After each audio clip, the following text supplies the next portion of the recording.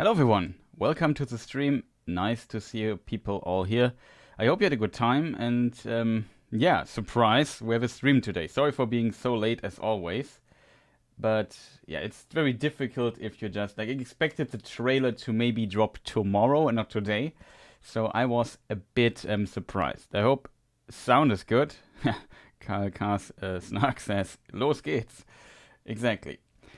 So here we are, and I have to now go through the trailer frame by frame and explain everything, theorize, maybe reject some theories I had in the past. Sadly, I have to admit.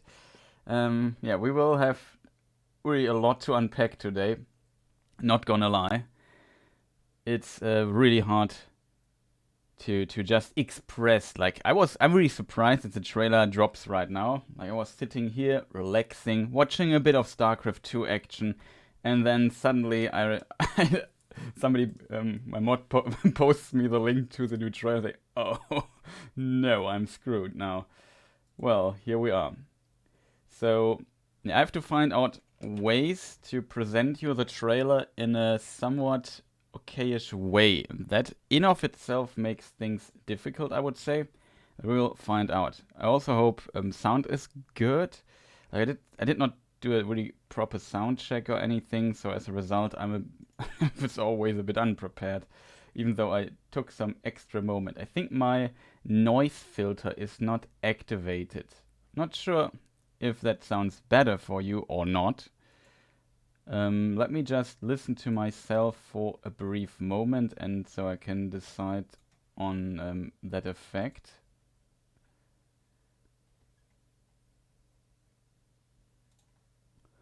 Well, it's not bad, but you definitely hear the white noise. You could cancel it out if it's bothering people. Let me just think for a moment. Where do we do this, chat? Well, it should be actually just this checkbox here. Hope it works. Now, maybe the stuff should sound better, though some background noises when they're cut off sound a bit strange then, but whatever. Let me just maybe double check what's going on.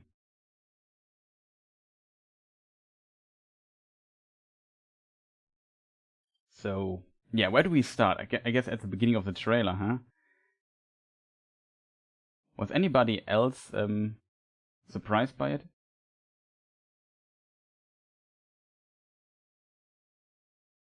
Yeah, it seems to be okay. Just check my sound. So yeah, there's a lot of stuff going on in the background. We also have a lot of people watching here. Welcome everyone. I try to get this set up here very, very fast. As a result, everything is a bit shaky, as you can imagine when you're just completely surprised that the trailer drops today. Like, really unfortunate. But yeah, so what were your impressions, chat, for the trailer? Also, welcome everyone who's just tuning in right now, curious what's going on. Start with the Balrog. Well, I chose the Balrog, of course, as an old YouTube fox. I'm not sure if you say it like this, but as an old YouTube creator, of course, I choose the scene that might be the most interesting one for the thumbnail, and that is, of course, the Balrog. Though I plan to talk about it very late in the trailer. I'm not even sure. Well, okay, I just had a weird... Okay, why is this happening, chat? Oh, now it works? It seems to work now.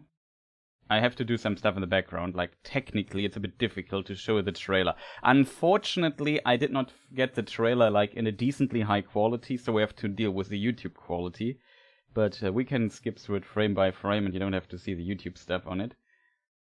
Let me just see what people are writing in chat, because I still need a moment to collect myself. Will the real Slim Sauron please stand up? Wow, I like that one. Also, let me just see if my bot is finally working. Bot number 2, are you there? I know there will be like a delay or so. Have you heard of him?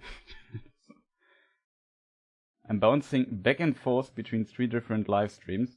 I can imagine that this is kind of annoying that everyone starts a live stream. Who else is live streaming? Anybody of the... Okay, Fellowship of Fans I see.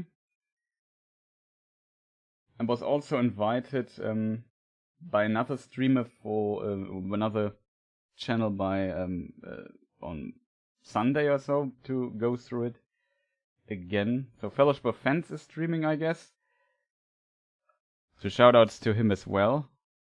Let me just see. There's also like, yeah, there's the... I see there's also currently the panel is going on for the Rings of Power show with the actors. So that's kind of interesting.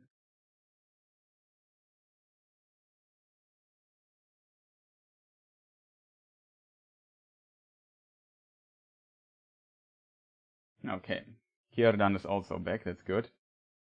Let me just post it in chat really quick for people interested. The Q&A is just on. Yeah, I know. It's probably not the best timing to make this live thing here, but I still hope... we start in a moment. Sorry for, as I said, being so late, but I guess we have time a bit. So okay, somebody suggested we start with the Balrog. There's not much to say about the Balrog, so I guess we can start with that, I assume. So who in chat is for the Balrog? Also, why is the bot not working? Like, I always love it when the bot is not working, especially the bot. I would have expected to work best. Currently not working. I sadly don't have a guest today. That is really unfortunate.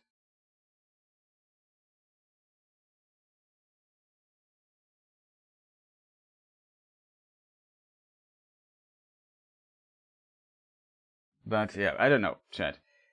It's I hate when something isn't working. It's of course a bit distracting. I mean, I have this awesome command stuff that is very helpful. Is the bot deactivated or something? No. Bot is activated. It's also set as moderator. Really strange, chat. Really strange. Whatever. Let's maybe just start with the stuff. So as always, we look at what we know from the books, and then we do like a book lore comparison here. As always, that's what I'm best at, and I don't want to have it another way. I won't show you the trailer in full, and I won't show you the stuff with sound. So also a warning when it comes to that, because I don't want my videos to get claimed, and Amazon's really good at claiming videos, so there's that. So shall we start with the Balrog then, I guess. So I hope it now works. Now I have to be really careful what I do, because I have to fill my screen. You see my mouse cursor, hopefully. So this is Mr. Balrog, and as we know from the Silmarillion, also Paul Freeborn is here, welcome. I caught a live stream, nice to see you. As we know from the Silmarillion, at the end of the War of Wrath, which I also have, almost feels like I have prepared it. I can't see if this is the correct, yeah, it's the correct creator. At the end of the First Age, we had the War of Wrath, and that ended. And you've seen this picture that I just have show you on screen. Maybe give up the arrow. You see, in the artist, of course, also portrays here in this battle multiple Balrogs. There aren't unlimited, like in very early versions, Tolkien had like a very high amount of Balrogs, but they were less powerful. And then later he changed it to fewer Balrogs and more powerful Balrogs instead. And now we have, I don't know the exact number, it's I think not mentioned, but Tolkien says some, I always have something like round about 7 in my mind. And we know several of them die in the First Age, and who knows how many died in the War of Wrath, hard to tell. Their leader Gosmog, for example, died in the assault on Gondolin. We have Glorfindel, who slew a Balrog, so we're down to 5. 2 are dead. Maybe some other Balrog died, and we're down to 4. Then we know Durin's Bane survives, of course. And then there may be a few others. Maybe it's just 5. Yeah, 7 at most. I think it's maybe only 5 or so. So if we just would go with 5 Balrogs, we come down to a number, like I said, 2 definitely die in Gondolin. That was also the first time Balrogs were slain, if I remember correctly. There's like a mention of that somewhere. And then we have 3 left. 1 is Durin's Bane. Maybe another one gets killed, so maybe 2 left. So it is not unreasonable to think that Durin's Bane could be the last, or maybe there's somewhere another one. Well, the question is, who is that? And in later writings, no Balrog except for Durin's Bane is ever mentioned. Let me just see if you have Peter Jackson's Durin's Bane, because that might be important in a moment, right? Let me just see if I find it. Of course, I have to do complicated live production stuff in the background.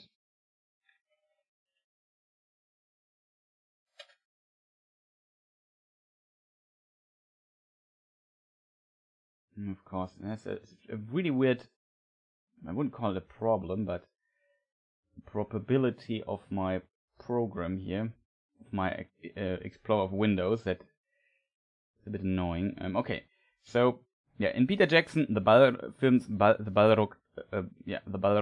Durin's Bane looked like this. In the new trailer, it looks like this. So we see that they look quite similar, I have to admit. They go for an insanely similar approach, which I find very surprising, to say the least.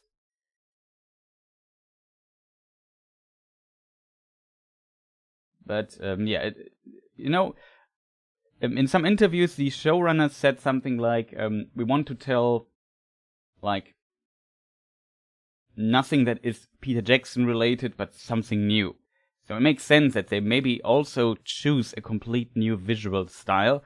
But if you compare these two Balrog here, then, or Balrogs here, then they look very similar. Like, this could definitely be a Peter Jackson Balrog in a way.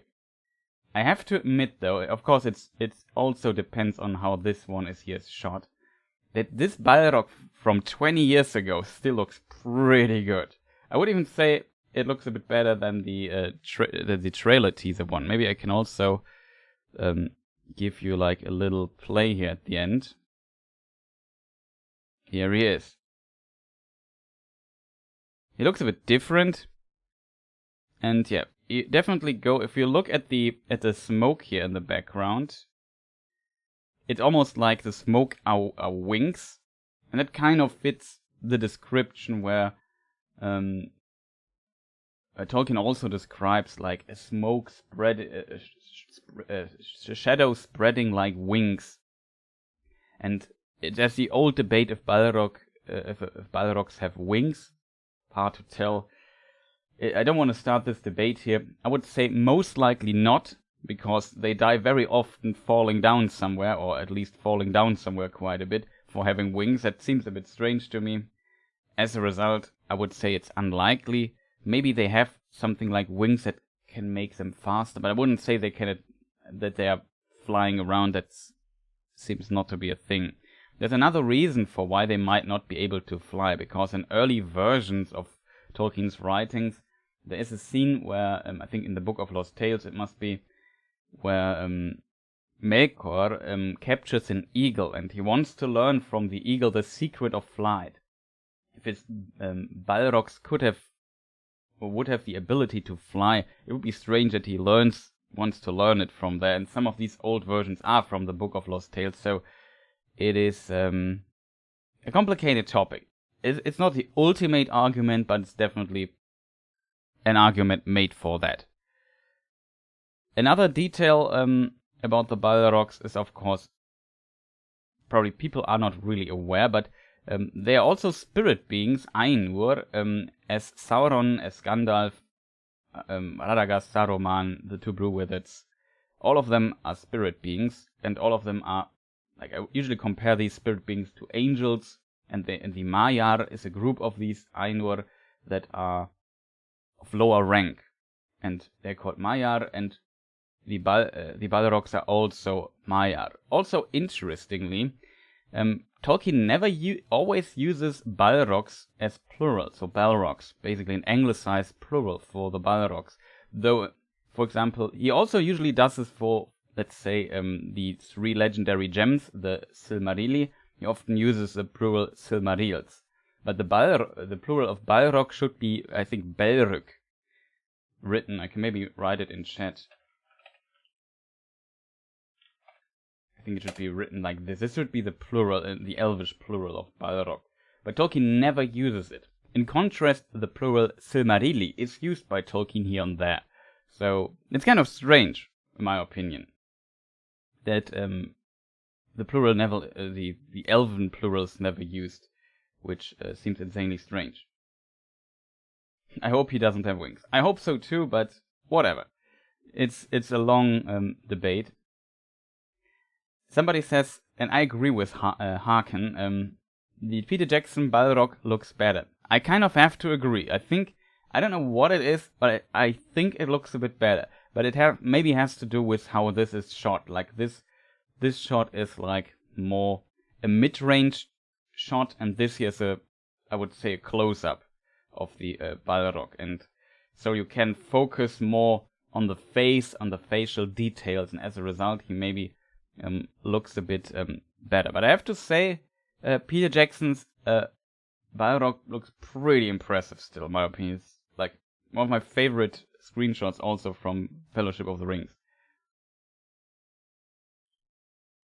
It's too clean. Back in the day, I know definitely that the development team put in a lot of effort in the Balrog of that we see in Moria in Fellowship of the Rings.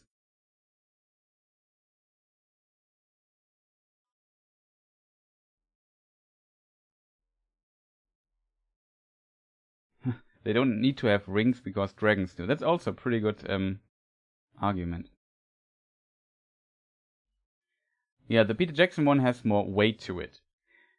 When it comes to the size of a Balrog, that's also complicated. We know they are bigger than like humans, but they are also not giants. In the Book of Lost Tales, in the Fall of Gondolin section, you also find it in the book The Fall of Gondolin.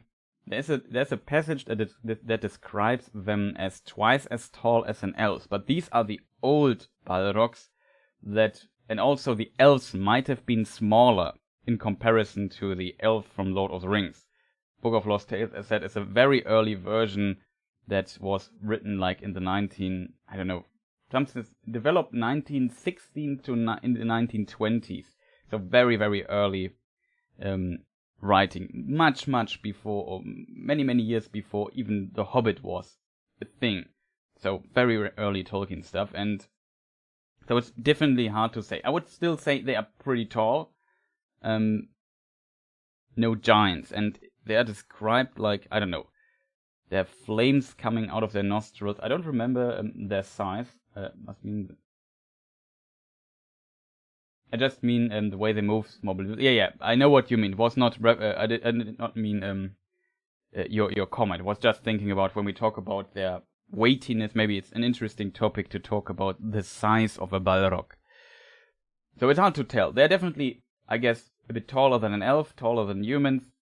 Maybe 2 meters, 3 meters, I guess would be okay. Maybe 4 meters. Everything above that seems very unrealistic. At least not what Tolkien wrote. Yeah, men's shape, yet greater, and a power and terror seem to be in it and to go before it. So they are, I don't know, there are some beautiful artworks. We have one of Peter Macri, maybe I can show you that. That has an interesting, like I think this was like an experimental artwork of him. Kind of interesting. Though there's one that's pretty good in my opinion, but sadly I don't have the permission to use it. Let me just see if I find it.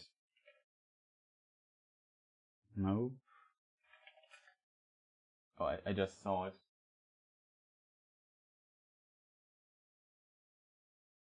it's kind of an interesting idea to depict them. And they have like a fiery whip, and I think also a sword, if I'm not mistaken.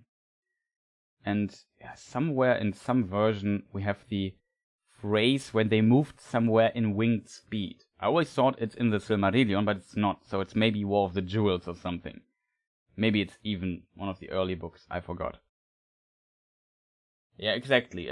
You pictured them more humanoid, and that is also what Tar-Ilenion Maranwe is writing, men shape. So when you go by the books, they are definitely maybe more man-shaped. It doesn't mean they can't have horns, but I guess the term man-shaped, like anthropomorphic, I guess, is a bit, like you can spread this quite a bit, this term, but I would also imagine them more human-like from their shape.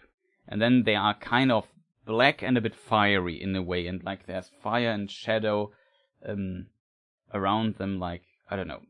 They're very powerful beings, and they are the most powerful, I would say, soldiers in a way of Morgoth, the first Dark Lord. But they have, like, from their being, they are similar to Sauron. This is very interesting detail. There was like, I just recently read up, I don't know why, but in a letter, I forgot which one it was, sadly, Tolkien also, like, it's a complicated story, but Tolkien describes a bit, and he says they are not talking. So, I don't know if they can talk, but at least Durin's Bane should not talk. And that's also how Peter Jackson portrayed it, so I hope this year they don't make a very talkative Balrog.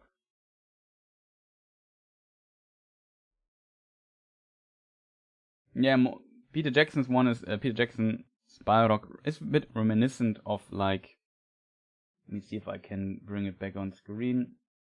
More based on a Minotaur. Yeah, that's a good comparison.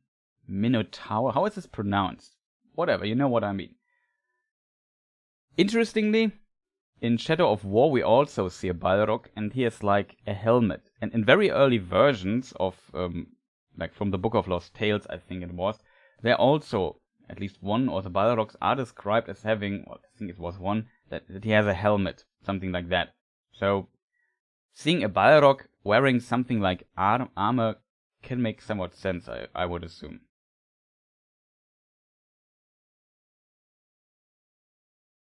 If Smaug talks, why shouldn't a Balrog? Yeah, I don't know. It was very interesting. It was about an adaptation of the Lord of the Rings, very early, like in the 60s or something, or I think never got made. And there was like a script, and Tolkien should look at it, and he disliked it greatly, to put it mildly. And he also like said like a Balrog should not talk, something like this. They're not talking, they are not making any noises or so. Sauron's so cute. Yeah, we will come to that later. Here, Tar-Ilenion Maranwe has this posted. Letter 20. It's a very can you check when it was written? I think it was pretty early. Maybe it was even earlier than the 50s or so. Maybe it was. Though it should be from the 50s, I guess, because Lord of the Rings has to be around at this time. Whatever. Yeah, the Balrog never speaks or makes any vocal sound at all. Above all, he does not laugh or sneer. That's what Tolkien wrote. Quite interesting. Peter Jackson went with this. But, yeah. However, if we look at Peter Jackson's design, what I kind of like about this, or how you can also criticize Peter Jackson's design, though what it, in my opinion, does, maybe I find a better Balrog screenshot for that. I just need a moment to find it, I guess. What I like about the design is definitely that I'm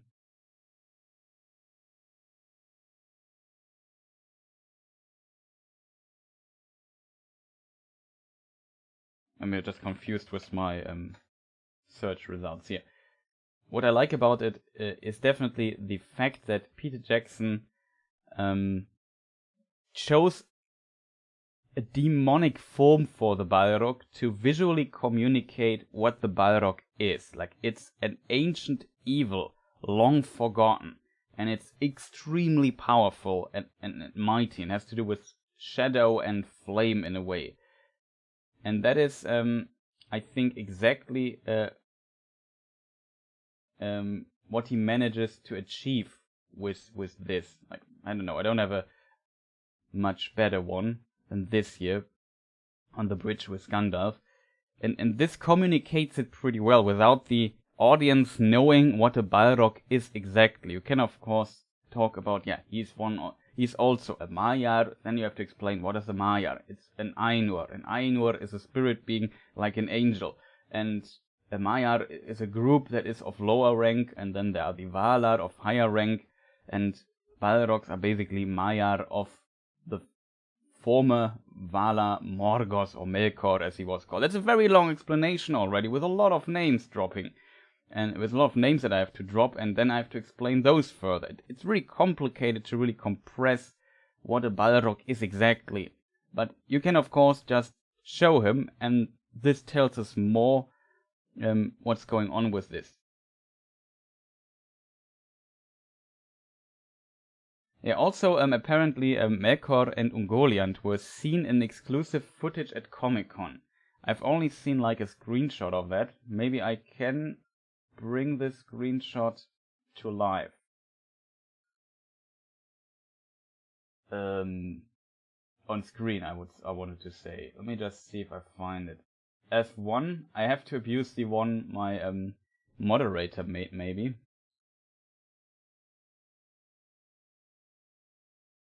I'm not sure how about the resolution of this shot, to be completely honest with you people. But yeah, there was this shot here at Comic-Con, like from the, I guess, photograph from the audience of the screen or so. I don't know how good the resolution it is or so, but here we see one of the two trees. We just briefly talked about Melkor. Destroyed, and we know that the two trees we have seen in the last teaser get destroyed at some point. Maybe I've also seen my breakdown where I also explain this in very short. And yeah, here in the background, it's hard to see. You see like a silhouette, and that might be that of Morgoth, because we know he had like an iron crown and a black armor and a mace and so on. That's how Morgoth is usually described. Basically like Sauron from the Peter Jackson films, very similar. And Sauron looks actually a bit different, but yeah, that's a complicated topic. Sadly, I don't have access to more than this currently, and I can't show you more, so I won't. But yeah, it's kind of interesting that you see this. Ripped trees, yeah, delicious trees. LotRRoP is Rings of Power, the shortcut for the show, I guess. LotRRoP, or whatever is also one. I feel like the name is a bit complicated, in my opinion. Might bring some confusion here and there. It's though, yeah, very interesting. Yeah, Morgoth. He like also I really like the scene when they are in Lothlorien, and this scene is also in the books, I think. Yeah, it might be. And Legolas says to Celeborn and Galadriel, "It was a Balrog of Morgoth." I really like how he says this. It's pretty cool scene. Let me just continue with maybe the trailer stuff. The Power Ringers. It's a complicated name. Yeah.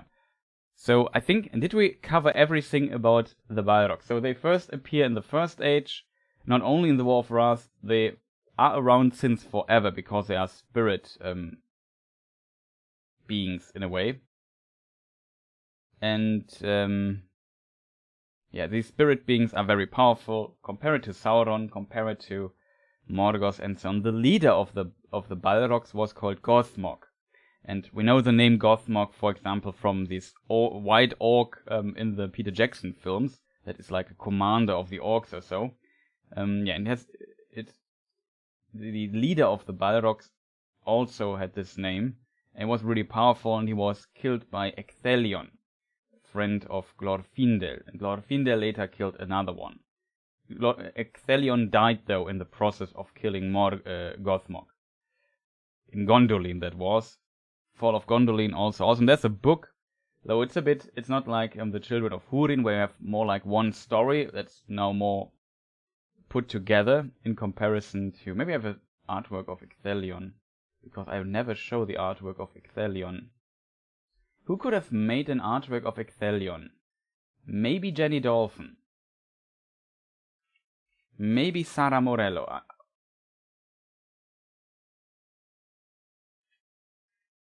Of course, I spelled him wrong.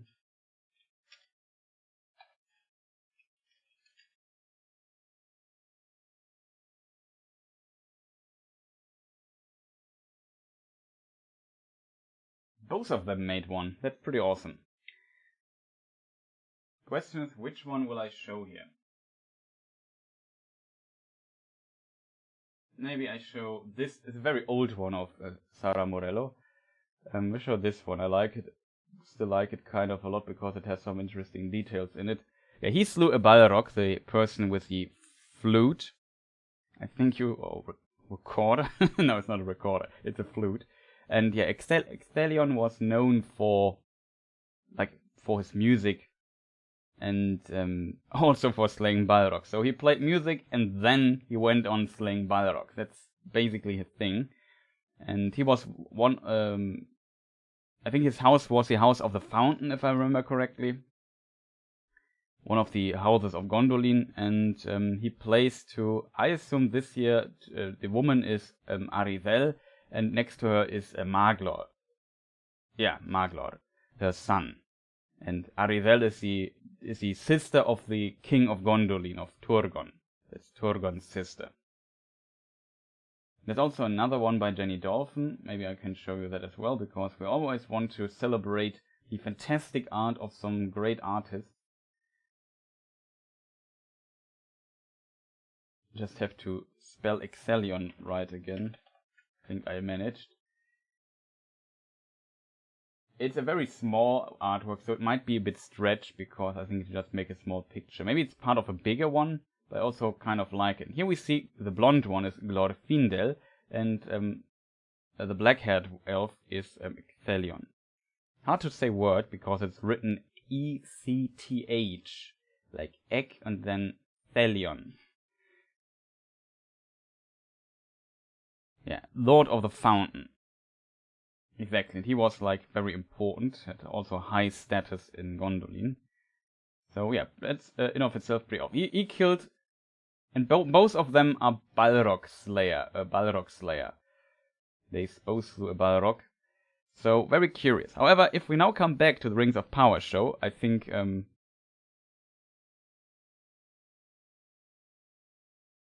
exactly. John is correct.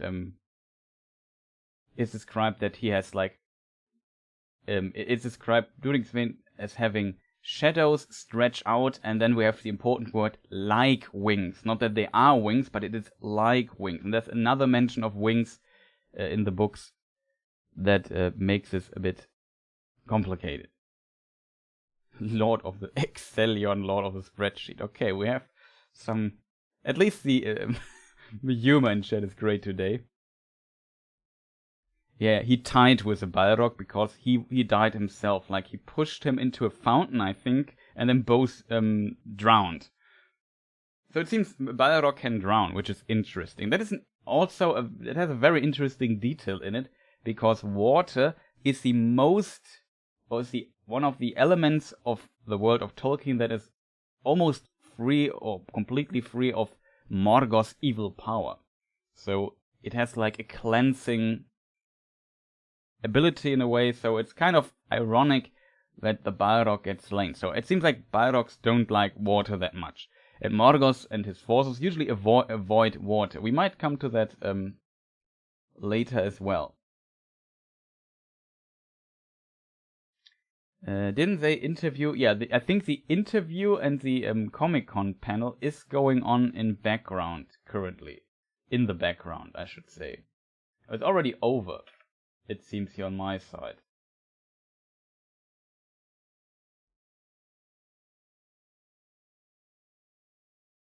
I have to catch up with it later. If you want to see the panel, I can link it to you in chat.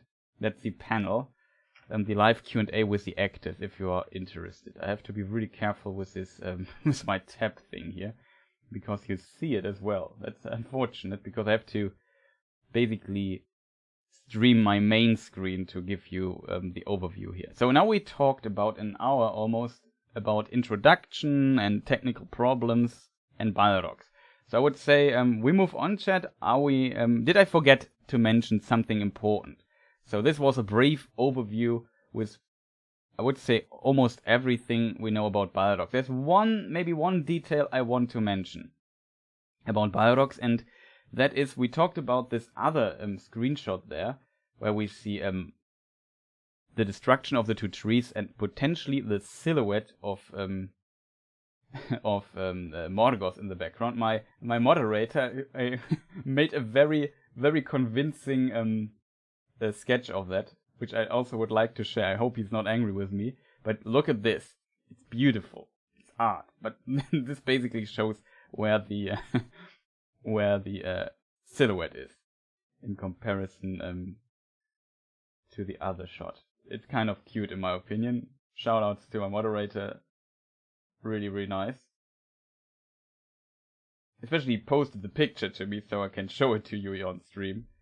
And that in of itself is already pretty cool. And yeah, this is how it looks without it.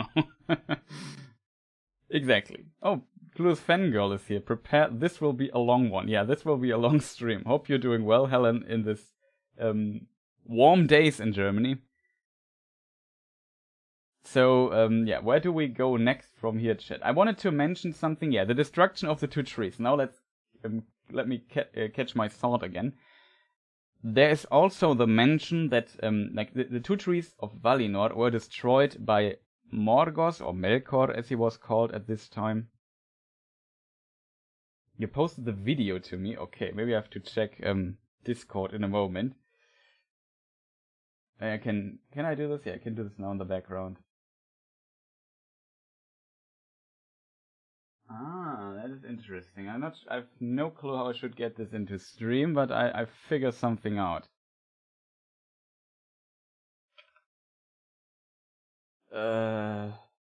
Think, Chris. Think faster. Yeah, in the meantime, I should maybe continue talking to you people, but as you can see, doing production in the background while talking brings me to the absolute limit of my mental capabilities. So, there's always that. Very interesting ideas here. To solve problems in the background. Not sure how long it is. It's not that long.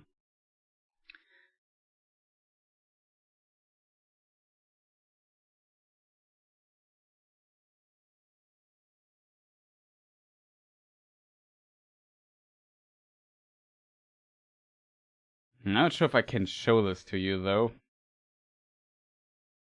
Problem is we see a lot of people, though we see only their bags. I'm not sure if it's a public thing. I probably can't show it to I can't show it to you. It's also insanely hard to see what's going on the screen. Wait, I have an idea. I can show it to you if I do a trick. I don't know who recorded this, and Amazon will maybe hate me for showing this. I'm not sure how exclusive this is. They probably will never find out anyway. I just have to edit something really quick in the background. So, as said, it's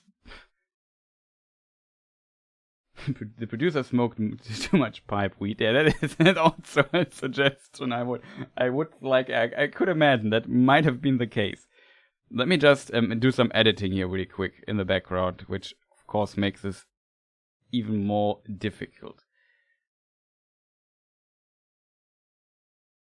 Okay, so maybe I can show. Can I make this bigger? I could, but it won't help the quality. I tried to make it a bit bigger. It's not looking great though. So here we have like a little footage from in the halls. You see these screens over there. And here we might see Morgoth or the destruction or something else. I don't know. If somebody is smarter than me and can see what we are seeing here exactly, I don't know. I guess it's really the destruction, because here in this shot we see the scene we already knew, the two trees of Valinor. And he's turning around and then all of a sudden something happens. So something is also missing there. I don't get this scene completely though, I have to admit. But yeah, maybe we jump back to the Balrog.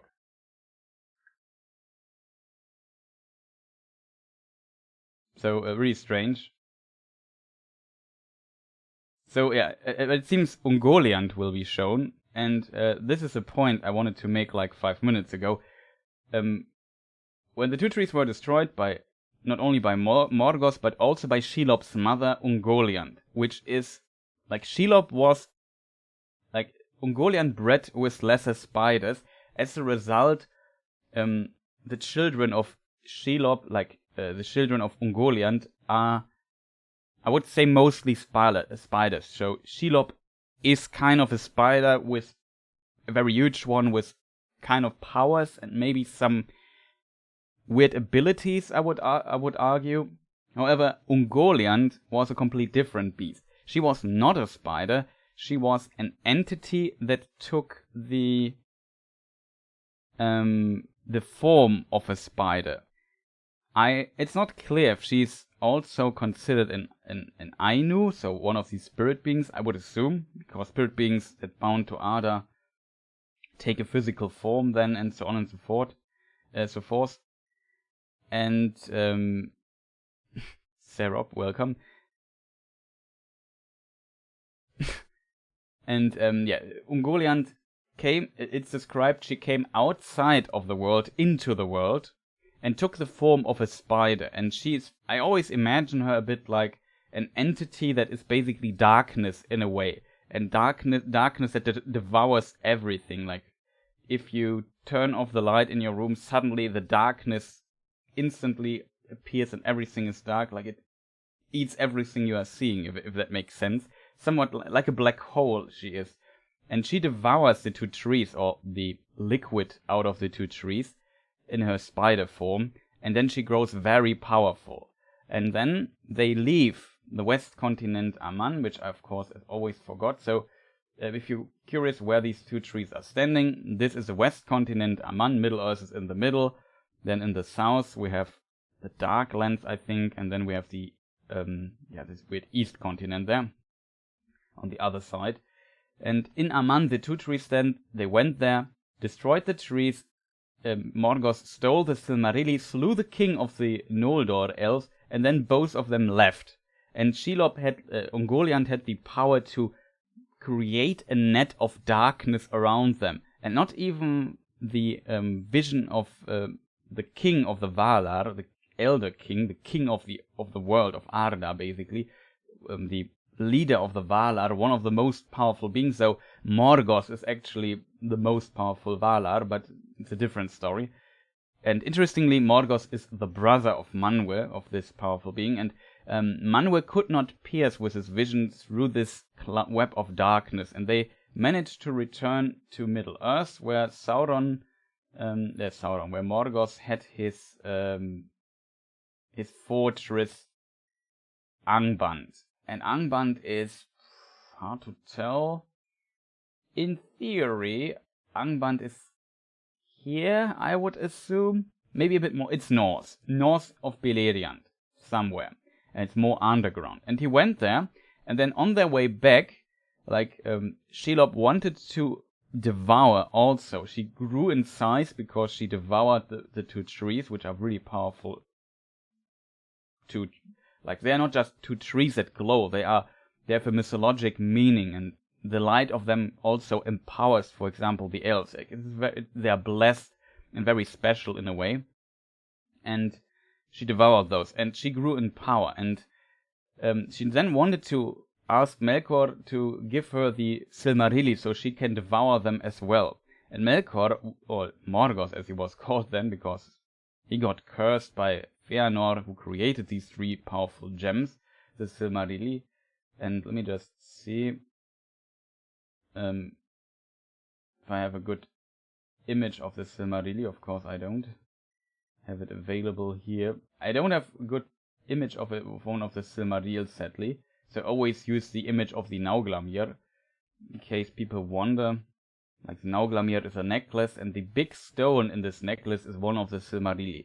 And there are 3 of them, and Melkor stole them. Had them, Ungoliant wanted to eat them, but Melkor desired these stones, these gems. They were so beautiful and very powerful. They burned his hand, so he couldn't really hold them, and he had to put them in his iron crown, so they won't burn him. And oh, the arrows. This here is the Silmarillion. And yeah, she wanted to devour them, and she wouldn't give them. And then Ungoliant basically, I don't know, used her webs to pinpoint Melkor or Morgoth, and wanted to eat him with the Silmarillion, and that basically shows how powerful Ungoliant was at this point, that he was able to basically almost eat Morgoth. And then a terrible cry he put out, and now we are back to our topic again, the Balrogs. His Balrogs came, and with their swords they cut through the webs of darkness, and with their whips they pushed Ungoliant away, and she fled into the I don't know, to the far south. And I assume, it is assumed, that she then fled further south onto this dark land continent here in the very far south. It's unknown what's going on there, but she seems to be there. And it is speculated that she devoured herself, because she has like an unending hunger. She wants to devour everything. As said, she's like a black hole in a way. And as said, it's a very powerful being. And the cry, let me just think how it was called. The cry Melkor let out here when he was grabbed by Ungoliant echoed, I think, in this region, and the name of it was then also changed. And I think it was Lamoth. Maybe somebody knows the name in chat, but that's the name I remember. I also double check, but it might be Tolkien Gateway could be down just because of it. So this is basically the story. Somebody said leak of prologue. I'm interested. I would also be interested. I can't show you any leaks here.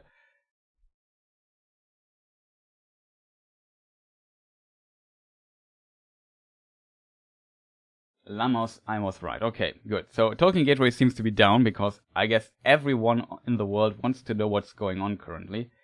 And yeah. Good that we started at the very end of the trailer. Yeah, it's Lamos. Good. I remembered it correctly. And this is interesting. Lamos, if you go through this region, it seems you still hear the echo of this cry in a way. And this is also when the elves that lived in Aman for a time, the Noldor elves, and then the Silmarillion got stolen, and Feanor, who was the son of the Noldor king, was slain by Morgoth there, in this action of him with Ungoliant. He wanted to take revenge and get the Silmarillion back, so he wanted to go to Middle-earth, and he went by ship. He stole the ship. To get the ships, he had to kill the Teleri, other elves living in Aman, in peace, and he slew them. That was the first kinslaying. And then on the other side, he burned the ships. And the elves here, that also wanted to get with him and waited for the ships to return, saw the burning ships at the horizon, and were pretty angry about this. Let me just see if I find the artwork of Ted Naismith to illustrate this. So crazy Feanor burned the ships, and the elves the world was not banned yet, and the elves on the other side saw the smoke in the distance at the horizon. Knew, okay, this crazy guy just burned the ships. Now we have to walk, and then they walked over a region called Helcaraxe, which is up here. And yeah, we talked about this, I think, in the breakdown, the last stream. You've heard this story a million times by now, and I just keep repeating it, but It's a really cool story, in my opinion, I have to admit. And yeah, then they had to walk over the ocean, which was frozen there at this place in the north, and was called Helcarax. It was a frozen icy land. Many dwarves died. For example, the wife of the mentioned of Turgon, the king of the later High King of the Noldor. He was not High King at this time. We just removed the arrow. And yeah, when they reached Middle Earth over Helcaraxe, I think they landed in Lamos. Interestingly, and this was basically, yeah, almost, it felt like, I assume, and that is really strange. A strange detail I just noticed, that Ungoliant and Melkor, or Morgoth, as he's then called, went also over Helcaraxe to Middle Earth. And it's basically, they were following the path of them in a weird way. So maybe that is also a reason why it was not really, what do you call it? A help, yeah, it was not a blessed path, let's put it that way. Also, shoutouts to Voice of Geekdom, I just see here. Yeah. I think he just posted the Silmarillion quote for, then Morgoth sent forth a terrible cry that echoed in the mountains. Therefore the region was called Lamos, for the echoes of his voice dwelt there ever after, so that any who cried aloud in that land awoke them, and all the waste between the hills of the seas was filled with a clamor of voices of anguish. So yeah, doesn't sound good. Also, reflective rambling is here. So today is like a big, almost like a family meeting, I would say. Pretty awesome. Welcome, reflective rambling. Hope you have seen the teaser or trailer. Good that we have full moderation power now in chat. Glad to see. Also,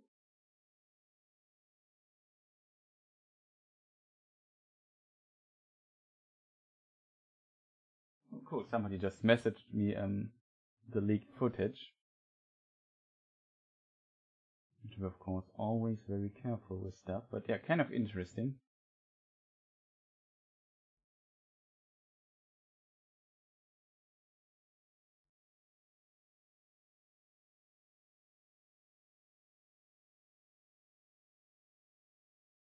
Pretty cool. Let me just continue a moment. I'm searching desperately the link to the trailer on Amazon Prime. And I could swear I had it here a moment ago, but doesn't look like it, which now makes some trouble. Do I have it here?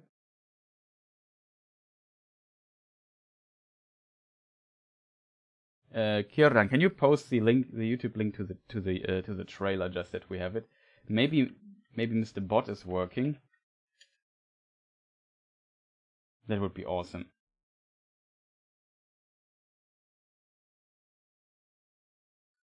Yeah, it's really a lot of emotions going on, definitely. Why is my bot not working? That makes me kind of sad, I have to admit.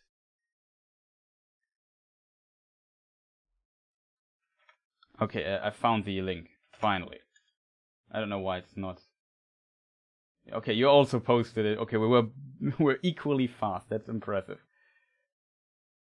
Yeah, so because Mr. Bot is not completely working today, which I find very unfortunate.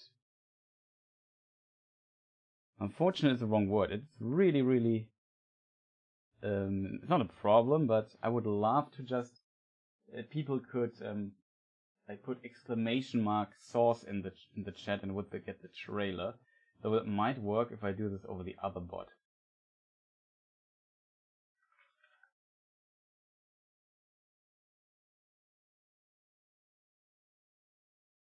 Yeah, maybe it should work now. I probably updated this. As said, doing stuff live. It's always SDCC trailer. Maybe I should write in front of it.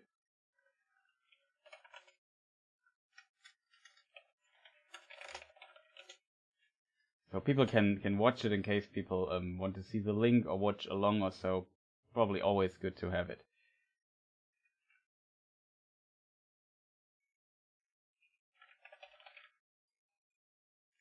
I'm still surprised that the other bot's not working. Annoying, yeah, it's... Nightbot is at least working. I don't know why Cloudbot is not working today. It seems like it doesn't want. So people can write !source in chat and you get the link to the trailer. However, let's continue.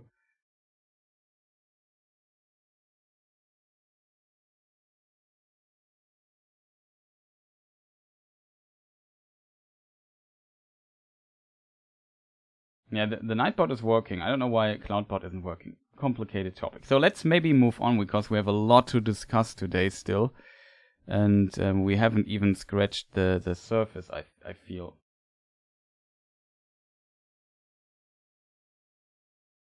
Is the leak pro on YouTube? Maybe. I could imagine. Maybe when somebody posted on Twitter or on some Discord channel. I'm not sure. Very curious. So I would say we return to the trailer, right, chat? Because we have already discussed now the Balrog. Not so far. Don't think so. Okay, it seems not. Now I would though say we start at the beginning of the trailer. Maybe we could watch the Balrog move a moment again. Oh, was too late. So this is how it looks animated. I like the heat flickering when he cries.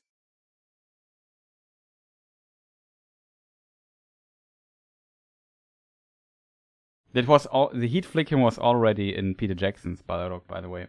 Pretty cool. How can we see the leak? I don't know. I can't show you the leaks here.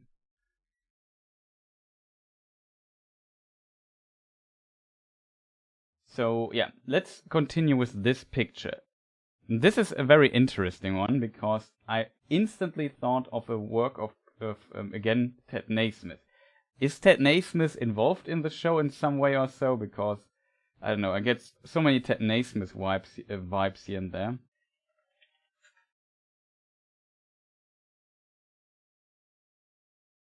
And yeah, there was a very terrible battle in the First Age called the Battle of Unnumbered Tears. And Unnumbered Tears in Elvish means Nirnais Arnödiat. The O and E in it must form an own sound that is one syllable, so it can't be Arnoediat or something, it would be two syllables. The O and E must form then an Ö sound, I assume. It's at least assumed, so it should be pronounced Nirnais Arnödiat. And this battle was extremely devastating for the elves, maybe one of the most devastating battles, but I guess the Battle of Sudden Flame, the Dagor Bragolach, was also already pretty devastating, and the War of Wrath then was the final victory battle then at the very end. But this here was the downhill battle, and there's a beautiful artwork of, because so many people died in the Nirnais Arnödiat, in the Battle of Unnumbered Tears, that there was a hill of the slain. And Ted Naismith has this illustration here, which I found very reminiscent of what we might see here then in the trailer. And what should be known is that when I mentioned a moment ago that the elves, the Noldor elves, left Aman and went to Middle-earth to seek revenge and get the Silmarillion back, at least some of them. Galadriel, for example, went to Middle-earth because she wanted out of the, as she calls it in the Unfinished Tale, the tutelage of the Valar, because in Aman she was just the third child he was the youngest child of the king, if that makes sense. So she had no chance of ruling or having her own realm or so. So she went to Middle-earth, and where she basically had endless opportunities to form her own realm and do stuff as she likes and order it as she likes. And however, when the Noldor left Middle-earth left Aman to go to Middle-earth, the doomsmen of the Valar, the doomsayer, so basically he's the Valar, the high angel of foretelling the future, of laying out fate, of matters that have to do with death. And his name is Namor, or often he's also called Mandos, because that's where he's living. He has a name where he lives.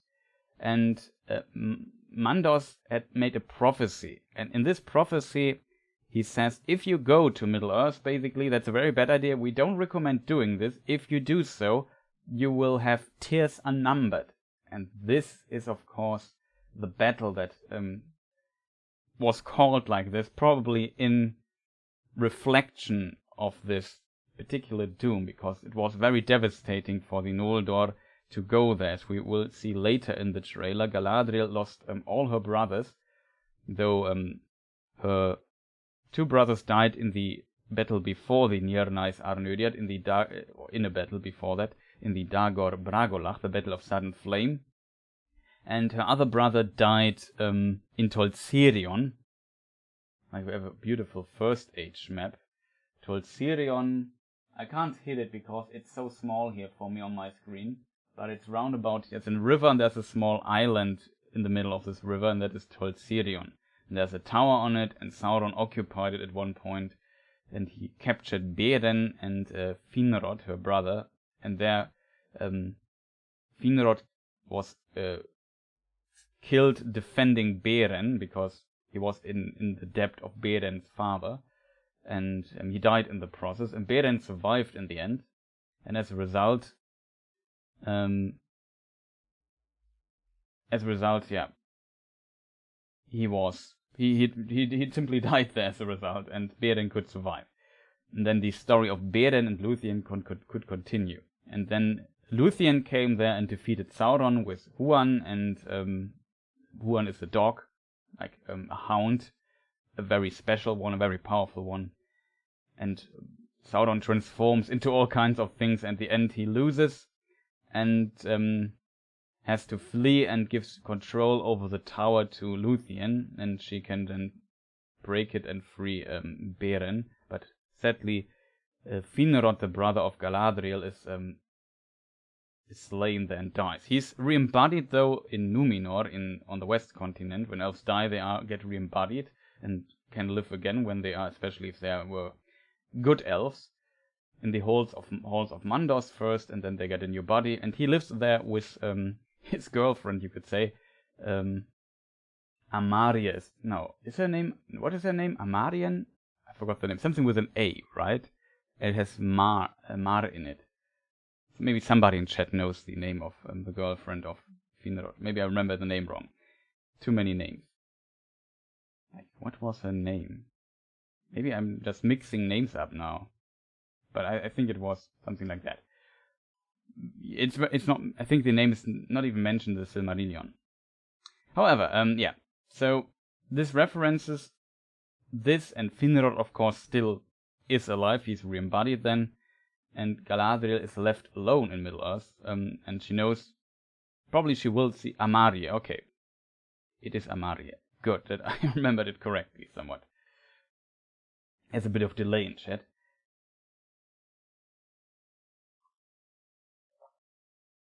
I'm not sure where it's mentioned. Could be Book of War of the Jewls, or maybe Morgoth's Ring. I'm not sure. One of those.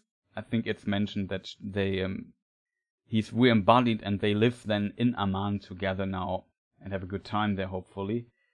Finrod, also one of my favorite elves, definitely earned it. I assume we will see him in a moment. However, let's return to the teaser trailer to just explain to you the connection to Aman, what this means, what this here might be. And we see this huge pile here with helmets of the slain warriors, of potentially elves, and even men, because men were also in the service of elves in the First Age.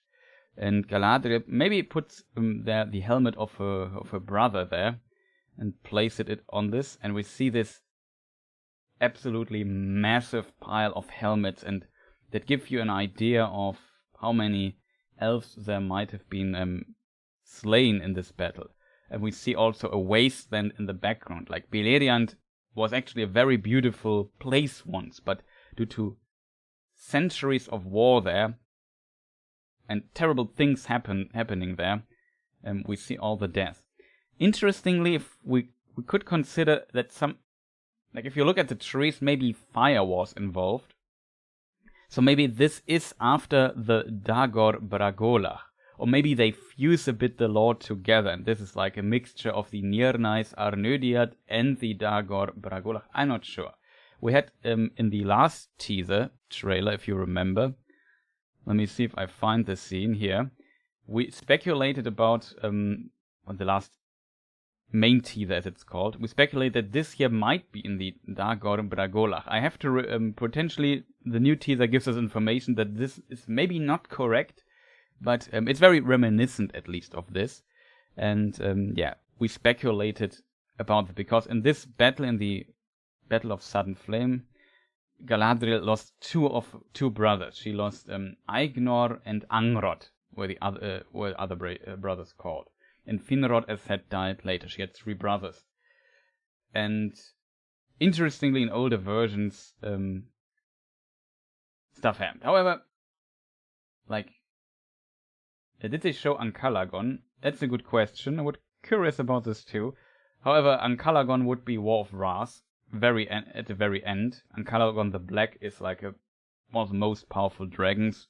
It's often assumed, maybe the biggest one.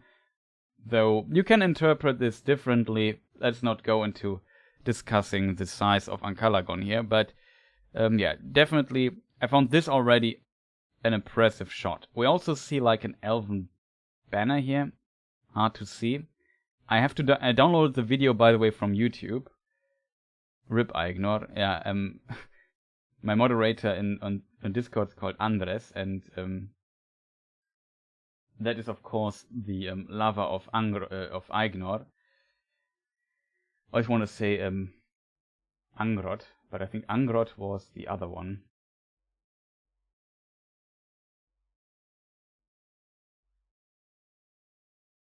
Yeah, very unfortunate. Just got disconnected there for a minute. Yeah, however, I could imagine this is maybe the Nirnais Arnödiad.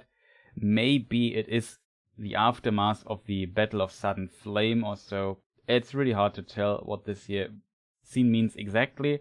But as said, my first thought when I saw this picture was the Hill of the Slain from the Nirnais Arnödiad, or Dagor Nirnais Arnödiad, or whatever you call it. Because, yeah, complicated, sorry. Love the trailer. It has pretty, like, this already got me pretty hyped, I have to say. Not because it's like a beautiful scene, but I definitely can relate to this scene here and kind of know what they might be referencing here. That I found pretty cool to see. Like, it's so far we have seen quite a bit of First Age stuff here. But I assume this here might be from the prologue, because this is, in my opinion, clearly First Age stuff. If we look further at the helmet here that she holds, and at, for example, some of the other helmets, and if we go back to the first teaser, here we you see the helmet design here, it's pretty similar in the first teaser. This here might be Finrod. That's speculated, Galadriel's brother, by the way. And I assume this battle happens here, whichever battle it is. Dagor Bragolach, Nirnais Arnödiad, hard to tell. Though I would have to consider when, like in timeline-wise, we have to consider a bit when Finrod died. But he died after his brothers, and his brothers died in the Dagor Bragolach. So Finrod is most likely there in the Battle of Sudden Flame in the Dagor Bragolach.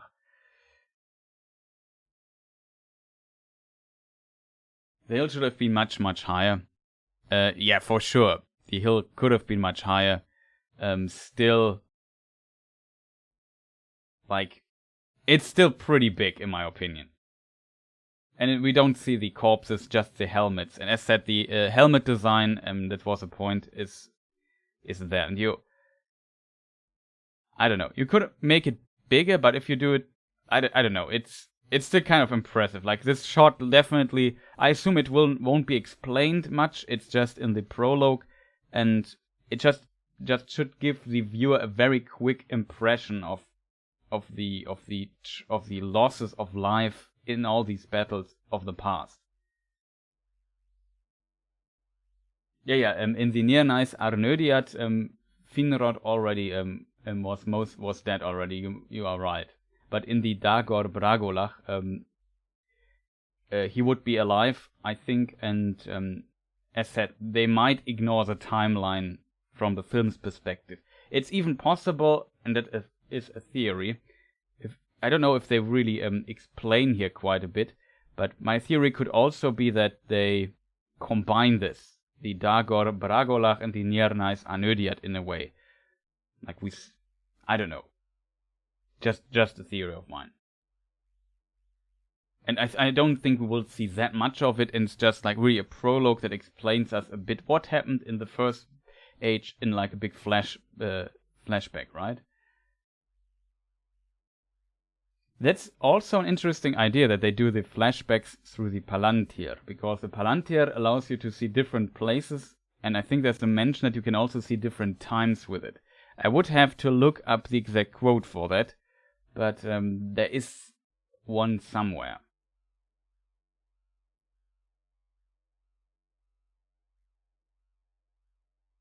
Just drink something real quick. But yeah, interesting stuff. Shall we move on, chat? Is there more? But really, my first impression was really the Hill of the Slain and this artwork, beautiful artwork of Ted Naismith. Shoutouts to him.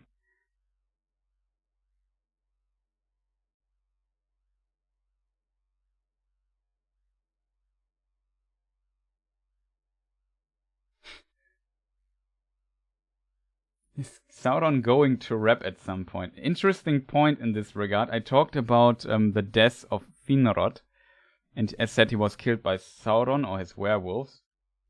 And interestingly, when he also battles Sauron for a moment in Tolkien, I mentioned this also here on the map.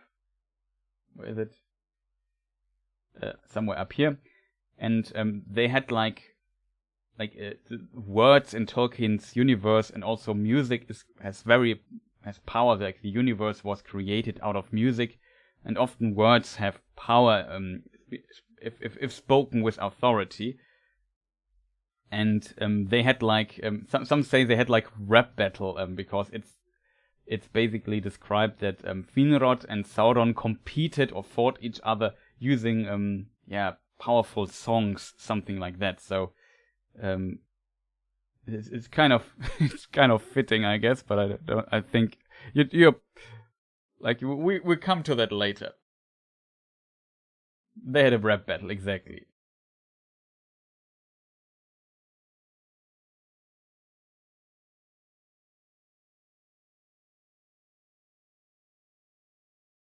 Do you think Adar might be Maglor?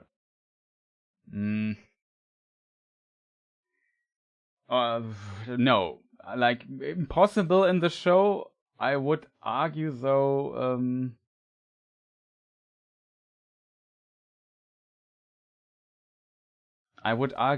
that might not be the case.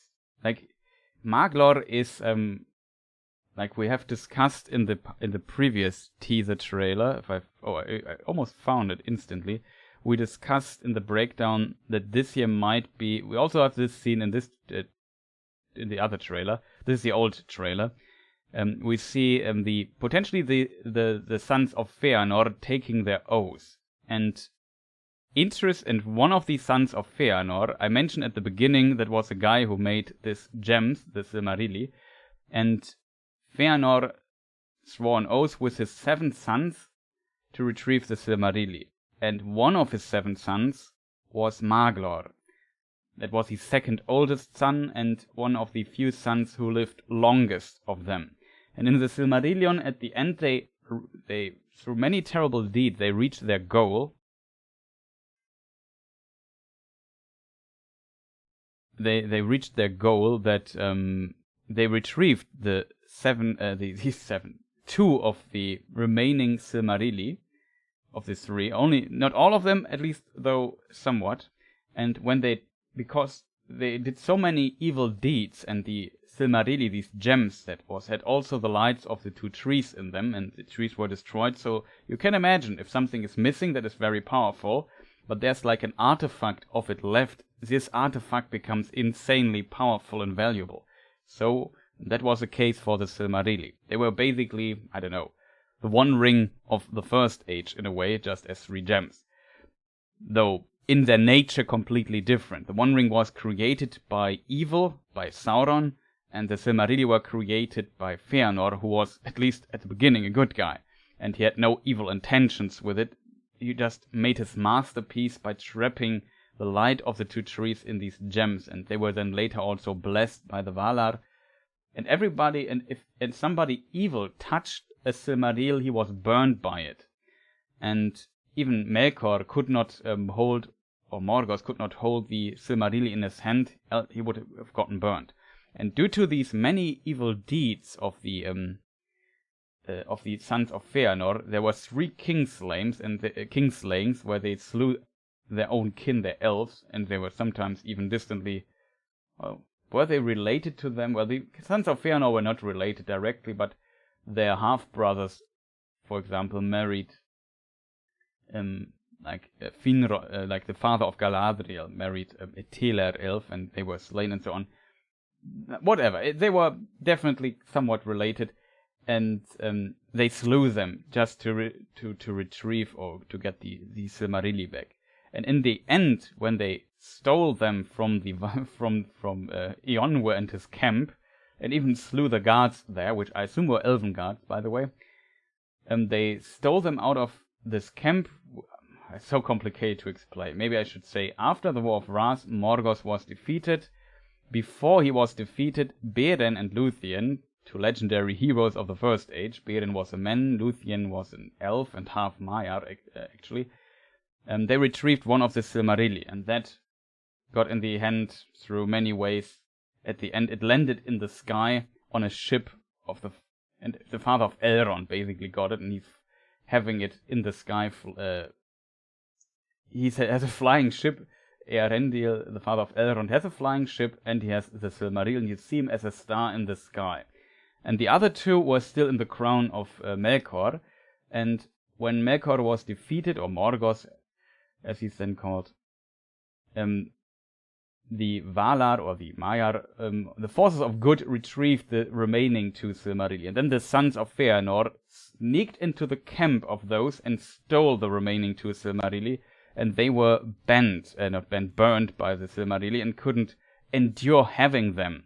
And then in despair, one killed himself by jumping into a fiery pit, that was Maedhros, and the other one threw his Silmaril into the ocean. And then, like a cycle completes, and one is now in the sky or in the air, one is in the fire of the earth, and one is in the ocean. So we have these 3 important elements, which is later reflected by the elven rings of power. We have 1 ring of air, 1 ring of fire, 1 ring of water. Narya, the ring of fire, Vilya, the ring of air, and Nenya, the ring of water. One Galadriel has Nenya. Elrond later has Vilya. Before Elrond, gil-galad had it, and Narya, the ring of fire, had Círdan, and then later Gandalf. So it's reflected by that. Kind of interesting detail for the Rings of Power story, I guess. However, now Maglor it seems like he did not die or so. And it's described that he throws his Silmaril into the water, into the ocean, because he can't hold it in his hands. It burns him, it torments him, and he's so sad about all the terrible deeds he did to achieve this goal, and then now he has nothing left. And then it's described that he wanders the coast of Middle-earth in despair forever. However, there is... Let me just see if I find that. Let me just switch stuff here. Well, that doesn't help. First of all, I can show you an image of that. Also, Ted Naismith illustrated that. I hope I named the image properly, so I find it. Yeah. It's also one of my favorite works of Ted Naismith. This one. Here we see Maglor throwing his ring of his Silmaril into the water. And let me just see if I find the quote really quick. As you can imagine, finding quotes quick in a live stream is difficult. But if I'm not mistaken, Tolkien actually mentions Maglor in a letter. And there, I sadly forgot which letter it was, so I hope I find it fast. No.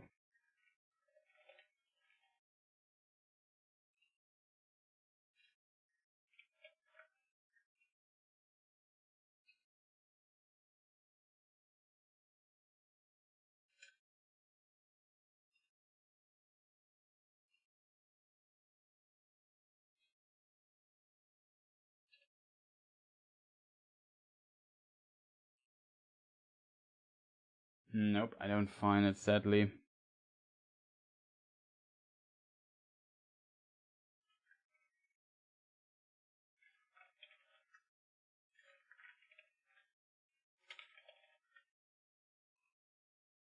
Oh, I found it, I think. Okay, chat, we are lucky. I made a note in a document, which was my last hope to find it, because I don't remember the wording of the letter. In letter 131, Tolkien gives like an interesting, I should also say you the date, around about 1951, so Lord of the Rings was not released yet. But yeah, he gives a little outline of what happens. So he writes, the remaining 2 Silmarils are regained from the Iron Crown, that is a crown of Morgoth, only to be lost. The last 2 sons of Feanor, compelled by their oaths, steal them, and are destroyed by them, casting themselves into the sea and the pits of the earth. So that is a bit, maybe this is just Tolkien shortening the story like a little bit, but he indicates that one casts himself into the fire, as we know this from the Silmarillion, Maedhros, and Maglor maybe cast himself into the sea with the Silmaril and potentially drowned there, so he could be dead as well. If we take this into account, then I would say it's unlikely that Adar might be Maglor. I think it's an interesting theory, don't get me wrong, but I personally think it's very unlikely. Also, we're invaded by bots, by the way. Sorry for, like, the explanations of the law are so complicated sometimes, it's really hard to just find an order in my head as to how to explain it. So I sometimes do a terrible job at this, but I hope it was somewhat understandable.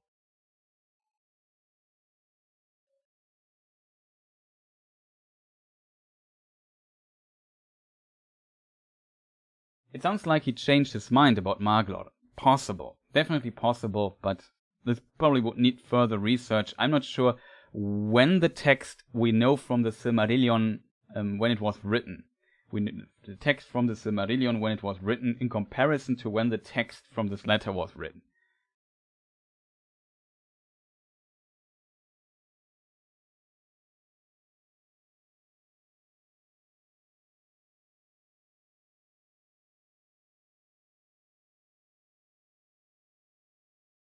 So, shall we continue, chat? I hope it was somewhat understandable. So, we already are... Oh boy. I'm not sure how to cover this trailer. We're online for like, I don't know, 1 hour 20 or so, or maybe longer, a bit less. And we are at the first scene of the trailer. We have covered the Balrog already. For people wondering what's with the Balrog, we have to rewind the video a bit back because we talked already about it.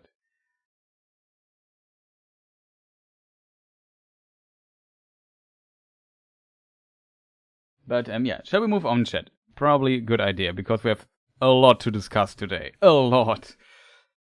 So now that we have discussed the whole first age almost in a very short attempt, we can now see some other stuff.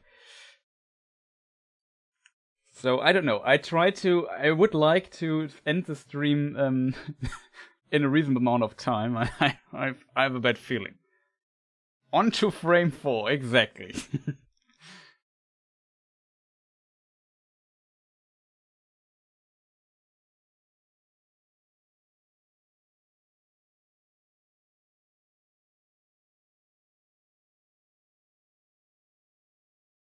Okay.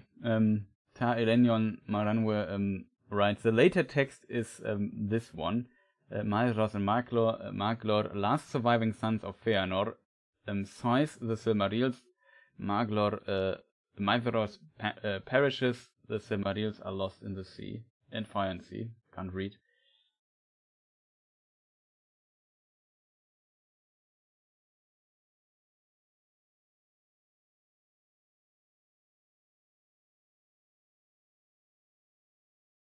I love the fact that we still have 3 more hours of stream. Yeah, I guess so as well. So yeah, so I don't know. Also, in addition, just to finish the whole Adar might be Maglor thought, I'm not the hugest fan of that idea because Maglor becomes like a figure of legend. It is possible, but it would be incredibly fan fiction like to use Maglor in this show. They could do this because, as we have seen, they make many changes and have some weird ideas. Possible. I'm not a fan of this idea though, so it's me more hoping that they won't do it. Though from a standpoint, I would say it's unlikely. I assume, like, for people wondering, what are we even talking about? This picture here of Adar, we also see him, I think, for a moment in the trailer. And if you look at his sword, you definitely... Let me just see how to do this production-wise really quick. There must be somewhere an arrow. There it is. His sword here looks very reminiscent of the Noldor, the swords of the Noldor that we have seen in the teaser trailer. Like, if I go to the, maybe I find it here in the trailer fast. Probably not. Yeah, fine, I found it. There's a scene in the last main teaser, as it was called. This scene here. Beautiful shot, by the way. I like it a lot. And if you look at the design of the swords here, it looks somewhat similar to the sword of Adar. And also in the scene of the Sons of Feanor, you see a similar sword design. I can't promise I find this scene here. A distantly similar sword design here. Let me see if I can... Like, you see this one here, for example, or this here, they can look kind of similar. In the new trailer, there's a better scene, but I don't know where it is, so I won't find it that fast. Yeah, so the idea is, I guess, that they say maybe this is one of the sons of Feanor, and Adar was here in this scene, and he is like Maglor who survived. That would be an interesting interaction in addition with Elrond, because Elrond was like Maglor was the foster father of Elrond. After Maglor and Maedhros and their army basically killed the place where Elrond and his brother Elros grew up, their mother jumped off a cliff and she survived though, but was transformed into a bird by one of the high angels, by Ulmo, basically Neptune if you want to compare it to classic mythology. And so he's the Valar that is the Lord of Waters. And yeah, so she was saved. And as a result, Maglor and Maedhros could not kill Elrond and Elros because they were just childs at this time, like 6 years old or something. And so Maglor decided to become their foster father and take them with them, which must have been a very strange relationship, but yeah, we can read that even some love grew between them, so it seems like they came along quite well. Interestingly, though, you have to, I guess, consider that the Sons of Feanor did very terrible things and deeds, but they were not by their nature evil or terrible, but they were just bound to this oath and that tormented them, and yeah, it kind of forced them to do these terrible things. They could have decided against this or put this oath aside, but they could not do that. And this was a conflict, and their whole existence was very tormented and very, like, they knew they were doing the wrong thing there, but they could not go away from the oath, and as a result, yeah, they're very interesting characters in the lore, though they do many evil deeds. And in the previous kinslaying, this Elrond and Elros survived the third kinslaying. That's where Maglor then became their foster father. In the kinslaying number 2, in the second one, they also, like the men of them, put 2 of the childs of Dior into so Elwing's brothers. Elwing is the mother of Elrond, basically his uncles, into the forest to starve. And then this time there Maedhros repented, we can read, and searched them in the forest, but he could not find them, and then they were lost or died in the forest, as we most likely would assume. So very terrible things happened there, and then kind of reflecting that in the third kinslaying, but this time they decided to not kill the children, but take them with them. And yeah, Elwing, their sister, she escaped by other means from Doriath, and came to a different place, met her husband Earendil. They got 2 children, like Elros and Elrond, in the mouth of Sirion. Yeah, Elored and Elorin are their name. The uncles of Elrond. Also twins, interestingly, same as Elrond and Elros. So I'm not 100% sure if they are twins, but I'm, let's say, 90% sure they were twins. Just a small detail. But let's move on in the trailer, else we're really not getting along here. What does everyone think of the trailer? So, yeah, I said it at the start, I liked it, but, and stuff like this scene here in particular, I really thought, okay, that's pretty cool. I think I know what they're referencing. And then there were some other things in the trailer that said, oh no, you're not going this route. And, oh, rude, I'm a bit torn apart, like, some stuff is cool, some stuff is not so cool in my opinion. I'm a bit worried in parts, but we will come to that hopefully in a few hours, I guess. So let's move on with the trailer. She puts on the helmet here, maybe we can also play this for a moment without getting claimed. Shout out to Amazon. And yeah, then this scene we already know. I won't discuss this in detail, but I think this here, like, we got a longer shot of this place. I think this is in Lindon. I'm 99% sure that is the case. We see the trees with the white bark and the golden leaves. We see this mountain stuff here in the background, which might be the Blue Mountains, and between these Blue Mountains there's a bay area, and it's a place that looks very fractured in a way, because after the War of Wrath, at the end of the First Age, Beleriand, I showed it you on the map, was sunk into the ocean. And let me just see if I can do the cool effect I always do here when we go from First Age to Second Age. And then basically this land sunk into the ocean and was gone. And here where the arrow is are the Blue Mountains, and we see this bay area now. And basically, there the mountains got torn apart a bit, and as a result, you would imagine that this area is also a bit fractured. So we see mountains and places and so on.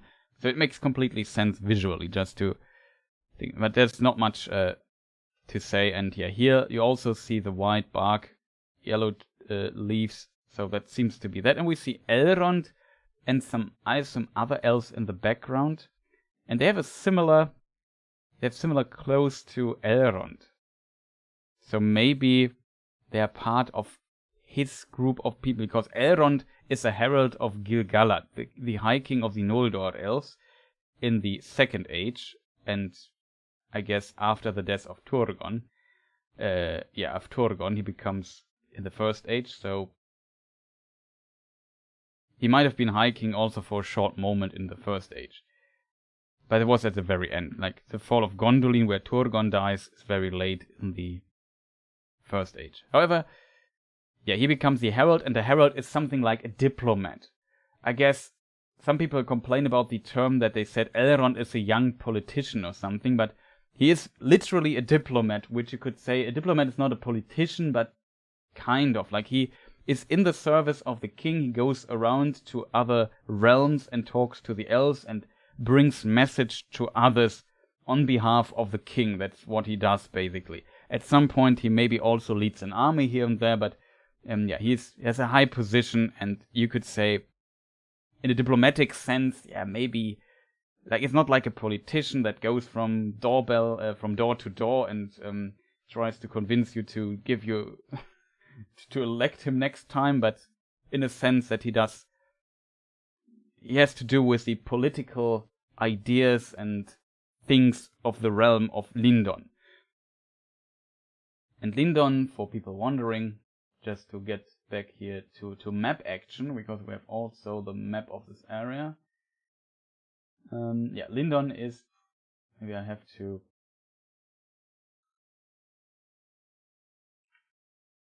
reduce the size of the map a little bit, so we see a bit more. So here's this bay area, and there is Mithelon, the Grey Havens. We know this from the end of the Lord of the Rings trilogy of the Return of the King. There they sail to the west. This is Mithelon, the place you see there, the Grey Havens. And on this map here, it is here in this bay area. And this whole place here, yeah, left and right, that's all Lindon. And so I assume they're somewhere there. And yeah, we see Elrond here sitting, and he looks at a ceremony. Let me just switch back to the production stuff here. Also, thank you for deleting the bots, like I might get lost here a bit. And yeah, here we see High King Gil-galad, and we have already discussed the screenshot. It was already leaked before. And here we see Galadriel getting like these laurels, or whatever they are called. And I don't know why they have them. I think they're not directly described, though there is something described. I'm not sure if it's laurels actually, but that elves have something in their hair. You can potentially find a reference for that. And yeah, there's also a text, which I'm not sure if I have here on available right now. Let me just check my notes here. Question is, where are these notes? Okay, that worked better than expected. So Galadriel or somebody, I don't have the, like I said, don't have the voice here currently activated on the sound of the trailer. We thought the war at least was ended. Today our days of peace begin. We thought our joys would be unending. We thought our light would never dim. Interestingly, this rhymes. I did not notice before, but kind of interesting. Yeah. And then in one of these sentences, she gets these laurels. So it's a time of peace. And I don't know. I heard the theory that this might be a scene that prepares Galadriel and the others for going, for leaving Middle-earth or so. Hard to tell. Though Galadriel should not leave Middle-earth. That is not in the box. Oh, and you don't see it, by the way.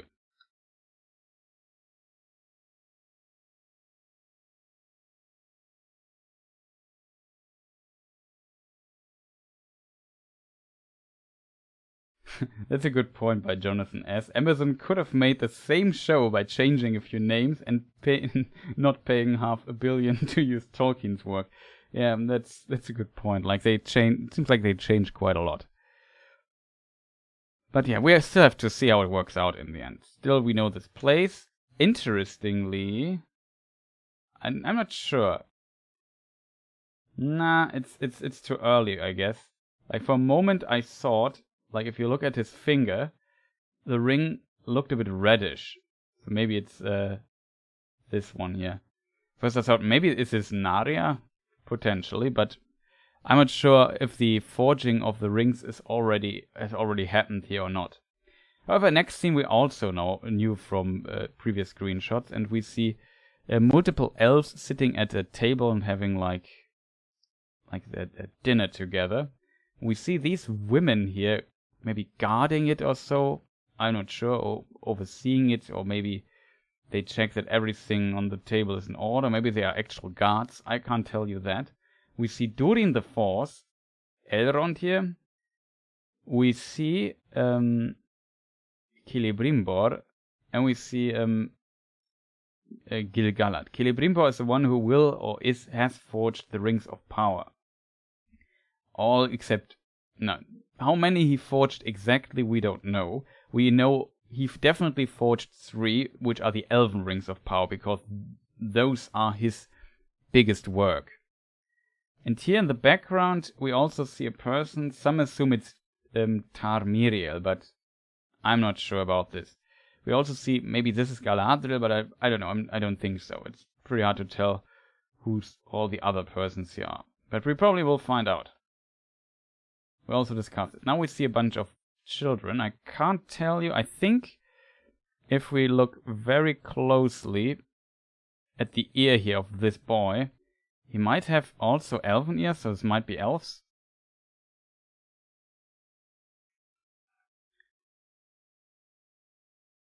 Let me just see if I can do the production 5000 trick and zoom in. I'm not sure. Could be wrong though. Maybe it's elven ears. Hard to tell. Just a theory. I think here the girl is probably more apparent, I think. These are definitely elven ears. So it's elven kids. Okay, I didn't see that. But yeah, if you look at her ears, definitely looks elvish.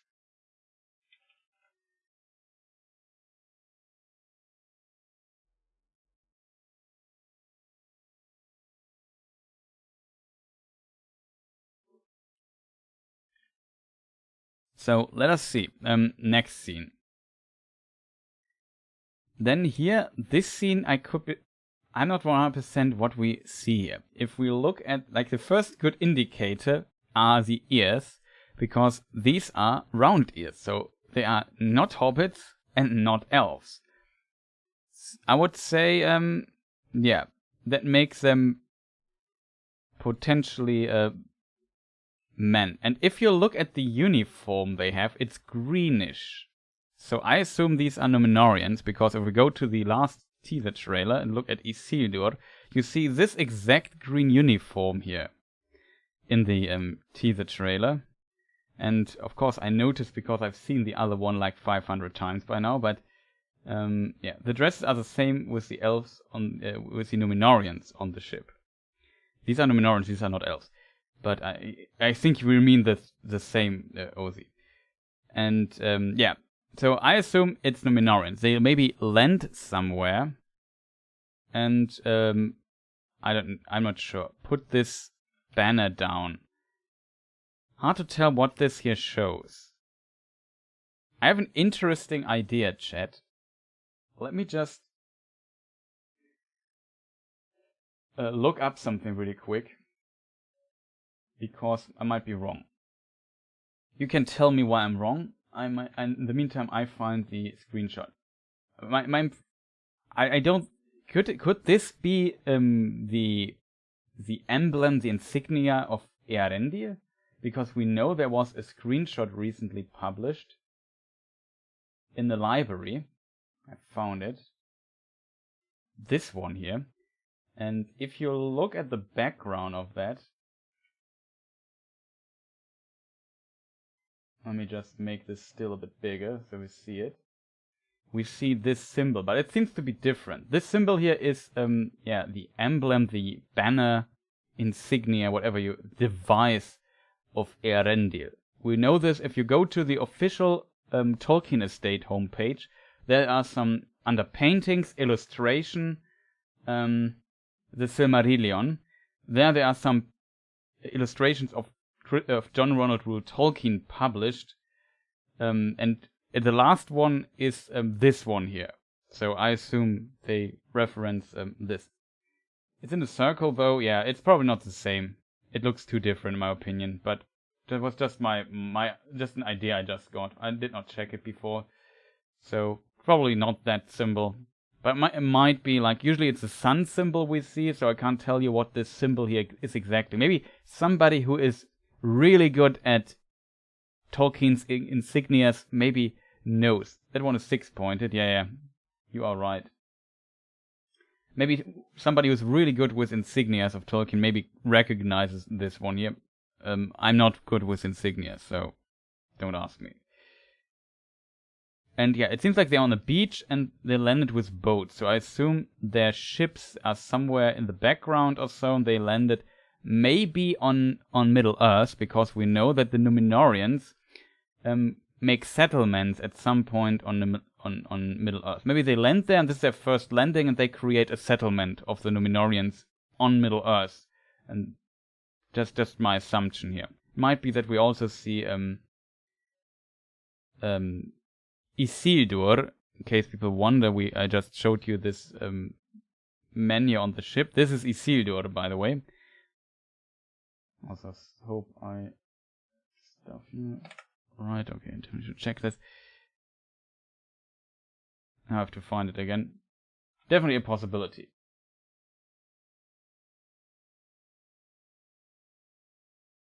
Your accent is very attractive. I don't know. I don't know if that's true. I would sometimes love to speak more or cleaner English, if that makes sense. So this scene now is again interesting because we know it now from several angles. If I find it fast. In the last teaser trailer, there was a very short scene, this one here. We know this here from the teaser before that even.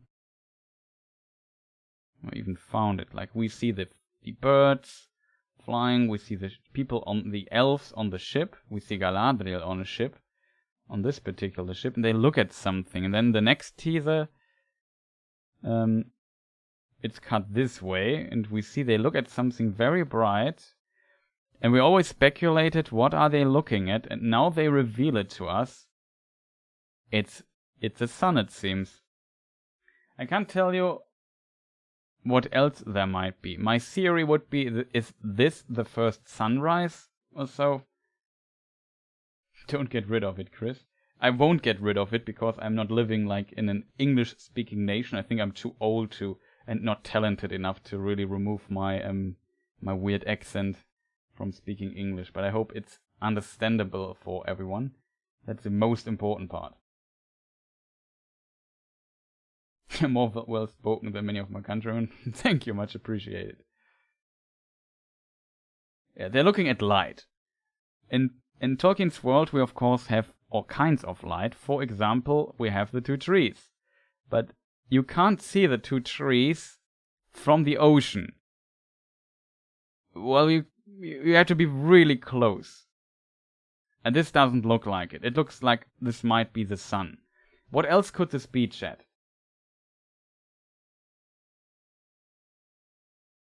I would love to hear accent in French, though. Sadly, I don't speak French. In school, we could choose between Latin and French, and I had Latin as third language. We love your accent. Awesome. It's really hot. No. Definitely not. So, yeah, I don't know.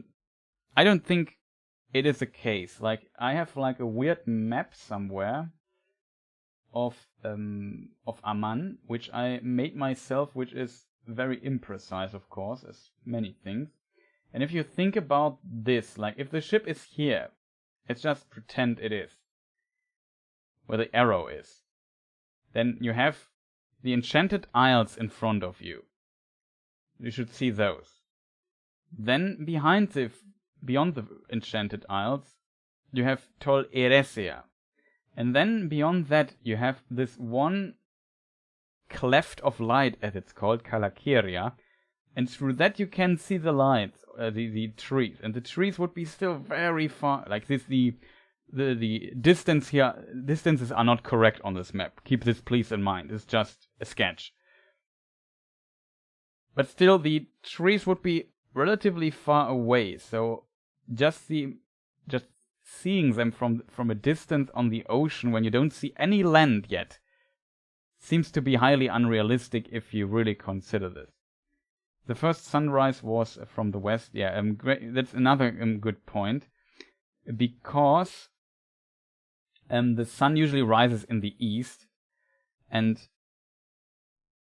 the reason for that is when the two trees this year got destroyed. I also have a fantastic artwork by Benef. I think he's like a concept artist for like, I think Eidos Montreal or so. Very talented person. He made like only 3 or so works, and I asked him I can use those.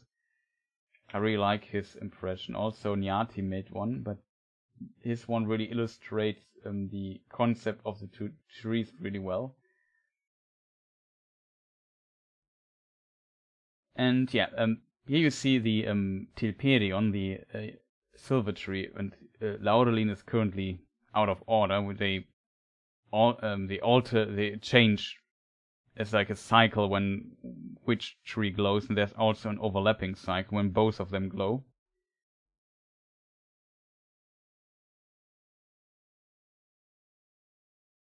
So yeah, when the trees were around and they were destroyed at some point, out of their last fruit, out of the golden tree, Laurelin, and out of the last flower of Tilperion, the silver tree, sun and moon were created in Tolkien's mythology.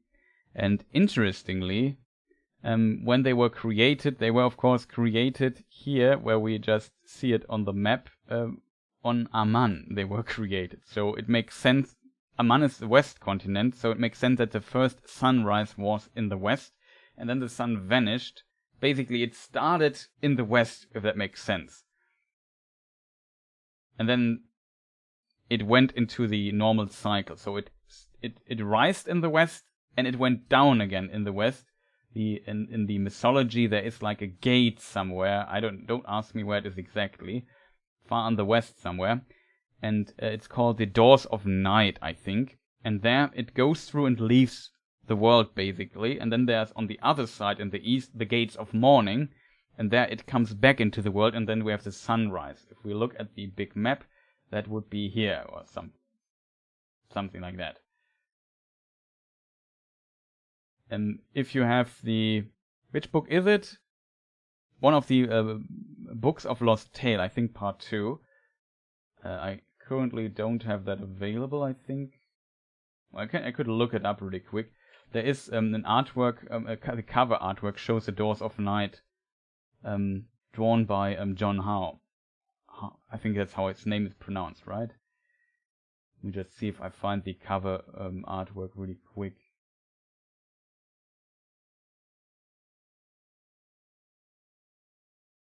Yeah, Book of Lost Tales Part 2.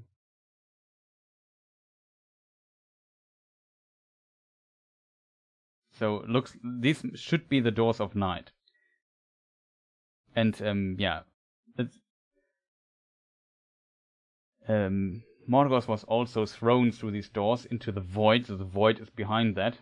And the world is flat and like not a sphere yet in this early mythology.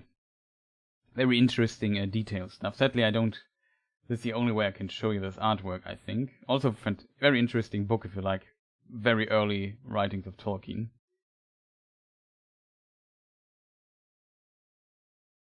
But yeah, so what we see here might be the first sunrise. I had this theory when I first saw the other stream as well. The strange thing though is we see Galadriel on this boat. And with Galadriel on this boat, things become complicated. And the simple reason for this being complicated is that Galadriel only sails into the west at the end of Return of the King. Like, in the Third Age. Flat Earth. Exactly. So, it seems strange. Like, in this, like, it also looks like the west. Like, it looks like the sun is slowly going down or so. I might be wrong, I guess, but I don't know. So when is it supposed to be? Maybe it's the second sunrise in the east. And they go to Middle-earth. Because in one version, Galadriel sails to Middle-earth on a boat and goes not over Helcaraxe. We had this long discussion quite a while at the beginning of the stream about Helcaraxe and just summarizing the whole lore again to just get everybody here on the same boat, if you want to call it like that, when it comes to understanding what's going on. In some version, Galadriel uses this path. In some versions, she's using a boat. But there, her husband is also a Teler elf and not a Cinder anymore. But complicated topic. Let's not dive into that. Still, it makes no sense. Like, you can make up all kinds of theories here, what this might have to mean. But it's very difficult to put my finger on when is this. When is Galadriel in a boat sailing west? Like, in the books there's no... The only mentions of her being in a boat is when she returns to the west continent Aman, sails to the west at the very end of The Lord of the Rings, or when she comes to Middle-earth in the First Age. Then she sails east. So, I don't know. Maybe it's a second sunrise or so. I don't get it. And then she also sings with her boat. The clothes she has are the same. She wears on this boat. Like, let me just see if I find the other scene here. Where was it again? Here it was. Like, here you see she has this white dress that's very reminiscent of this scene here. And all the others also have this white dress. And in the other trailer here at the beginning, yeah, we see also more. I don't know. When would they go? Who are the others? When would she go to the west? Like, it makes very little sense to me. Also, interestingly, I think these women here in the background, if we come to this scene here at the table, like, it seems like they also have this veil over the hair, like these women standing here. So I could imagine it's not them, but they have something to do with those, I assume. But I don't know. Just a lot of speculation going on.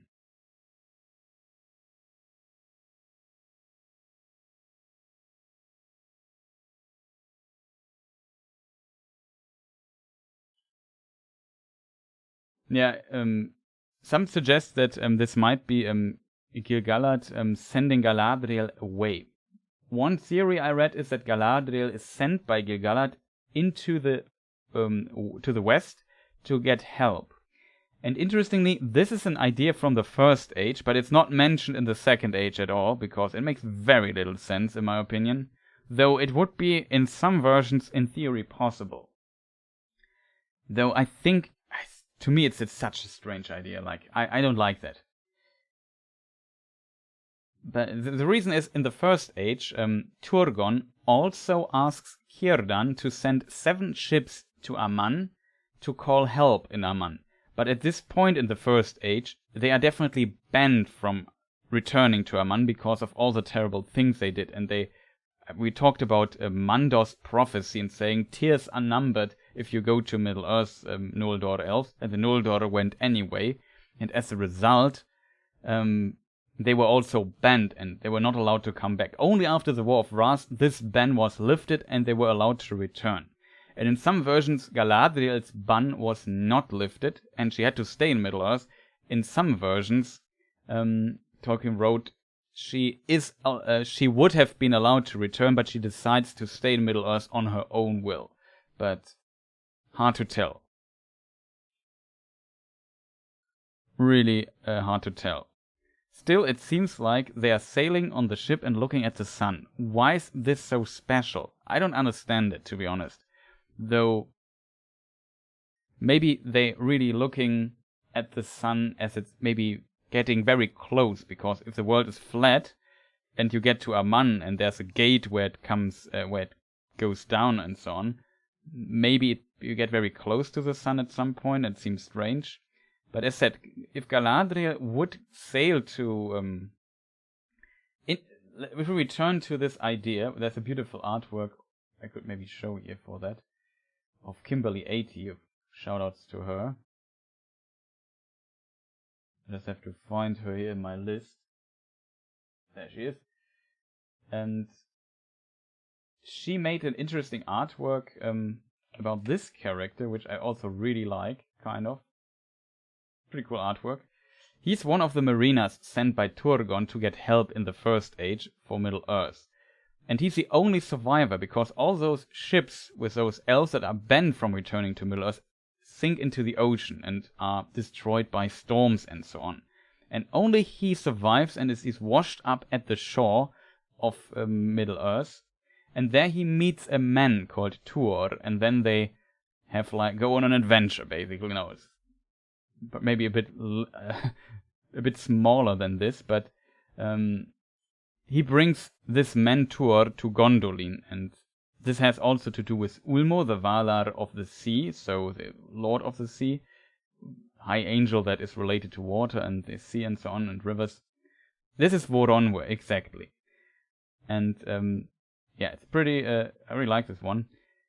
So the idea of elves going to Aman, calling for help, and then in a storm their ships get destroyed and they shipwreck and are returned is definitely a motive that we know from Tolkien's work, from, for example, the Silmarillion. But it definitely is a detail we don't know really from the Second Age. Like Turgon sent 7 ships there, and none return except for this man we see here currently. Why would gil-galad do the same mistake in the Third Age if it would be possible? Like, there is a theory, especially with Galadriel, that she's still bent. Maybe they go with the idea, we send Galadriel to Middle-earth, she shipwrecks because she's bent, and then she's washed up again on Middle-earth or so, or Numenor, or what do I know. And that is how she knows she is banned, but that would be its very strange approach to this idea. And as said, not in all versions she's banned from from Aman. But could the boat seem to be a Numenor being right?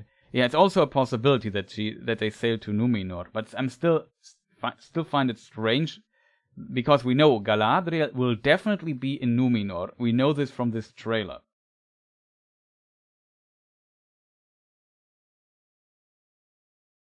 Could you please make a VOD out of this analysis so we can watch it later? Yeah, I will. This will be available as a VOD on my channel when we complete the stream. And I will make a breakdown of this that is shorter, I hope. Last time we streamed 5 hours for the 2-minute 18 teaser. And my breakdown was 1 hour 50 without the outro. So you have an idea of how long this here could go. Though maybe a little announcement here for the breakdown. Because like editing 2-hour-long videos, even if you do this in the lazy freestyle way I did it, it's a lot of work. Like really a lot of work.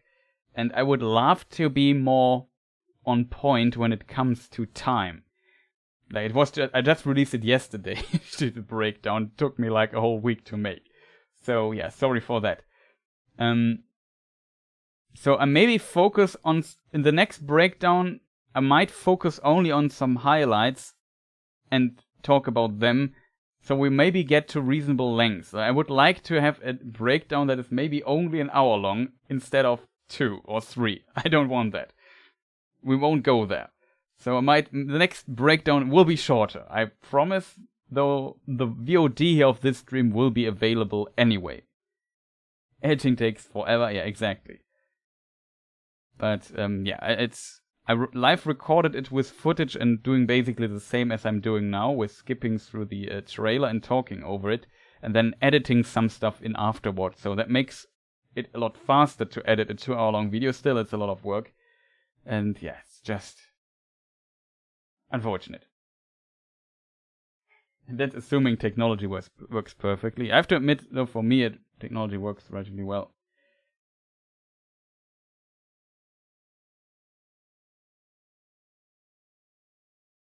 I'm pretty excited, not gonna live. Yeah, definitely, though, there will be a VOD of this stream available, just to end this really quick.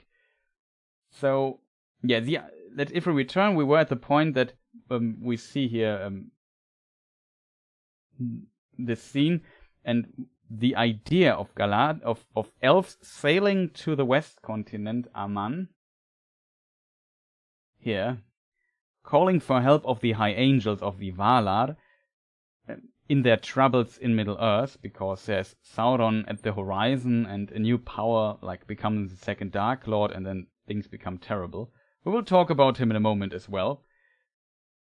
Is definitely a problem, and the idea existed in the First Age, and people and elves shipwrecking and their ships getting destroyed is also a motive we know from the lore. However, I would argue that it's not the most fitting motive for the Second Age, because this is all First Age stuff. Maybe this is the First Age, we don't know exactly, but it seems so strange to me that they, I still can't connect the dots of Galadriel being on this boat, looking at the sunrise in amazement, and then somehow landing on Numenor. And then there's also Halbrand, like a man, a Norseman I would assume, with her on Numenor somehow, and they are together on a raft. We know this, that they are together on this raft from a screenshot. If you remember the very first Vanity Fair leaks, for example, we have this shot here, this production shot, this one here, and you see Galadriel and Halbrand on the sword. Halbrand would translate to, I would assume in Old English, something like intact sword. Complete. I'm not sure if you could translate Hal with complete, but something like this. Something is, it works, it is intact. Something like that. Interesting detail, however. Yeah, it seems very strange that this is the case. Still, the idea, though, is present in Tolkien. Still, this would make the idea that this scene here is in the Second Age very fanfiction-ish, in my opinion, because, like, if an elf sails to Aman, he usually does not want to leave again. And so Galadriel basically said, okay, I leave Middle-earth now behind. What is important, though, for Galadriel in this context is that in the Second Age, she is married to Celeborn already, and very, very early in the Second Age, according to Nature of Middle-earth, Second Age 300, she has a daughter, Celebrian. Celebrian is her name, and she is later the wife of Elrond. So Galadriel is Elrond's mother-in-law, if you didn't know. And Arwen is the grandchild of Galadriel. In some versions she also has a son, Amros, but that's a very complicated topic. Would go behind this, but behind the scope of this stream here today. But definitely she had a reason to be in Middle-earth. Maybe her family is with her on the ship, or she does not have this family yet. That seems strange. If we go very strict by the chronology of the books, we know that, like, we had this scene here before in the trailer here. If this scene is, for example, the scene where Galadriel is chosen to sail with these other persons here back to Middle-earth, to Aman, and that's why they get these laurels or so, then, like, why would she do so? Maybe to call, like, if we come back to this idea of calling help and getting shipwrecked, doing so. If that is the case, then we know this is roundabout Second Age 800, Second Age 900, something there in this region. Because there, this man here, Gil-galad, writes a letter to Numenor and basically asks them also for help and says, I noticed, I found out that in the far east there is a shadow rising, which he means Sauron with. And he fears that when Sauron comes with all his might to this region, it could be very terrible for all the free peoples of Middle-earth. So we have a very clear idea when this whole evil stuff happens in the chronology. So this would have been before that, or not before that, after that, because before that he probably didn't know that Sauron was a thing in the east or so. And as a result, Celebrian would be already born, and Galadriel also, of course, already been married. So it is strange. Why would she leave Middle-earth then? Like, why not send somebody else? Why does it have to be Galadriel? On top of that, she maybe knows about her relationship to the Valar in some way, and her being banned. I don't know. It makes to me very little sense. But as said, the motive exists. I just can't make any sense out of this from the perspective of the books, if that makes sense. That's repeated myself here, I guess. Whatever, chat. Let us move on. If maybe somebody has something to add.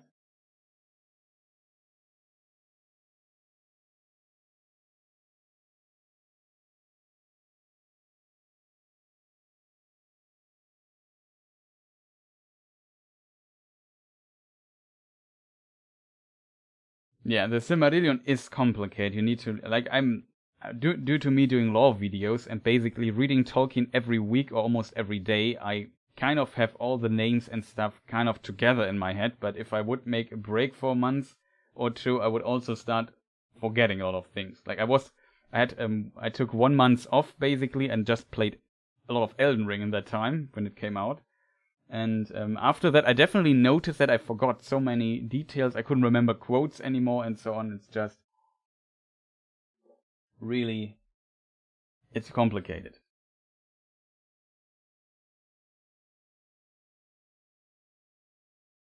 You can definitely link the channel of Canadian Fantasy Corner here if you want in chat. Don't worry about that. I hope. Question: Is CloudBot working? I'm not sure how bot reacts to links, but you are moderator. As a result, you should be able to post them. Let me just see if Mr. Nightbot works. It really seems not to work, the bot. It's so strange.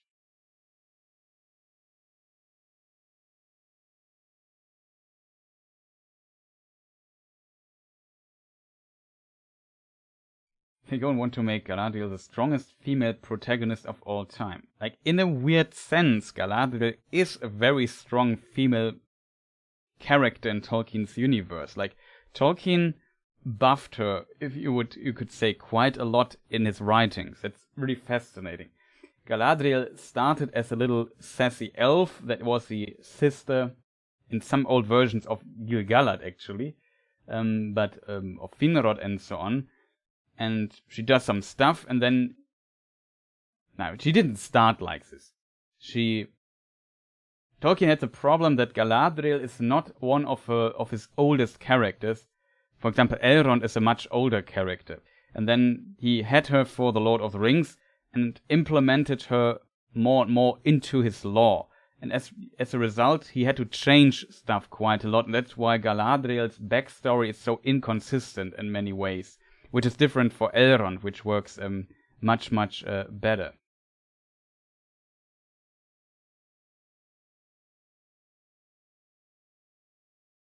And yeah, as a result, Galadriel then has the problem of, let me just see, oh, here we have a very fascinating scene. Has a problem of being a bit inconsistent here and there. And interestingly, Tolkien was never really, like, Galadriel was so important in a very cool character in The Lord of the Rings already, and he was not satisfied with some of his older versions where her role in the Second Age was far less. Like, if you read The Lord of the Rings, she is not even mentioned what she did before becoming the ruler of Lothlorien with Celeborn. And interestingly, in The Lord of the Rings, there is a mention of Amros, who was one of the rulers of Lothlorien.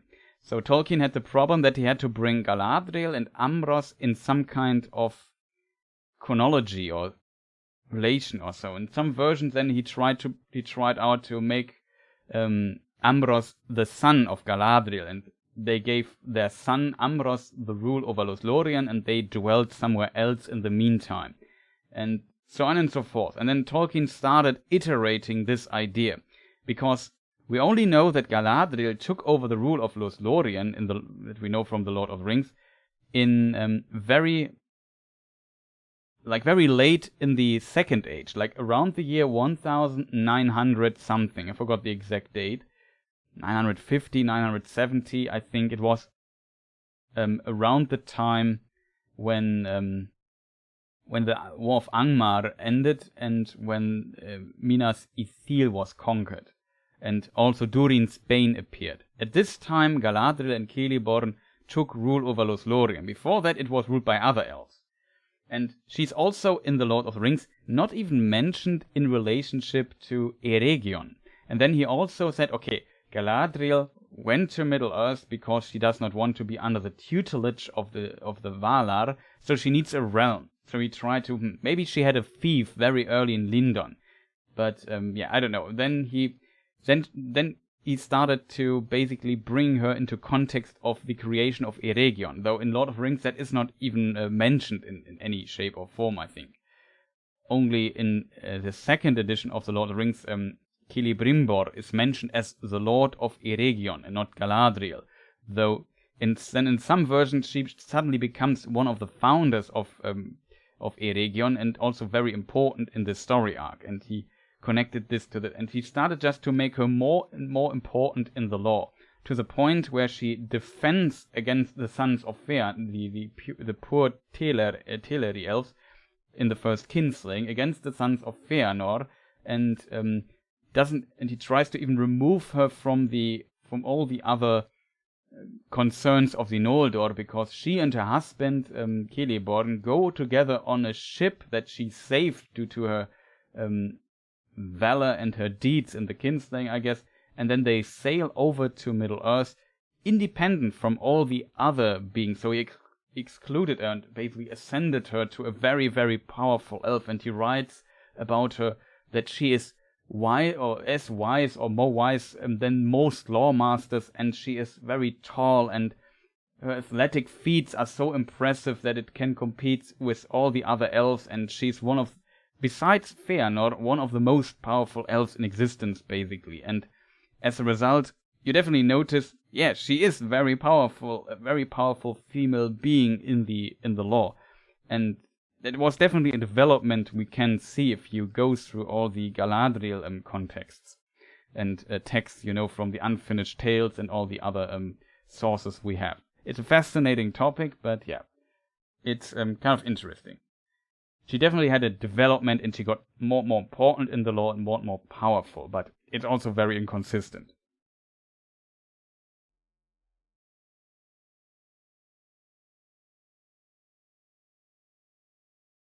So, yeah, we still have hours to stream, so we have to move on a bit further. Yeah, can't make any sense out of this here. We discussed the next scene already. We see Sardok, one of the Harfoots. I call them proto-hobbits or hobbits, because the hobbits have originally had like 3 tribes or breeds of hobbits: the Harfoots, the Fellowhides, and the Sturs. And we know, for example, Smeagol or Smeagol and his friend Deachol or Deagle, however you want to pronounce him. They're old English names, and it's a bit hard to tell after talking already for 2 hours to say the names the somewhat old English way. And yeah, Gollum basically was a Stur. From the others we don't know much. We know that the Harfoots, though, only appear in records of the peoples who wrote down records, like the elves and also the Númenóreans and so on. They only appear in these records in roundabout 1050 Third Age. So in the Third Age, show plays in the Second Age, 1 age later, and 1050 years into the First Age. Roundabout that time, the hobbits are first mentioned in any records that are written down. So they can't meet elves, because elves wrote down records. They could, of course, meet men, because not all men had records. They can't meet Númenóreans. They would also have potentially wrote about them and noticed their existence. And the Harfoots were of these 3 hobbit tribes, breeds, whatever you want to call them, clans. The first one that is mentioned in Appendix B of the Lord of the Rings. There's basically a timetable that tells you what happens when. And in that one, we have the Harfoots mentioned in the year 1050, and they come to Eriador. So that means before 1050, they were not in Eriador, probably east of the Misty Mountains. Eriador is this region here. These are the Misty Mountains where the arrow is. Everything west, or not everything, but most of it is Eriador. And so the hobbits the Harfoots were most likely in Rovanion or something. Hard to tell where they were exactly. Very hard to tell. Maybe-ish down here. Maybe-ish. I don't know. And of course, yeah, they then come there and live before here. Not much to say here. I don't know, we have discussed this already multiple times, so I would skip further to it. He has like a book in the other trailer, which has like very interesting writings in it, which I can't read, sadly. This one here. There was the theory that this here might be the meteor, and these are the stars and a specific star constellation, and this is basically a prophecy of what happens. However, the hobbits had no own writing system or any record, so this seems already contradicting to what the books say. The hobbits learned about writing down stuff very, very late. Not in these early days. It makes no sense, but maybe it's not his book, maybe it's of somebody else and he just was taught to read it or so. Hard to tell. It seems strange to me, in my opinion. Maybe it's his own language that he invented for himself or so, and he did not teach it anybody else, and then when he's not there around anymore, nobody can make any sense out of it. I don't know. It seems strange. It seems very reminiscent, though, of the Lord of the Rings films and Hobbit, where we have Bilbo writing the Red Book, and later Frodo writing the Red Book of Westmarch, also Merry and Pippin write into it. Remember the Red Book from the Lord of the Rings? So there is hobbits and a book, so there is a connection to this, and these are proto-hobbits, if you want to call them like that. And yeah, I don't know, probably it needs a book again. Very curious to see what's going on with this plotline, but from my perspective, it should not be in a show about the Second Age. Like, when you want to make a show about hobbits and so on, then go into the Third Age, not into the second one. It shows the wrong age. I don't get it. And here we see the meteor. We have this here. This is Arondir, and I think her name is Bronwyn. And yeah, I don't know. Not much to say here. They see the meteor. We discussed this. And this is now finally a new screenshot. And it's pretty awesome. We see here the sun symbol already. Oh no, chat, I forgot to switch to the monitor. And you have not seen my rambling. Yeah, we just talked about him, and he has a book. The other trailer. Maybe the meteor star constellation, maybe a prophecy when meteor and star constellation happens. Interesting idea, don't know. Arondir and Bronwyn. New scene. We see the sun symbol here, so this is most likely Numenor. Though this tower here looks a bit elvish, I have to admit, but we see like a massive city, I would say. Still, yeah, this symbol here looks kind of Numenorian. The next scene is so cool, this one here. This is Tar Miriel, and I would assume this must be Numenor then 100% because of this object here in the middle. We come to that in a moment. Let's look at cities. So I don't have much to say here about this particular place. I can't tell you where this is in Numenor exactly. We have so far seen a harbor city, and I would suggest that is Romena, because we see Tol Uinen and Kalmindon. Tol Uinen is an island, Kalmindon is a lighthouse, I think is the English word for it. Is there an Eminem cameo? Yeah, we come to that in an hour or so. Yeah, exactly. Tar Ilenion Maranwe says hobbits were illiterate until 3rd Age 1300. So they couldn't read before that. It seems strange as a result. It makes no sense that hobbits have records in the 2nd Age. Like, no sense at all, in my opinion. Because if hobbits had a writing system and records on their own, they would have not lost their language and memories of it in the 3rd Age. Like, they would have, if they had records and could have at least saved those records, which is to be assumed because they were never found by anyone, then they should have knowledge about their past and their language, but they don't have that. As a result, they can't have records in the 2nd Age.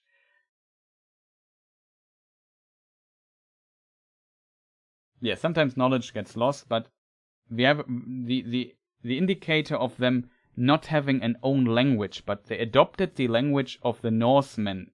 One of them, Old English, is represented by Old English at some point. And it would be strange. They don't even have names in their Hobbit language. Like, their own names are very reminiscent of those names of the Norsemen. And that is an indicator that they don't have any records from this time that could have survived. Don't you see Gollum's face in the clouds? No, I do not, but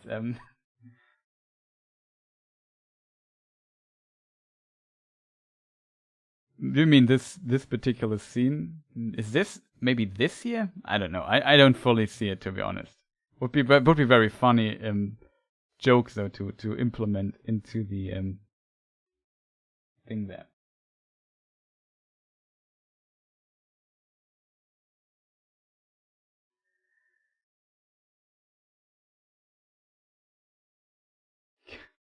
Can't wait for the first episode. Will take us 8 hours to get through it. Yeah, definitely.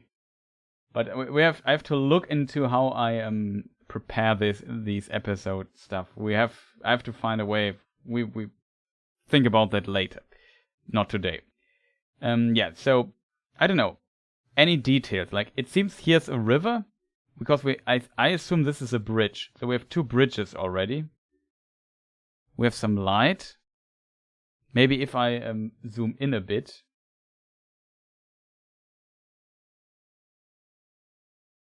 Okay, that is strange that this doesn't work. Or I might have just killed my computer.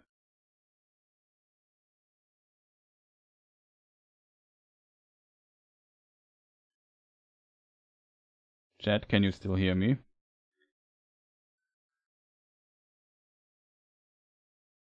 Okay, turns out my computer didn't like what I just did. I think... no. Okay, we have a small... we just have tiny technical issues.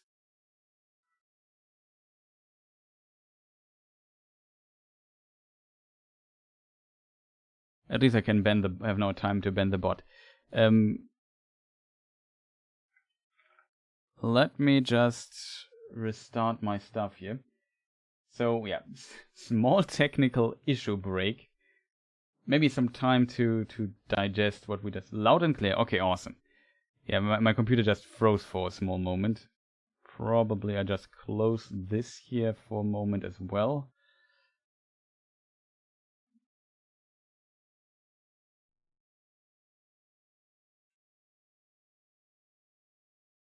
Open widget. Something. YouTube is not receiving enough video from me. Yeah, we just had a tiny problem.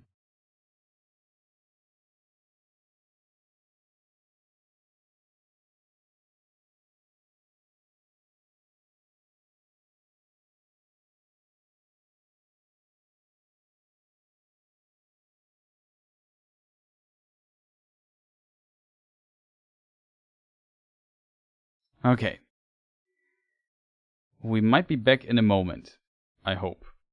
I hope the renderer just restarts and then everything should kind of work. Okay, I think we might have gotten it. I just have to find the scene again. Okay.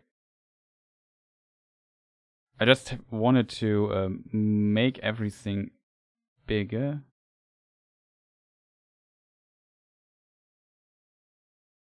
Okay, now I have to do it this way, which seems so strange that it doesn't work this way. Really weird. Whatever. Yeah, maybe we just move back to the screen. I managed to restart my stuff. So now we zoomed in quite a bit. I'm not sure if you can recognize anything. It becomes a bit blurry. Sadly, the trailer quality, like we don't have a 4K trailer. I would have loved to show you like this material in 4K, but simply not possible, it seems.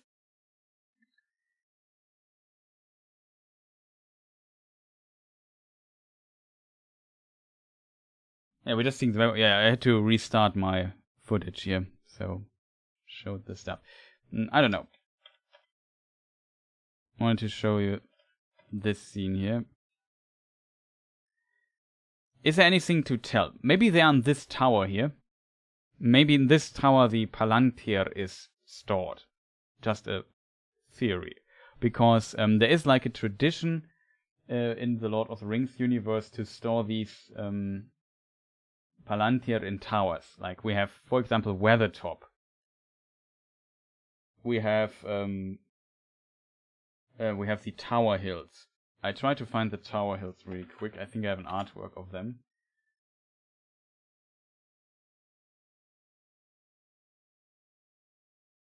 It maybe is a bit blurry though. I think it's by Ted Naismith.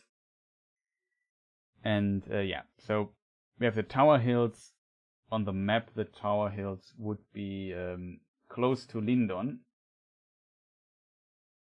So I don't hit it perfectly, but round about here. It's west of the Shire. And yeah, so I could imagine that they go for a similar idea for Numenor and say that the Numenorians had the 7 Palantiri, Elostirion, yeah, that's the name of the particular tower. The Tower Hills are called Emin bereit, which is very strange to say in German because bereit in German means ready. That's nothing to do with that. Then there was, I don't know. We have also a Palantir, we know, of course, is in Orthanc. It's also a tower. So maybe, and all these I just mentioned were built by the Numenorians or by the post-Numenorians, the people of Arnor and Gondor, by the Dunedain, and yeah, so I guess they maybe got this idea from Numenor, so it makes sense that we see something similar here. And the Palantiri, the Seeing Stones, as they are also called, it's a translation of that, I guess. They are, what I just want to say, yeah, they were gifts from the elves. So Numenor, if we go back to our big map, is this island realm, I would call it, in the middle of the sea in the Second Age, and it was after the War of Wrath, the Edain, which was a certain group or certain tribes of men that were called the Edain, and they fought together with the elves in the all kinds of wars in the First Age. At the end, after the War of Wrath, they got a gift, this island here, and they had to be brought there by the elves, by Círdan's mariners. They were brought to this island, which was created by the High Angels and by the Maiar, of course. And it was a place for them to dwell in peace. And they had, of course, contact with the elves in the First Age before in Beleriand. Remember this old West Coast place here, so here. And as a result, they got very knowledgeable. And then on this island, they were also visited by the elves from Eressëa. Eressëa was this small island here, called Eressëa, in front of Aman. And there lived the Teleri elves, one of the 3 elven clans of the elves, and visited them from time to time. And they came to Numenor and brought them gifts. For example, the White Tree of Numenor, which we will also see in this trailer, pretty awesome. And also the 7 Palantiri. And as a result, the Palantiri were originally, the Numenorians got the Palantiri, the Seeing Stones, this way, but they were on Numenor at some point. And interestingly, the Palantiri, of course, were made by the elves. And they were made, according to Gandalf in The Lord of the Rings, by Feanor. So Feanor, the mentioned elf who created the Silmarillion, the 3 powerful gems of the First Age. Let me just see where the light of the 2 trees is trapped in. We mentioned that. I think I showed you the image of the Nauglamir. So maybe I have to find this again, because visual stuff sometimes helping better than just telling you the names of that. So this Jewls, the stone here, there are 3 of them. I mentioned it earlier in the stream. And he made those, and he also made these Seeing Stones, which we will see here in a moment in this scene. And he also invented the Elvish writing system Tengwar, it seems. Feanor, so hot.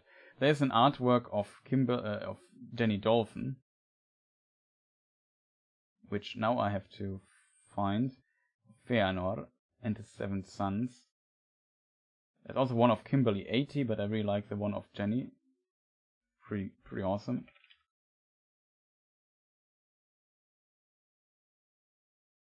Ironically, it's one of his end, basically, when he, I guess shortly before he dies, and he also has to fight the Balrogs, we talked about the Balrogs early at the beginning of the stream.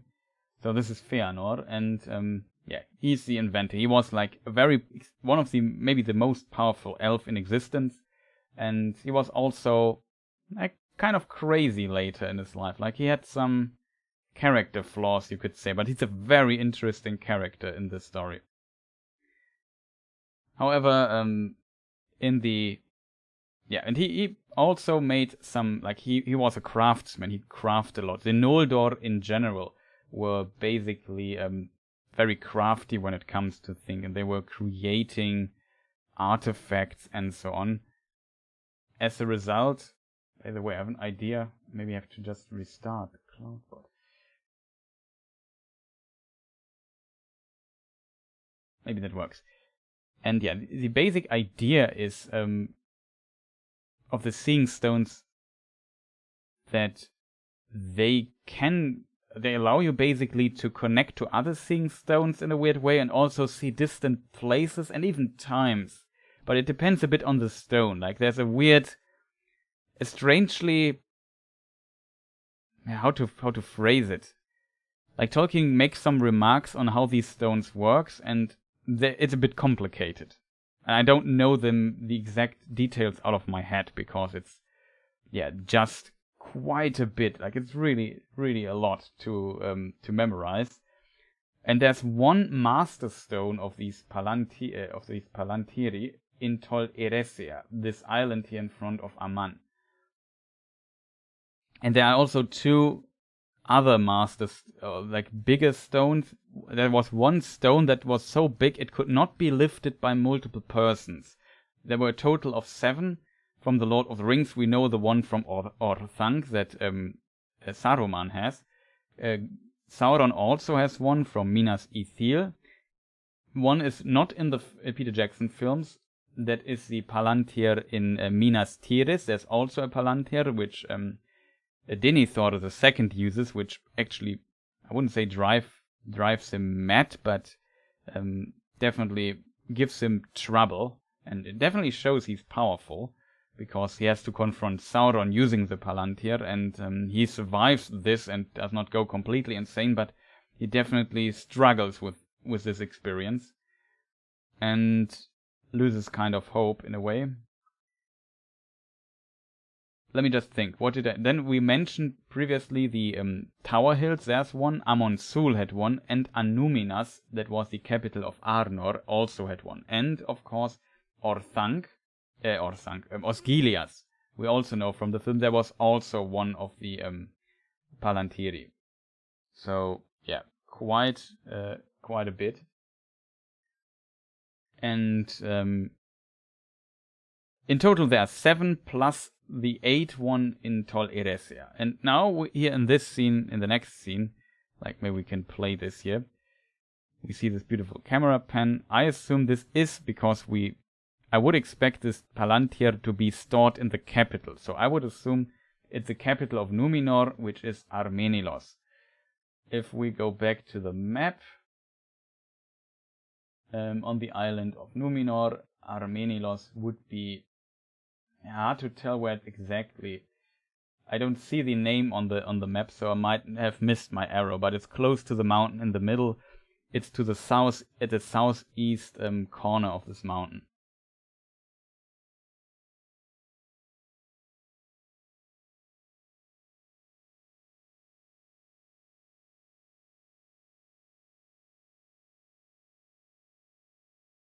Yeah, the stone from Minas Ithil that Sauron gets then moved to his tower to Barad-dûr later. So that is the roundabout the story of this.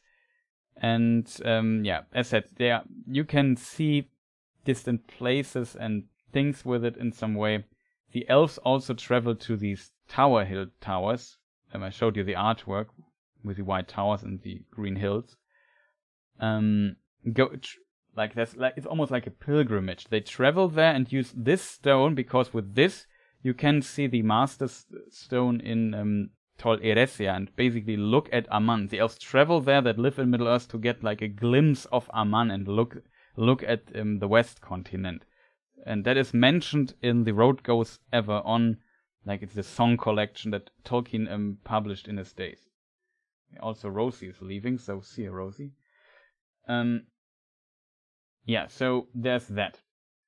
I think that was pretty much all the details. And Amenelos, as said, is the capital of Numenor. So far, I assume we have seen Romena. Maybe they combine Romena and Amenelos into one city. Also a possibility, because I guess making these cities and having set pieces that are different is expensive. So maybe just they pretend like Amenelos and Romena are the same.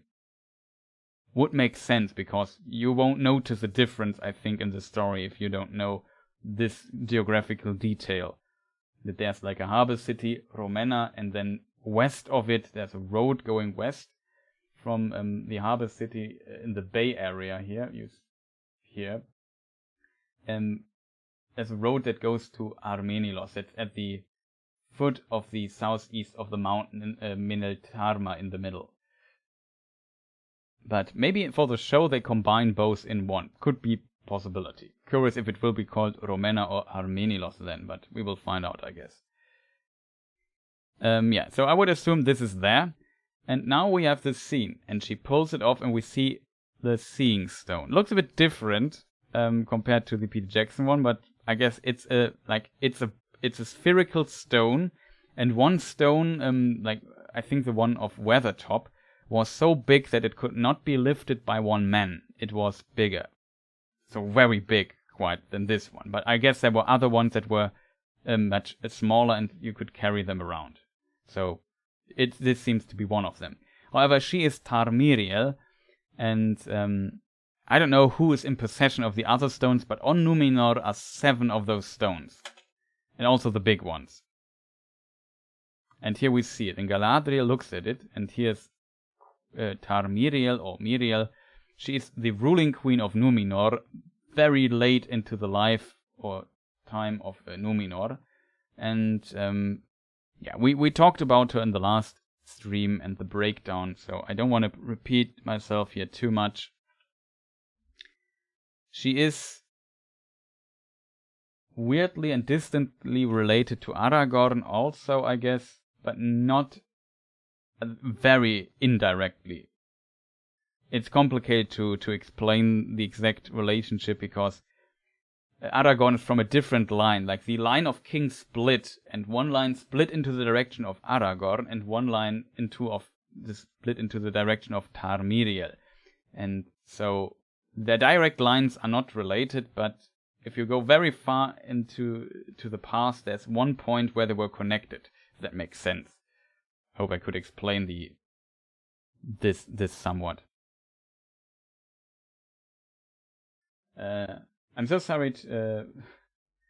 I need to head out. Yeah, thank you for moderating here. You had quite a bit to do and a lot of bots to delete. Thank you for that reflective rambling. So shout outs to you. And yeah, we will have fun for quite a few hours here, I feel.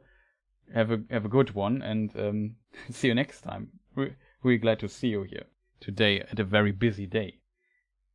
So yeah, return to Tarmiriel.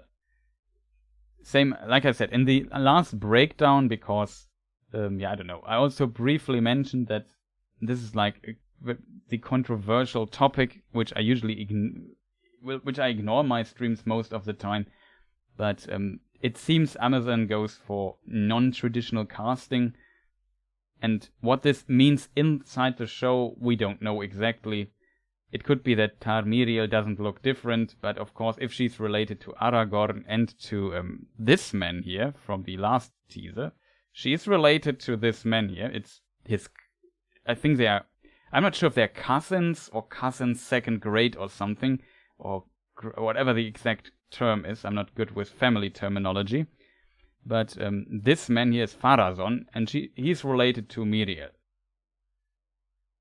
Relatively, I'm not close, but like they are some kind of cousins. Let's put it that way.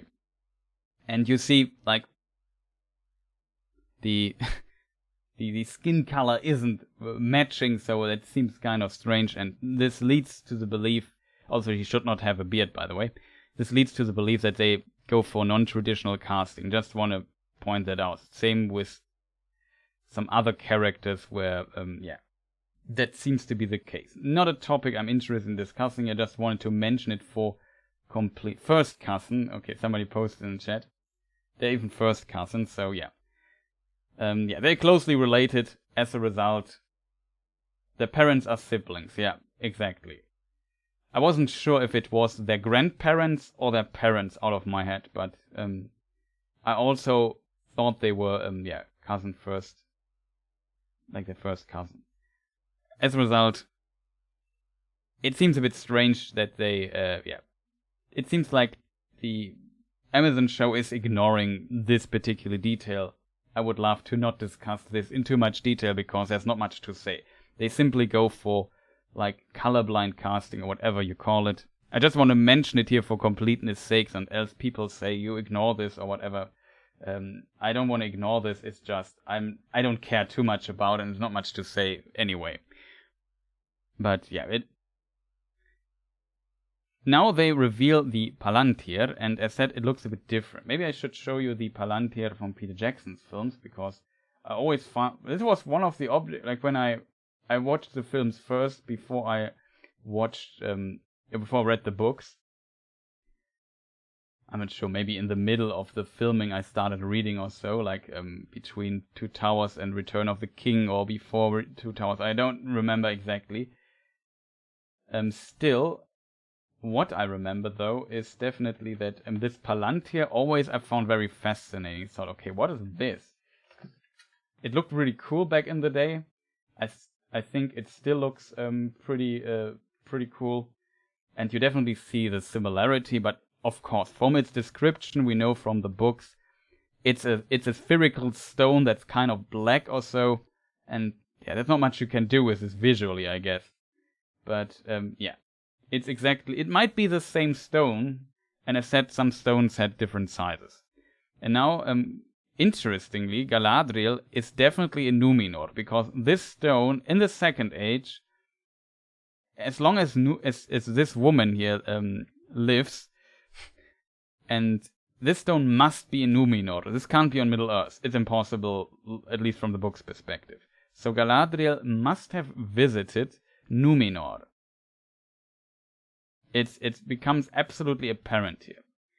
Her dress looks now bluish. It could be, though, the nighttime that they look at this, because in this scene here we see Galadriel in a green dress. I'm not sure if it's the same dress. It's just a very small detail, which I don't find the scene here. It is. Here we see like a greenish. Maybe it is bluish. Maybe what is the color expert in chat? What color might this be? I remember this more greenish, but it might be the same dress. I don't know. There is like also what is it called? Palantirs have different shapes. I'm not sure if it's really described what shapes they had. I would assume, though, they are spherical stones. At least some of them were. Maybe they had a different shape. I can't remember a quote out of my head confirming this, but I could be wrong. Japanese blue. Okay, it is blue. Dark sea blue. Okay. Color experts in chat, definitely it's your game now. Let me just look up the screenshot I just wanted to talk about. There we see it a bit better. It's from the Entertainment Weekly, I think, published it. And there we see Galadriel and Elendil, the other man is, on their very noble horses, riding through, over, I guess, in Numenor.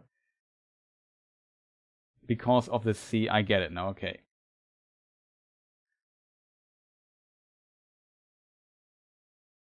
So yeah, interesting detail. Might be the same dress or not. I guess it's the same dress. It might really be because it's night.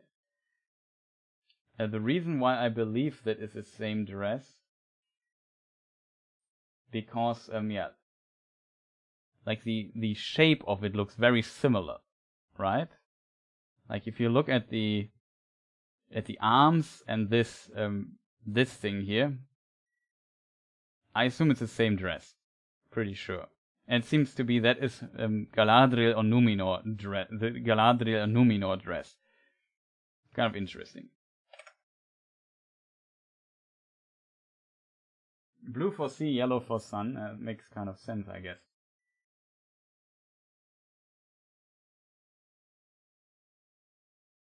Yeah, exactly. The horizontal fabric. That's a good way to word it. Paul Freeburn just gave us the RBG code. RGB code. I did not expect that they show us so much. Yeah, it's pretty cool. It's to speculate, especially about all of this. But yeah, she sees it, and interestingly, I like her. A small detail of the scene which I really like is her face expression.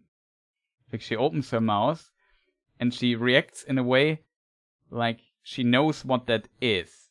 And the reason for that is, we mentioned it earlier in the stream, a moment ago, that this guy made these stones, most likely. Further, Galadriel is distantly related to Fëanor. And she's also related to those elves who brought these stones to Numenor. Her mother is Elenwe. Wait, is it Elenwe? Or is Elenwe the wife of? No, I think it's Elenwe. What was the name of the wife of Turgon? Or is I might mix up names. No, not Elenwe. Earwen is the name of her mother. I just know something is wrong with his name. Elenwe is a man, right? Yeah. Earwen, thank you. Yeah, exactly. What was the name of Turgon's wife now? I just have to look it up. It drives me crazy if I don't. Oh, Elenwe. Okay, now in my head, multiple names mixed up. So we have Earwen, that is the mother of Galadriel. We have Elenwe, that is Turgon's wife, and we have Elwe, that is Thingol. Okay, now I know where my thinking just confused for a moment.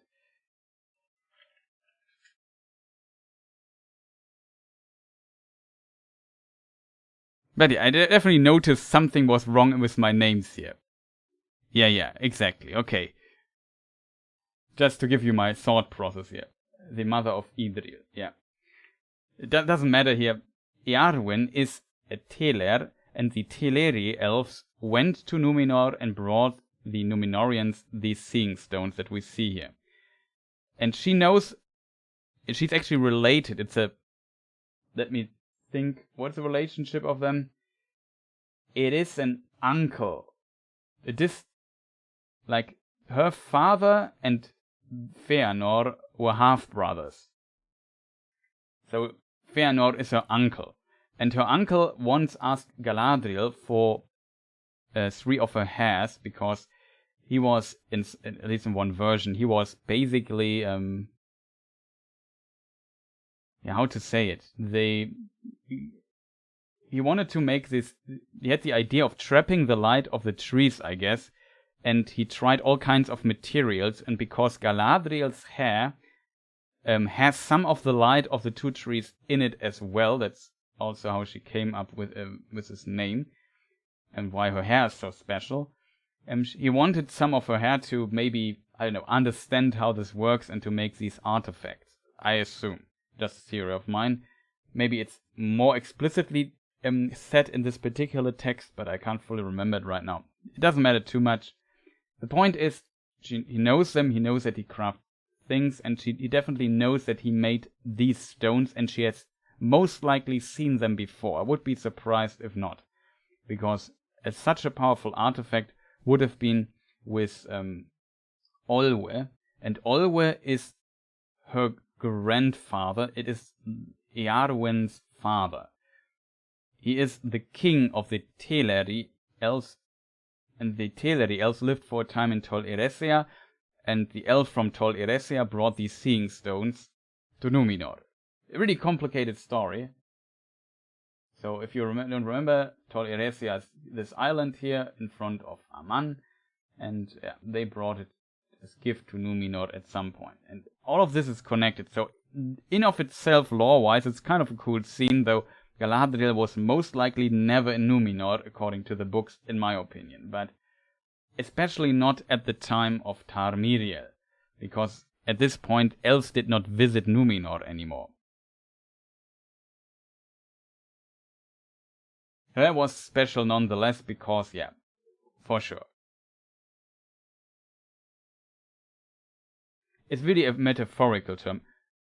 Definitely also a metaphorical term, maybe, but yeah, it's complicated in my opinion, because like her mother had silver hair and her father had golden hair, because the mother of his, like her grandmother by her father's side, was a Vanyar, and the Vanyar had golden hair, and she was also related to the king of the Vanyar elves, and the king of the Vanyar elves, the High King, is the king of all elves. So that is Ingwe. Back again. Welcome. However, here we are now, and she touches the seeing stone, and then visions happen. And yeah, so it's, I assume, like in this shot, maybe I can get you a bit, now we have to go into the frames. Interestingly, in this scene we see like this crystal stuff, so maybe we see it from inside now. Also, it's an interesting idea how to depict how you look through the seeing stone. So first she sees herself in a way, which I find kind of interesting.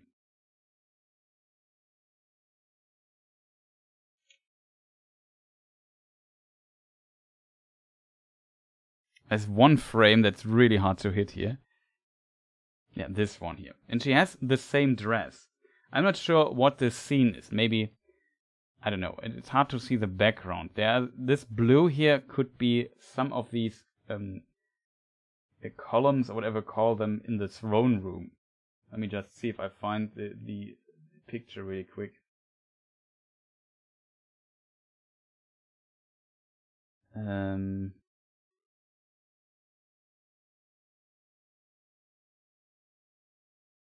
Nah, maybe not. Or maybe I'm wrong. Maybe this scene, this is in the throne room or the audience room of Tar Miriel. Maybe this is what she remembers or so. I'm not even sure if you see the scene here. This is the scene inside the Palantir. And you see these columns here at the side. Somewhat reminiscent of maybe... I could be wrong though. This here in the background. Maybe. Hard to tell.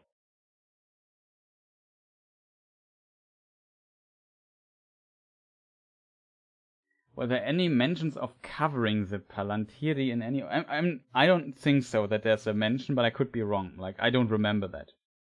Map. Yeah, I probably forgot to switch, right?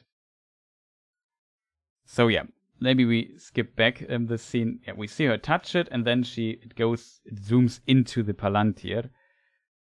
And yeah, I would assume, like I said, it's really hard to hit the frame here.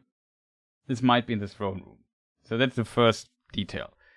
Let's move on further. Now we see this battle here. I retry to go through this frame by frame.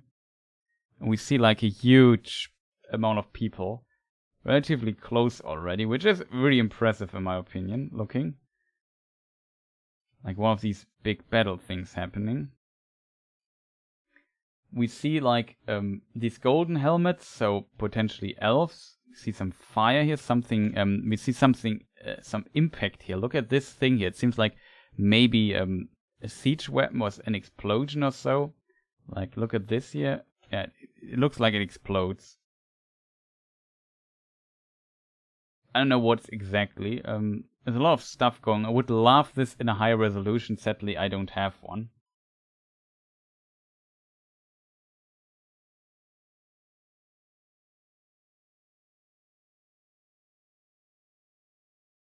She touched the water. Yeah, a bit like that, I guess.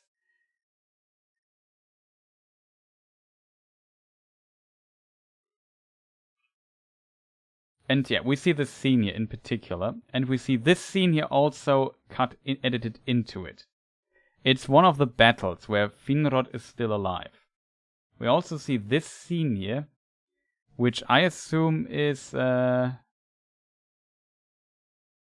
unrelated to this here, because we come to this in, like, look at the background. We know this from other teasers where Arondir is around, so this is Second Age here.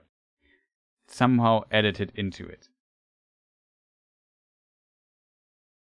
And yeah, I assume this is maybe Dagor Bragolach, for example.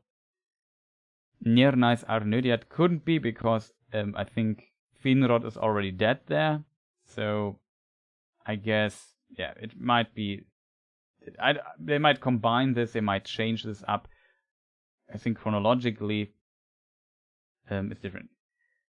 Yeah, you could make an argument if you see Dune landings here, or not Dune landings, but there are Easterlings in the Nirnais Arnödiat, and they betray the elves. There was a union of Maedhros, and yeah, it's quite interesting.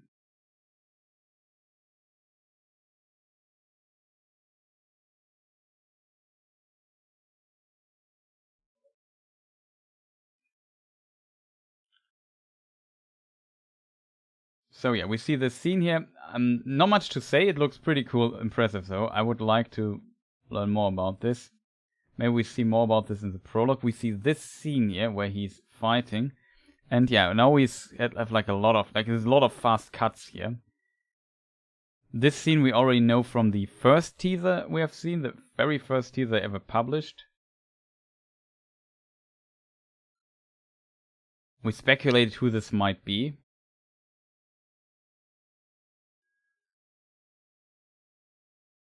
And I assume it's him. We also see the form of the ear now, so it's definitely an elf. And we assume it's Galadriel's brother, and he dies. We already knew this. And we see this this scene here, which might be Numenor. Definitely a possibility. There's another ship scene here in the later. It might be related to that.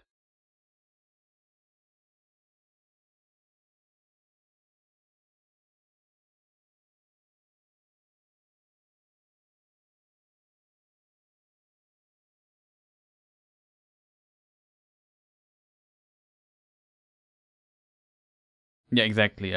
I said, I don't know where the question was. Somebody already, Spielkalb von Sparta already answered it. I'm not sure which question he was referring to. Could Galadriel have been communicating with Tarmiriel via another Palantir? Ah, okay, that's a question. Yeah, as said, the Palantir only came to Middle-earth after the Númenórean arc. So at the very, very end of the Second Age. This is a rumored newly created brother. Like, we know that Galadriel has brothers. She has 3 brothers. Her oldest brother, all brothers are older than her, I think. She's the youngest child of her father, Finarfin. And her oldest brother is Finrod. I'm not sure if Angrod or Aignor is older, but the other brothers are Angrod and Aignor.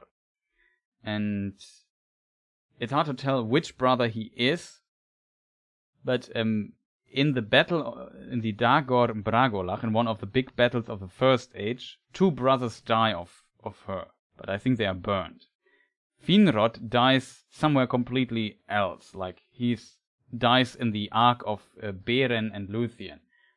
Beren is like a legendary hero of men, like an absolute legend, and an ancestor of Aragorn, interestingly. And is an absolute legend, and Luthien is the daughter of Thingol and Melian. Melian was a Maiar, Thingol was king of the Sindar, the first king of the Sindar elves. And as a result, she's the most beautiful and I guess also extremely powerful elf as a result. And she's also absolute legendary. Let me just see, I've always loved Kimberly 80's art depiction of both of them. This is Beren and Luthien.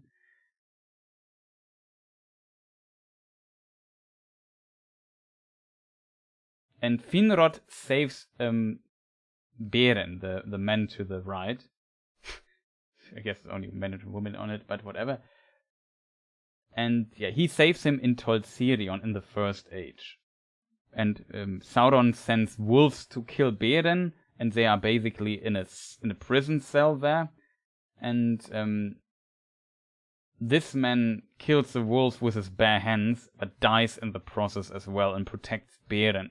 And as a result fulfills, because he was saved in the past by the father of Beren, by Barahir, and Finrod gave the father of Beren the ring of Barahir, that later we also know from the Lord of the Rings. Aragorn has this ring, that's the ring of Barahir, and this goes back. And the ring of Barahir is in origin a ring of the house of Finarfin, father of Finrod, of this man here.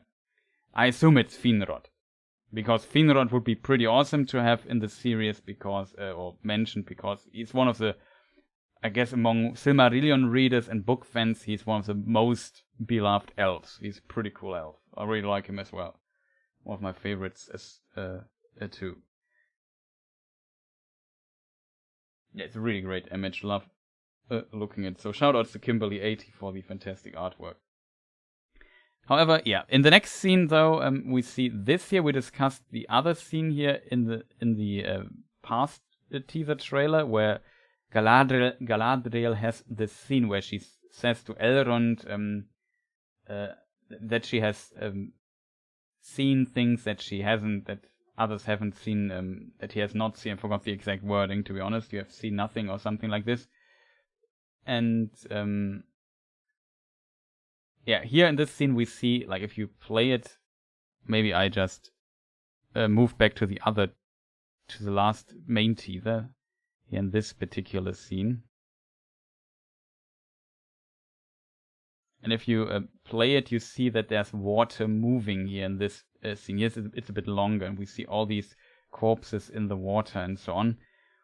And also buildings, so something is sunk into the ocean. My theory is still either this is the end of Numenor, because with the Palantir, if this scene is still related to the Palantir, say not the prologue, then with the Palantir there is a mention that you can also see not only different places but also different times, I think. So maybe this is the future, and this is how Galadriel has seen the end of Numenor or so.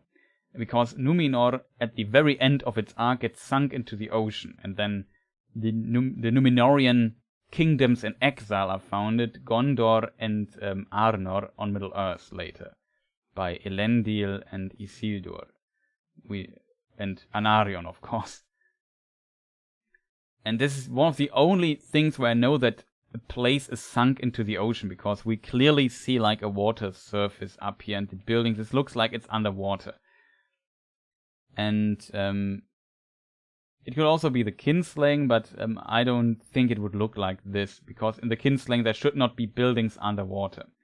Another possibility would be that Beleriand, I mentioned before, the old west coast of Middle-earth, is also sunk into the ocean in the Second Age. So suddenly here now is water. Interesting, the arrow is smaller on this image, in this scene, for whatever reason. Probably have to fix it.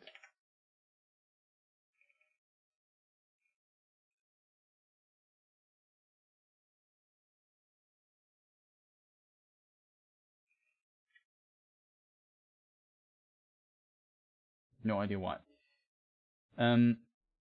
Yeah, it's sunk into the ocean, this dark greenish area. And this is how the world changes after the First Age, after the War of Wrath in Numenor. The island is created, and this scene we see here on the screen is probably when later Numenor gets sunk into the ocean, or it's maybe Beleriand getting sunk into the ocean. But my tip now, in the context of the scenes we have seen here, my tip would definitely be Numenor. Let me just see. Yeah, we have to keep in mind that we see this scene here before with the orcs. Like here in this scene especially, the orcs also definitely look like corrupted elves, more almost.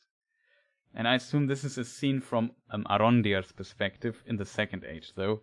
We come to that later. I hope I don't. I probably will forget it. Maybe I just mark this here on my side, so I don't forget. And then the next scene we see the battle here with Finrod. We already have seen this, discussed this now quite a lot. And then we see Galadriel shedding some tears, I assume over her dead brother. We also see these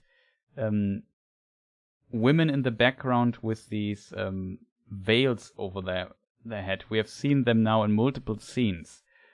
Like if we go back to the dining table, we see them here as well. Maybe they are guards of Galadriel in particular or so. I don't know. Maybe they are just in the service of the royal lines of the elves and do like, I don't know, like what do you call this, handmaidens or something like this. Like they are maybe looking that everything is alright, responsible for ceremonies or so. I don't know. Hard to tell. Probably will find it out. And yeah, and here we see him wounded. And interestingly, yeah, it's hard to tell how elves treat their dead. There's some mentions that elves get buried as well. For example, Finrod is like, now let's unpack this.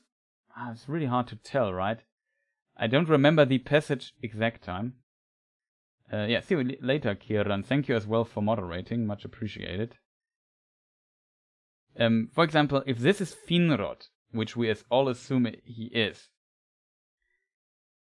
in this case, I think Galadriel would not have seen his dead body. The reason for that is that Finrod, we talked a moment about this beautiful artwork here, dies saving Beren. And I think Beren and Luthien bury him in Tol Sirion. So his corpse is never brought back to the elves or so. I think he's buried on the island of Tol Sirion in Beleriand. You just see somewhere, like here you see the Blue Mountain range here to the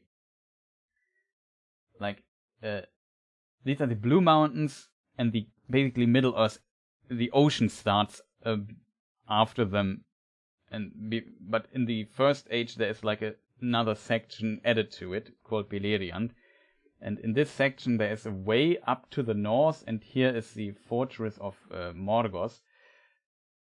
And in this section here somewhere there's a river, the Sirion, and there's an island on it called Tol Sirion. There's a tower on it, and it was built by, I think, Finrod, interestingly. I'm not sure if it's by Finrod or by one of the... There's also Turgon. No, it must be by...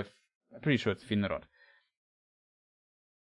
Yeah, they look like claws, maybe by the orcs or so. He was just in battle there. However, according to the Silmarillion, he is buried there. I'm pretty sure about that.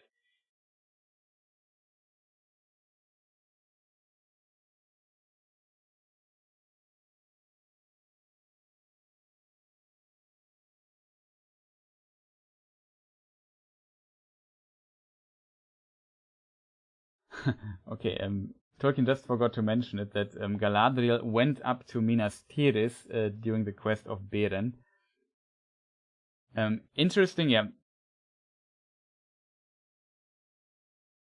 She then joined the rest of the quest of the Silmaril. You could, of course, make an argument, I think, that it is... I guess it's not impossible, but for people wondering why we're talking about Minas Tirith, the tower on Tol Sirion is called Minas Tirith. Interestingly. Finrod built it. Yeah, okay, good. I remember that detail correctly. And yeah, he's buried there, if I'm not mistake. Still, it seems strange that Galadriel is there, or that he's like, this looks like somewhat official, like a safe place of the elves. And Minas Tirith at that time was not exactly that, if that makes sense.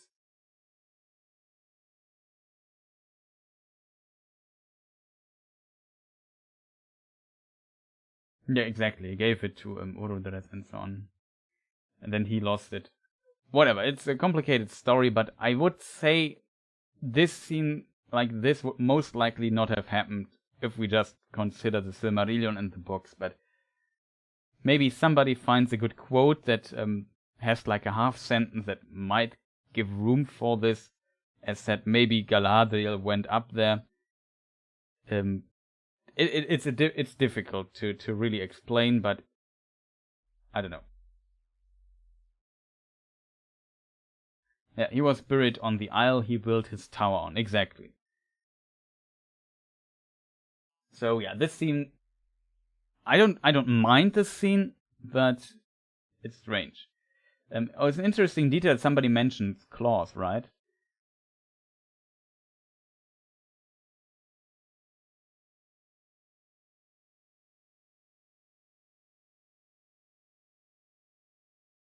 Tolkien Gauroth, I think. Yeah, that's I think how it's spelled. Exactly, the island of the Isle of Werewolves, when Sauron got in control of it.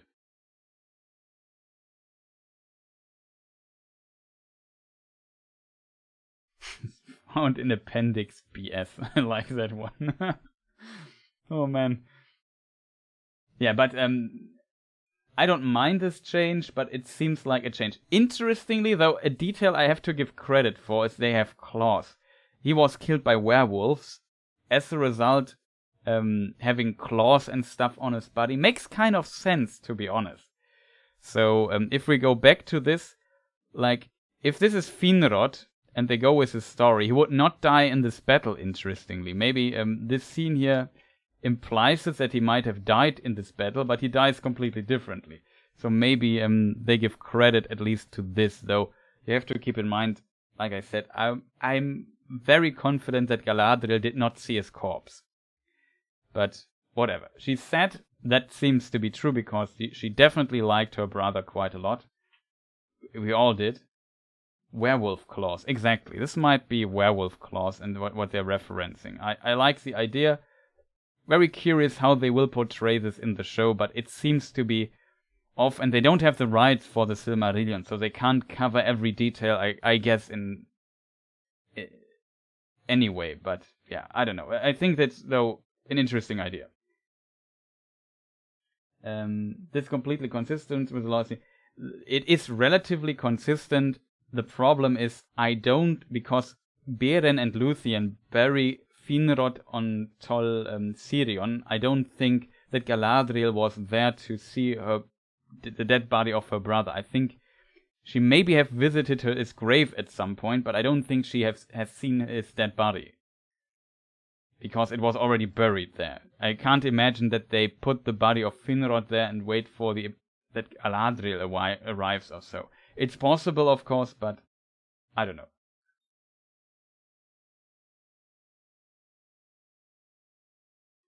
You have to keep in mind that Beren and Luthien, after this whole Tol Sirion thing, moved on and had to get the Silmarils still. They had not...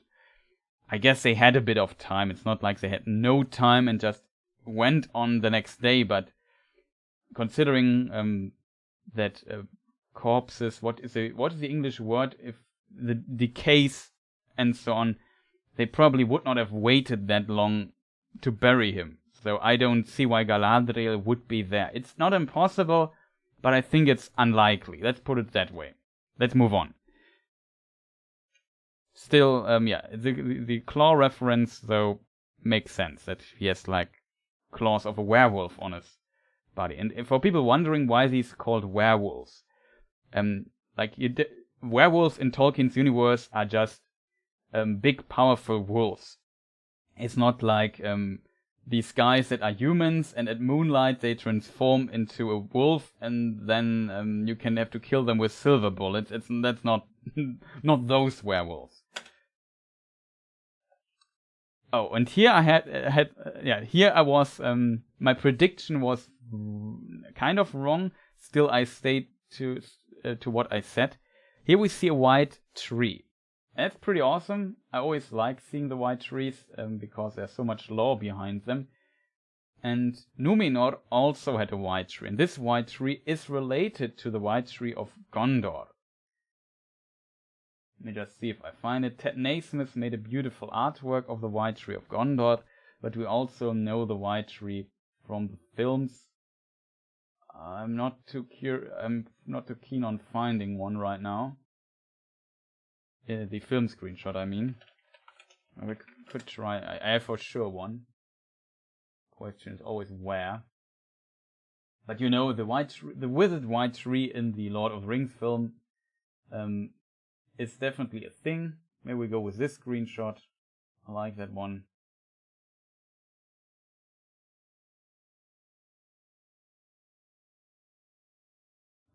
This one. So yeah, the withered tree. And this withered tree is distantly related to this tree here on Numenor. Trees are very non-controversial. That is true. Numenor had a tree. It's called Nimlos. Nimlos the White. There's also an elf called Nimlos. That's the wife of Dior. Different topic. No way. The bot is working. Can't believe that, chat. Can you believe that my chat bot is finally working? But it's there. Yeah, the bot automatically sadly removes. I'm just curious if the bot is working because I'm waiting for hours. It works. Awesome. Nimlos the Fair. Yeah. Thank you for honk if you love me. It's a pretty cool name. Surprised me by reading it. That is true. Nimlos the Fair.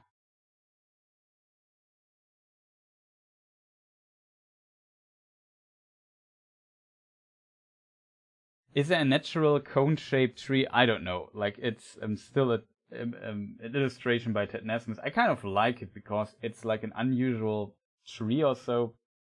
I don't know. Referring to that, yeah, I thought so much. I'm not sure if it's really the shape of it is ever described, but it's a white tree. It has white bark, and I assume also white flowers. Kind of makes sense. And it is in Numenor, and it is in the king, like in the garden of the king's palace. Whatever the exact term for this was.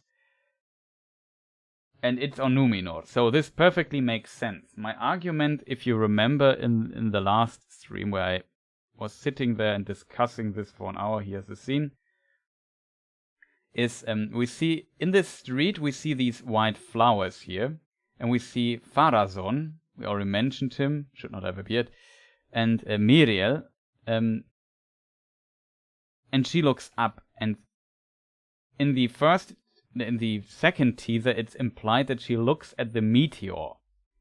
Here in this teaser it's maybe that she looks at these flowers and wonders why the white tree of Nimlos is losing so many flowers and so on. It seems maybe unusual, and it can be considered a bad omen that when the tree loses its flowers and maybe withers or so on. But yeah, I don't know. What seemed strange to me, my argument was basically this street here looked more like a normal street and not like the king's palace. But I assume it is then the king's palace, because in this scene here from the trailer, we definitely see the white tree, and the tree grows in the palace. I'm not sure if there is like if we play this, we see the tree cut to this scene here from we already knew from the second teaser. From the main teaser, and the second teaser we had this scene here was missing, but whatever. Oh, the next scene, yeah. Then Eminem time is coming up soon. technically conifers a lot. And wives are gone. Yeah. So there's that. It's an overgrown bonsai tree. Yeah, I have no idea what this tree... I'm not an expert on plants and so on. I can only tell you there is a white tree in Numenor. It has potentially white flowers. I know how it gets destroyed. There's a specific detail about this. Especially another guy called Sauron really hates white trees. He really dislikes them. I can already spoil that. He really dislikes white trees. And usually tries to destroy them quite a bit. And then also this guy here from the main teaser. This guy really likes white trees. It's Isildur, and he managed to save white trees quite a lot. Pretty cool. Now based on, not adaptation. Yeah, that is, I guess, definitely a detail we should consider. So yeah, not much to say here. It's the white tree Nimlos of Numenor, and it indeed is, or the flowers we've seen in the streets are his, or hers, I should say. Nimlos should be a female name, so it's a her. The female tree, the white tree of Numenor losing those might be considered a bad omen, I assume. So maybe she now knows, uh-oh, something bad is on the horizon. Why is the tree losing flowers? That should not be the way. Would be my guess here.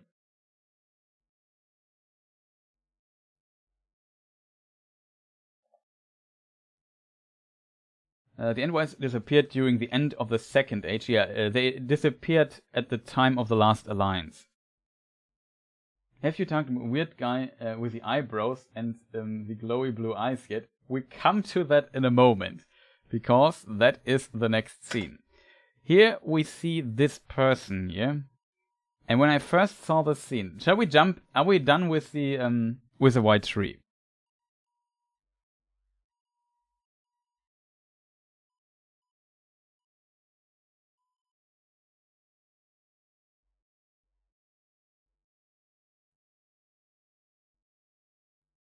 Yeah, this whole war appeared because there was a dispute between Sauron and Isildur when it comes to white trees. Sauron hated Elendil, and Elendil brought yet another seed from Nimlos to Middle-earth after it was supposed to have drowned too. So Sauron hated the tree so much. Yeah, that's true. Now, well, I don't want to spoil too much. We also have to find like a fine line between spoiling stuff and because some big events we might know from the books already. Even though Amazon changes quite a lot and will change quite a lot, I assume some main events will still be the same. Maybe it's autumn already. It's a possibility, I guess, that it's autumn, but I'm not sure. I would assume it might be a bad omen. That would be my guess, else it would not be in the trailer. I think the trailer wants to tell us there is something happening in Numenor and it's not looking good. The trailer, I don't think, wants to tell us it's autumn. But you might be right, though. But, yeah. So, I guess we move on to Eminem.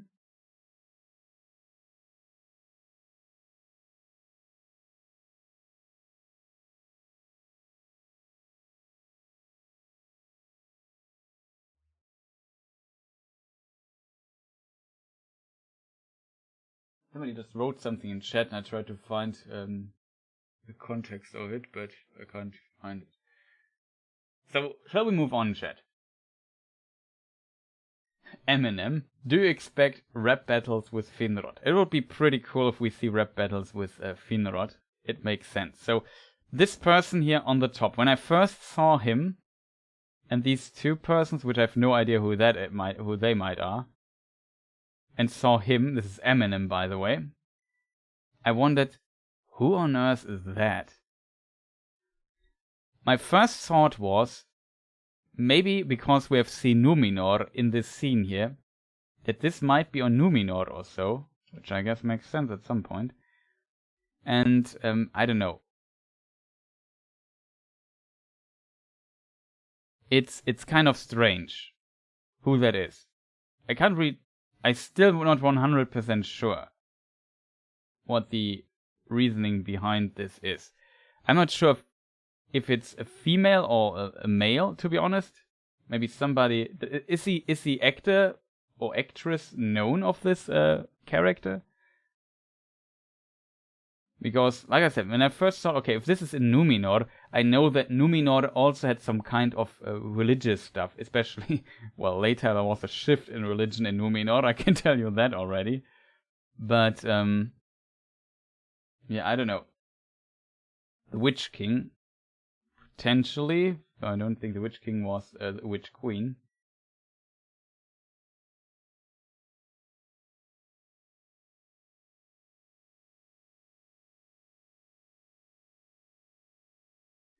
Analyze the damn trailer. I'm on it. If you, of course, if you're not happy with the style here, probably other streams to watch, to be honest, because we always go through the complete lore and are very happy about remembering everything. Still, yeah, when I first saw it, I thought maybe there are priests in Numenor, and there was like the king, there was like a feast one time, I think a year, where they thanked Eru and so on, and only the king went on the mountain in the middle of Numenor, Mineltarma. Let me just see here in the middle. And it was a very special thing. So, I don't know. That was my very, very first impression. Oh, the actress posted something on her Twitter. Interesting.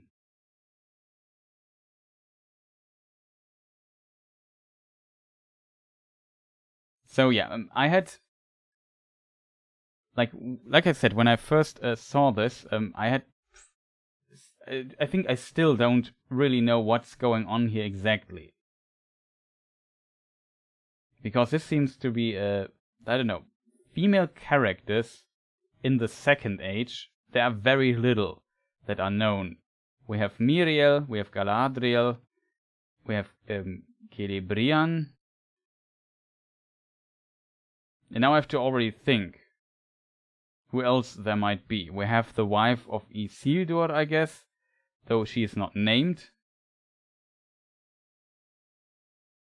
But who else do we have in Middle-earth in the Second Age?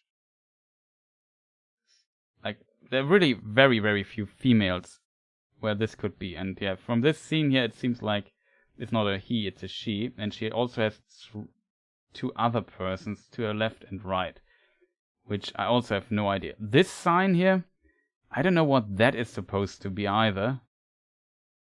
So everything of this design seems very strange and unusual. So far not many ideas are coming up. Definitely had thought that this might be Sauron. It was one of my first thoughts. And the reason for that is, later in the trailer, we have... let me see if I find it. We see her again. And she does something that seems somewhat too supernatural to... Here she is again. And in this scene, she blows into her hand, and then sparks and fire emerge.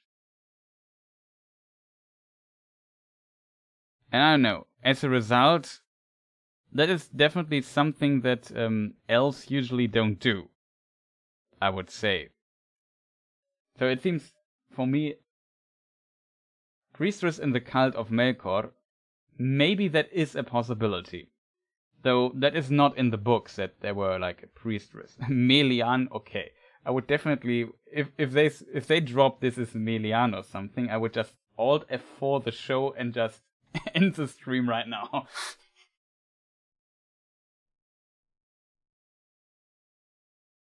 But yeah, that makes no sense at all, I would say. She left Middle-earth and returned to Aman. So, I don't know. This scene made me okay. Maybe this is Sauron? She doesn't look really trustworthy, and we know Sauron takes shape. Somebody in chat wrote, though, and that is of course correct, that as a Maiar you can change your forms, but you can't change your gender. Like if you take a form, the spirit of the Maiar, of these spirit beings, of these angels, have a gender in a way, and if they create themselves a body, a physical form, it has the same gender as their spirit. I'm not sure if it's maybe it's Gandalf, maybe it's I don't know, Gandalfa. Girldalf you wrote, okay, I like that. if it's Melian we write, yeah, exactly. That would be, in my opinion, really strange. So I have to admit, I don't know where this is exactly. Like the landscape, like we have these dark rocks with a bit of moss on it. If we go back to the other teaser trailer, like I don't know if it's not the same, but color-wise, that would be the closest I remembered so far of this particular shot. I don't know. Girl now. Really hard to tell. She has something like a staff in her hand, which also does look really strange. She has like a helmet, and she has like also like a veil or something over, and she carries this plate. And she has, in this scene, we also see this emblem here, but sadly, I can't really make out too much sense of that. Let me just try to zoom in quite a lot.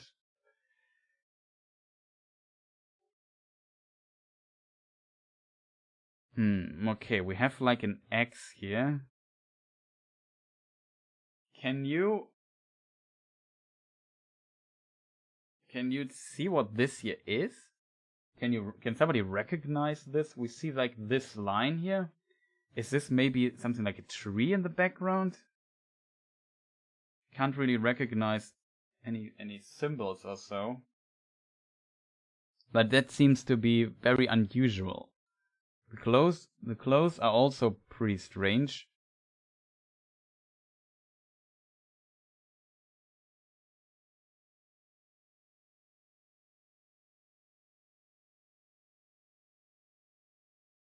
No, that's an interesting point. Looks like it's from this perspective, it's hard to tell if it's a woman or a man. Androgynous, you said. Kind of sort of reminds me of the cultist from the original Conan of the Barbarian movie with Arnie. Tulsa Doom. Interesting idea. Belt buckle. Maybe it's a scorpion? This is a tail of a scorpion or so, but I don't know. Really hard to tell what this here represents. So far I could not really figure it out. I also would assume they did not post this on the cast list already. It would be interesting to know.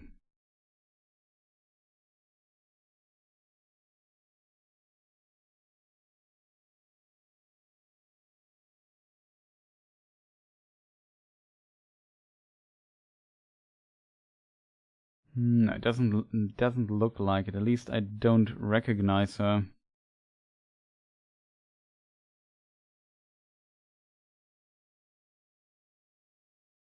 Sadly, I'm very bad with actors, so I really can't tell you. Could be a whip. Interesting idea, yeah. That's a lady, I reckon, with a whip.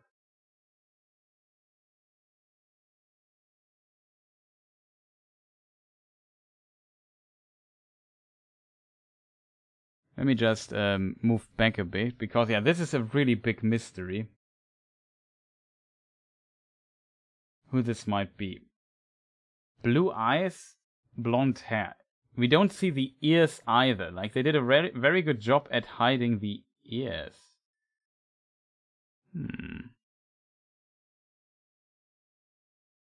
Here we see like an ear, but it's too blurry. Like, in a 4K version, we could have probably zoomed into the ears and maybe get something. If it's an elf, I don't think it's an elf. If it's an elf, blonde hair would be Vanyar. And Vanyar doesn't make sense. Melian also had dark hair, if I remember correctly, same as Luthien, so it can't be Melian, which would also be Riot. She gives an evil vibe, exactly. Like, she doesn't look very trustworthy. It looks maybe some strange cultist, but the number of female cultists in the Second Age in my head, so I guess she's also a made-up character. So, when I talked to the German Tolkien Society, analyzing the last trailer and discussing it, they mentioned that we had in the last teaser so far very little bad guys. And of course, bad guys are important. Now, this trailer also starts very positively, except for this here. But then also gets more serious, or I wouldn't call it darker, but you know what I mean. And yeah, suddenly in this trailer we see some of the bad guys. Like much more of them. So I would assume, because we have so many good guys so far, we need also somebody on the other side. So I could imagine she has something to do with this side. And especially, the problem is again the supernatural stuff, which I can't really remember. We know that that Sauron could burn things with his hand. And as said here later in the trailer, and of course didn't mark it like a foolish person I am, but here it is. In the later teaser, we see this. Like, maybe they've really tried to surprise people, and because most book readers know what Sauron's role is in the Second Age, and maybe they tried to surprise with the whole Anatar story. Maybe they tried to surprise even the book viewers by introducing a new character. Also, you see the ear slightly. And she's a female, and think, okay, that can't be Sauron, because Sauron would not be female, but maybe they go down this route as a little surprise effect, because this looks very supernatural. There's also a connection, though, which is very interesting, in my opinion, why I also thought this might be Sauron. Look at this effect. You see the black smoke and these sparks.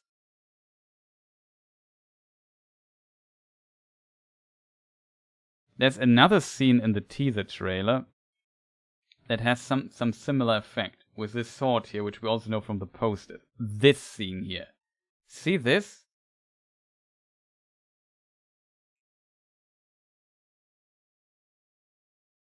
Let me just see if I can quickly edit this together. I can't. I have to.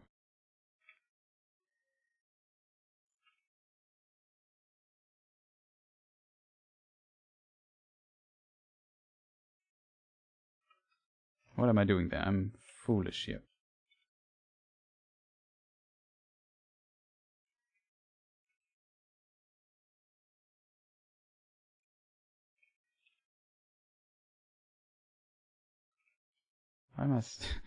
I'm so bad at this, doing live. Let me see. The other scene is this one here.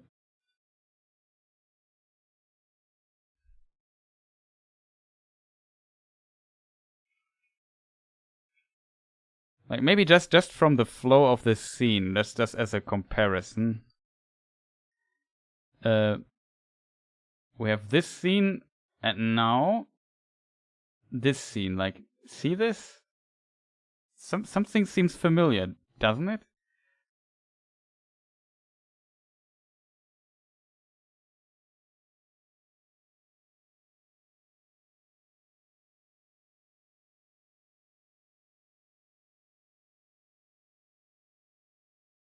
I feel it kind of. It's very reminiscent in a way.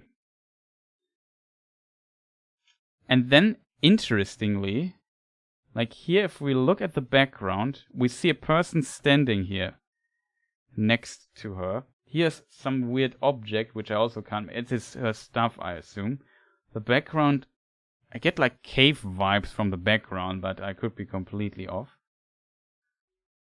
And yeah, if we jump back to this scene here, there's a person or something standing here. in robes. But it's really hard to tell who this is. Maybe it's one of these standing there. Maybe these scenes are collected. And this may be related to the story arc or the story of this boy here. Theo, I think, was his name. Come on, I'm doing complicated things here in chat bots. You can't just disrupt my thought process here. It's a similar black mist, exactly what I mean. That's the stuff, you can see it when it's... Yeah, exactly. That is definitely the stuff here in this scene. Didn't mark the scene, right? So yeah, it's female Eminem. Maybe there will be rap battles with her, I'm not sure. But you see this stuff here? Yeah, it's definitely, as said, her stuff.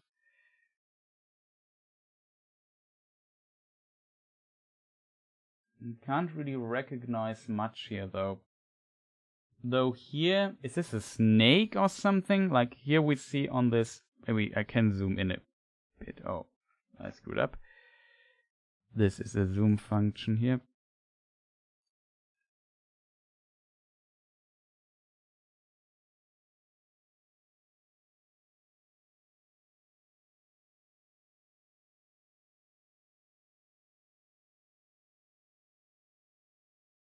Is this like a snake?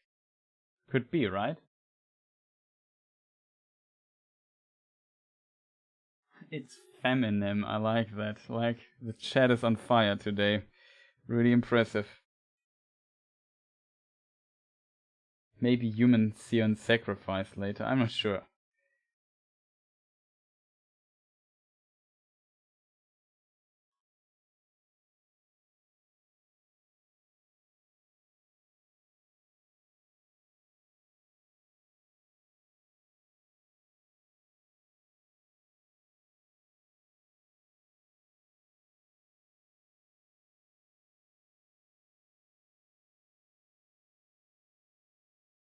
Nah, it looks like a snake. Though it could be a dragon, chat. Let's consider it's a dragon. Like, sometimes in some old medieval things, dragons have this arrow at the end of their tail. You know what I mean? I can't show you any works of those. Maybe it's like the tail of a dragon or so. And even that would make very little sense, in my opinion.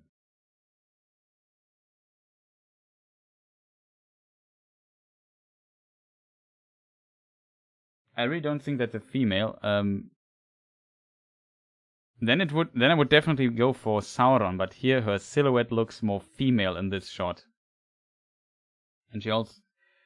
But like I said, it could be wrong. And I think somebody already said in chat that if it's a she, that it's also a female actress, I think. But I sadly don't know.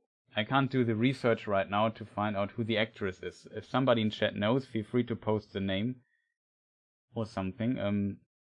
You can't post links, sadly, but name already would help, so we could maybe look further into this.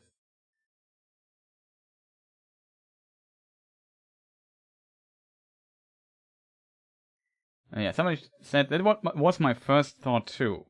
But the only thing that throws me off, like that this guy must be Sauron in his elvish form, Anatar. The problem with that is, I don't think it's a him, it's a her, I think. Maybe Trent.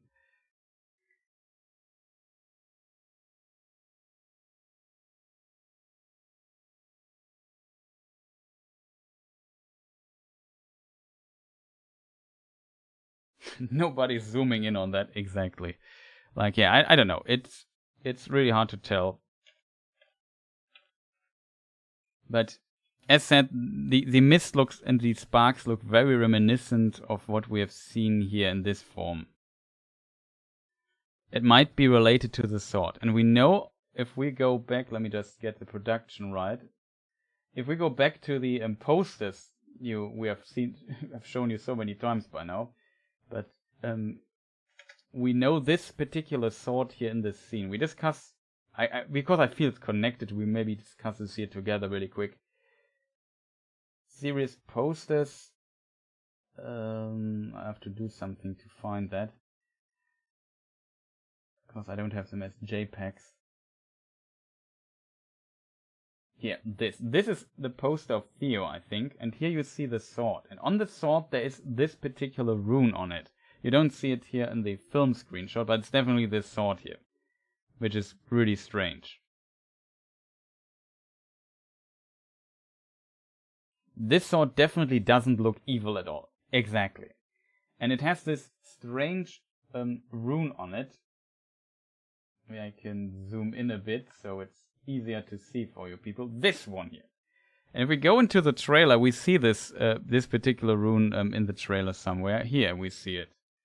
Let me just switch back to the trailer really quick. A few scenes later, we see it by accident on this stone here. It looks like an anvil. So very interesting in my opinion. And yeah, it kind of feels, as somebody says in chat, kind of Sauron-ish. Like, if this is Sauron, I would not be surprised. That was also my first guess. The only thing that doesn't fit is the gender. That this is maybe he, not her. Also, like, the hair and eyebrows look very strange. I don't know. My suggestion originally, though, was that the stranger is Sauron, but if that is Sauron, that would not fit anymore. Wasn't the stranger somewhere here as well? That's the end of it. Well, we have to... Probably won't find it here.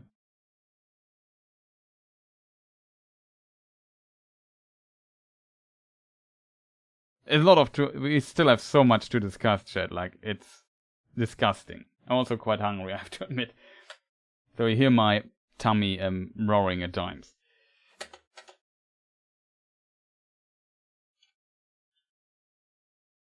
But yeah, it's just... I don't know, chat. This confuses me. My guess would also, it's Sauron on a secret mission as an ambassador of the West.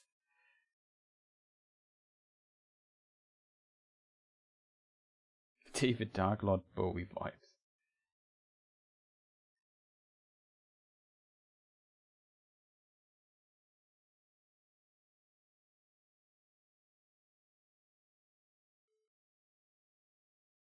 Yeah, Daniel Wayman plays a stranger, but that is not him. Definitely not. Like in the last teaser, we see him here at the end somewhere. Maybe not at the end.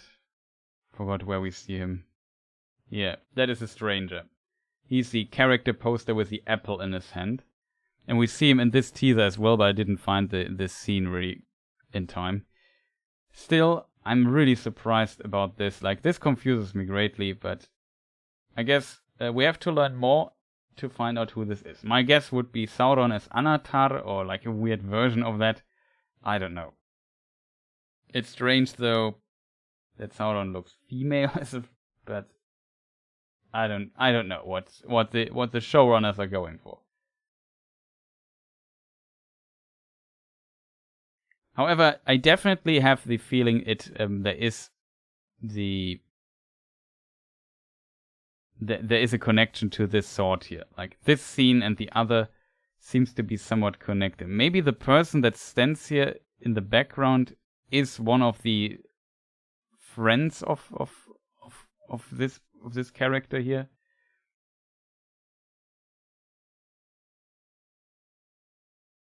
Who is the guy who leads the orcs? That's he's called Adar, I think. It's not really official, to be honest, but yeah, he's an elf, but it's not her. Different character. Really strange. But let's move on, chat. I can't figure it out, to be honest. My guess again would be Sauron. So we have now two potential Saurons. We have her and we have the stranger. Maybe Sauron split into two parts and they have to reunite and then become Sauron again or so. I don't know. Though why one part would be female and the other not, I have no idea. Maybe it's a Númenórean cult leader or so. could also be a possibility. I'm not sure how exactly they will do stuff. Here we have like, I don't know, it's probably not an eye or so. And the symbol we have seen could have been related.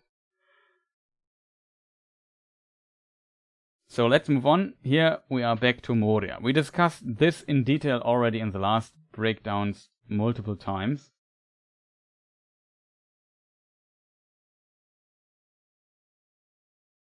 Am I the only one seeing a wolf's amulet? You mean this here? It's a possibility, though I think there might be a dragon or a snake or a scorpion or something on it. But the Witcher wolf's head or something I don't really see, but you could be right. Maybe, yeah, I don't know. It's really hard to see. Would need a much higher resolution to see this. Scientology leader. Sauron was a shapeshifter. Yeah, he could, though I'm not sure if if his shape-shifting capabilities would allow to switch his gender, though.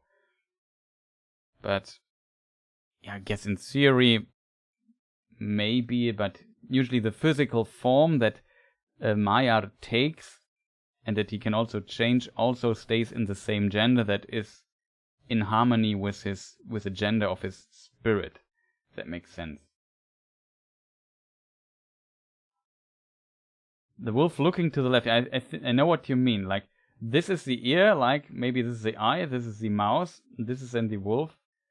You mean it like this, right?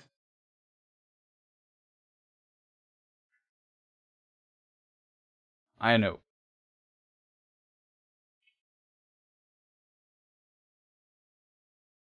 Yeah, that's an interesting point. Let's talk about the dwarves for a moment, because I can't come to a good conclusion here.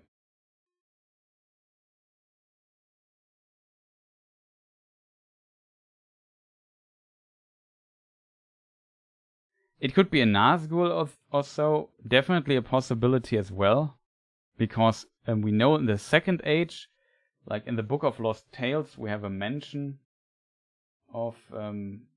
Let me just see if I find it. Of course, I won't find it. Now I have to search for it for a moment. In the Appendix B of the Lord of the Rings, there's a Second Age section, and that says Second Age 2251. And there, about this time, the Nazgul, or ring race, slaves of the Nine Rings, first appear. So it could be potentially a future Nazgul or so. Definitely a possibility. But I would still argue, really hard to predict what they are going for exactly here. Nazgul, maybe you're right. Maybe it's one of the Nazgul and she has powers. There is like an interesting quote about the Nine, and some is like written in a way that is somewhat gender neutral.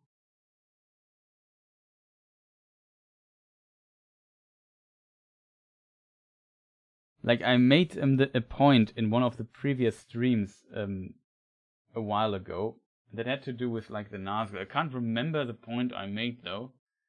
But maybe watch one. Does somebody remember why I came up with the idea that there's one mention in, I think, The Lord of the Rings, A Reader's Companion. And there's a text published by Tolkien, and there I think it states something that it could be Tarth Eminent Witch Queen, yeah.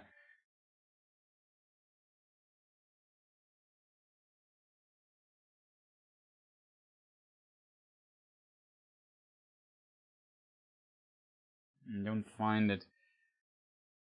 I sadly can't remember the point I made there. Does somebody remember that? Because I really forgot. But there is a point that can be made that the Nazgul, in theory, there could be female Nazguls in theory.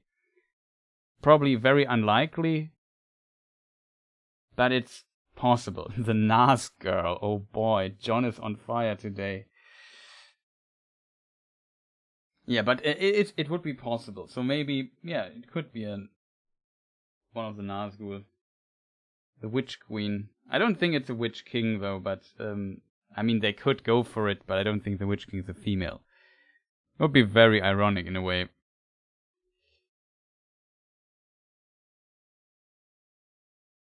Darth Eminem, Lord of Mordor, maybe.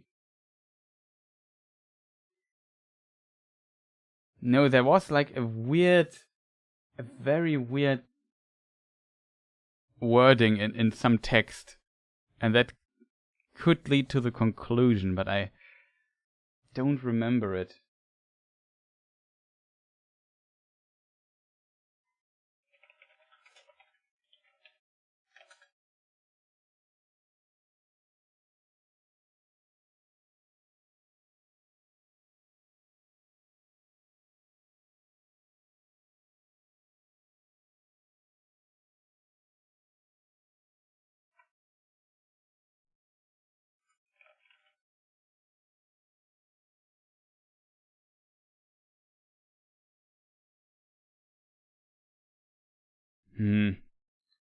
Can't remember it. It had something to do with the, I think, a Reader's Companion.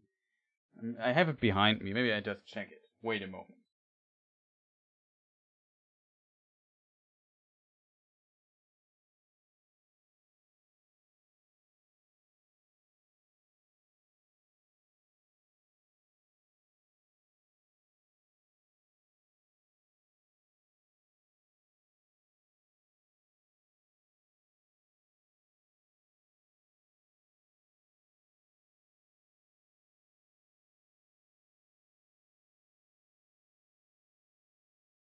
Okay, sorry for the thing there. I remember it had to do with the chapter The Ring Goes South. Maybe I can find it really quick. Life in the Dark, many meetings, The Ring Goes South. We get close to it.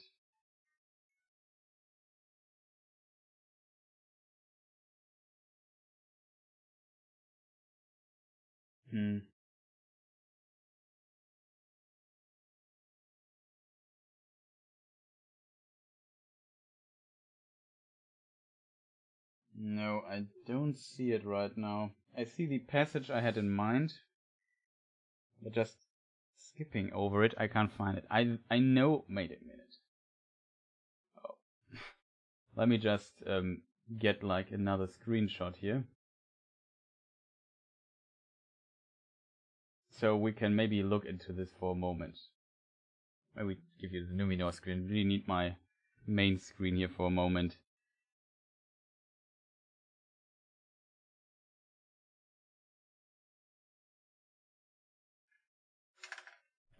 Where could I made a video about misconceptions about the Nazgul. I think in that I have like a mention of that.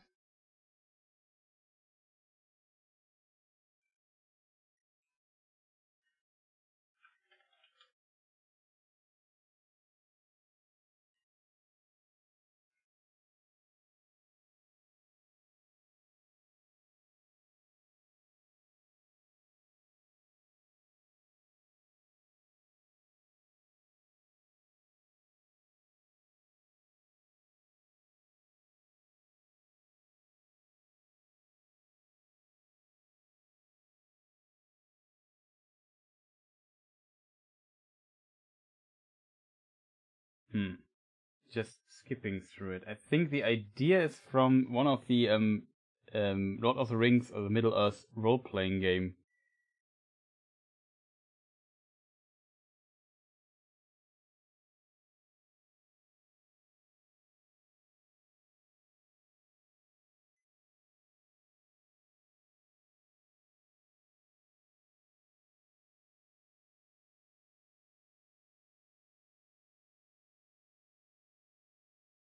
But I can't really get the point together.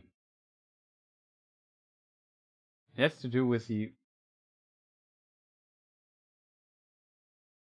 I think I now remember it distantly, but it's a strange argument, I guess.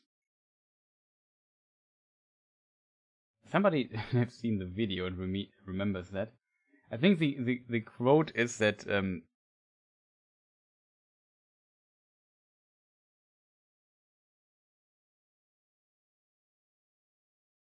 No, it must have to do with it. Okay, I think I now remember it. The problem with this, chat. Which would 1048? Yeah. The point I think I made was that one, like the Nazgul, no, in the Ring poem it says three to the elven kings under the sky, I think is the wording. And Galadriel is one of these three elven kings, but Galadriel is neither a king, she's also female, so this is very incorrect. As a result, the wording kings of men is potentially misleading and doesn't really define the gender of anybody. But I don't know. It's difficult. Maybe let's really move on so we get the stream done in at least a foreseeable amounts of time. So yeah, as said, here we see Elrond coming into Numenor into Khazad-dûm, Moria. And yeah, we already had this scene in the past teaser. There's not much to say here. I can really add. She-King.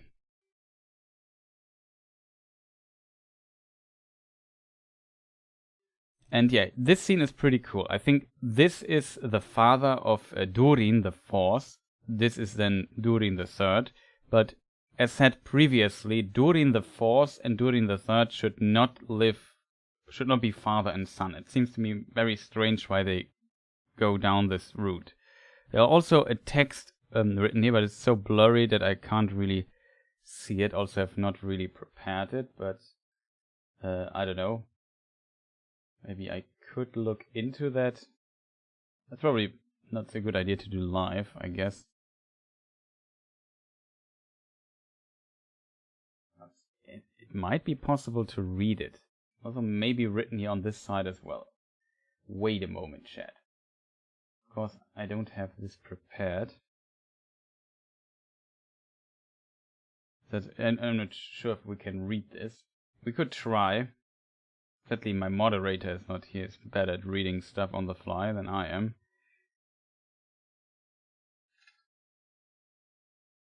But yeah, Moria, they should not live at the same time because Durins are always incarnations of the first Durin, and it's strange that one incarnation is alive while the other is also there. That seems not fitting, and considering the distant how few Durins there were, it seems very strange that there were two Durins back to back. That makes my opinion not really a whole lot of sense, right? So that seems already a bit strange. I'm not sure if it's readable though. Though yeah, maybe. So let us see chat. So chat has to basically write along. Now I got it. So yeah, over here you see some letters in Kirs. It's originally an elven writing system, but the dwarves adapted it. And if we look at this, we definitely know that this here, the first letter is an A, and this letter here should be an, I assume in the Moria script, a Z. Yeah, in Moria it's a Z. Okay, I think I know what this means already. It should be, we already had seen it on another door, and it should says as Mahal. So this should be, this B here is an M, of course. This would be then another E. This here should be then an H, but it's not an H, it's actually an S in Moria, in the Moria writing system, if I'm not mistaken. Let me just see if I find it really quick, just to get the confirmation here in my list. Because it's a bit complicated with the with these letters at times. But actually blind, not seeing it right now. But it would definitely fit if it's an A and then the other letter. Oh, I'm looking at the wrong table. Yeah, H. In Moria it should be an S, so it says Masal actually. Yeah, that's definitely the same writing on the on this side. As a result, on the other side, here, and this is I can't really recognize the letters here on my screen, if I'm completely honest, but this should then say rule your action on this side, and on the other side it then should say as Mahal rule your action, or Mas or Masal or Masal or Masal. Yeah, it should be Masal because it's complicated to explain why the letter can be an H or an S depending on the H. Like Tolkien in Appendix E gives us like a list with these letters, and sometimes there are two letters at this, two translations or meanings of this letter. And Tolkien says on the left side it's the old writing system, on the right side it's the Moria writing system. For this letter, it's letter number 54. He says that in the Moria system it's an S, but in the old system it's an H. So here I guess it says it's supposed to be Mahal because Mahal is Aule, the dwarvish name for Aule. The dwarves were created by that by Aule. Aule is one of the Valar and he's the smith of the Valar. And because he created the dwarves originally, the dwarves also are very fond of him. Let's put it that way. Let me just see if I find Kimberly 80's artwork. There we also see him with his wife. And his wife is Yavanna. And Yavanna is basically the Valar of nature. It's kind of strange that the Valar of smithing and the Valar of nature are married, but it's actually like that. Exactly. Durin the Third lived around year 1600, a bit earlier. He's mentioned, for example, on the gate of on the doors of Durin. We know from the Lord of the Rings. That's the west gate of Moria. Yeah, they should not be alive at the same time. Exactly, that makes no sense. We know of about 6 Durins, and Durin the Sixth dies when the Balrog awakes. That's why it's called Durin's Bane. It's the last Balrog, and that is multiple thousands of years later.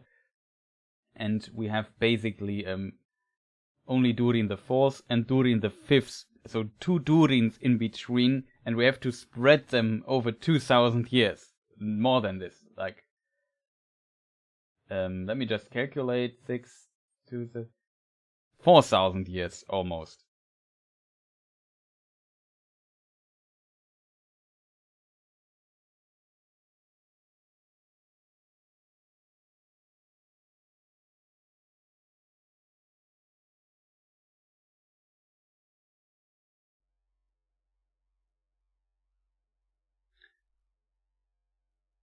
Yeah, Chester writes, Meteor Man has to be Sauron. Yeah, it was also my theory, but now I'm not so sure anymore. Like, it could definitely be, but so far it makes very little sense, I have to admit. Because in the new teaser trailer we see a person that also might be Sauron, and that, of course, is confusing me greatly. But yeah, so at least I could tell you here on the fly what is written on this poster, on this screenshot here. And yeah, Mahal is the dwarvish name for Aule. And they really appreciate Aule for creating them. The dwarves appreciate Aule for creating them. And he's mentioned also in some, like we know this name as a result. It's one of the few Kuzdul names or words we know. It's kind of, it makes sense that we see it there and that the dwarves do it. However, let's just return to the screenshot. Here in the background we see, of course, the underground city of Moria. Some speculate that this here or so might be the bridge of Khazad-dûm. Definitely a possibility. It's hard to tell where we are in Moria now. And we know the bridge of Khazad-dûm is at the east gate of Moria. And the reason and the idea, let me just see if I find the film screenshot. Maybe I still have it. No, I just overwrote it recently. So I have to search it again, but we can find it, I think, easily.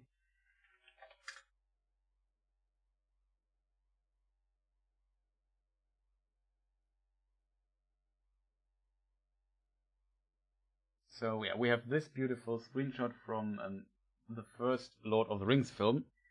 And there we see this very narrow bridge. And the reason why it's so narrow, I explained it also in my breakdown, it's a defense mechanism for Khazad-dûm. So if you want to enter Khazad-dûm, you have to go over this bridge.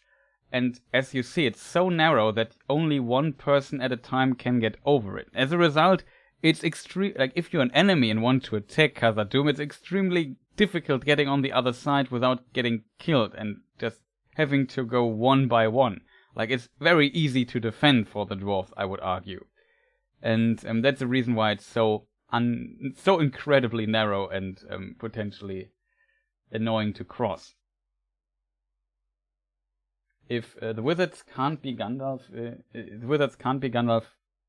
he came in the Third Age, that's true. Gandalf and Saruman and Radagast should not come to Middle-earth in the Second Age. In one version, the blue wizards at least come to Middle-earth in the Second Age, but that's also Peoples of Middle-earth material. It's not in Lord of the Rings or the Letters or so. That they are called the blue wizards is not even mentioned in Lord of the Rings. Though there is an implication that there are 5 Istari because there are 5 rods of the wizards. That would keep me out. I'm afraid of heights. Yeah. I guess, like, just imagine going over this bridge, this narrow old bridge, and you look down, it's deep and dark. I think pretty much a lot of people, even if they would not be afraid of heights, would be very respectful and maybe a bit in fear going over this bridge, I have to admit. He seems like just like Sauron. I agree with you, Chester, that the stranger really seems like Sauron, but I don't know. However, yeah, this might be the bridge we see in the background. Could be not, could be just some bridge. We have seen in the shots before, we have seen some other bridges here as well. Like this bridge, and here's the bridge, and so on. Hard to tell if it's the same or not. Maybe, could be, would be pretty cool reference. It must be east then, though, because the bridge of Khazad-dûm is at the east gate of Moria.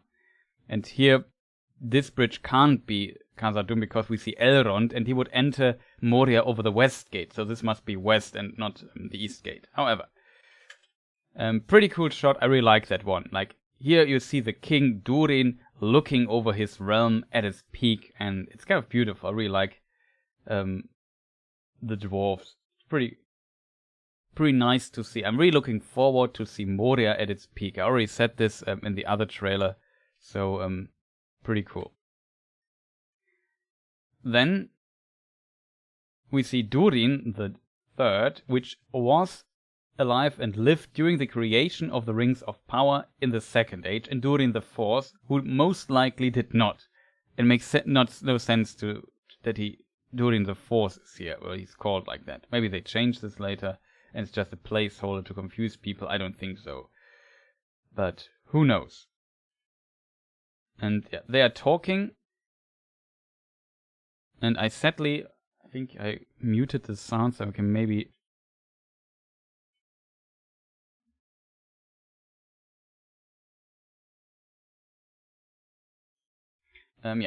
he says something interesting though. Oh, now you see it on screen, my document.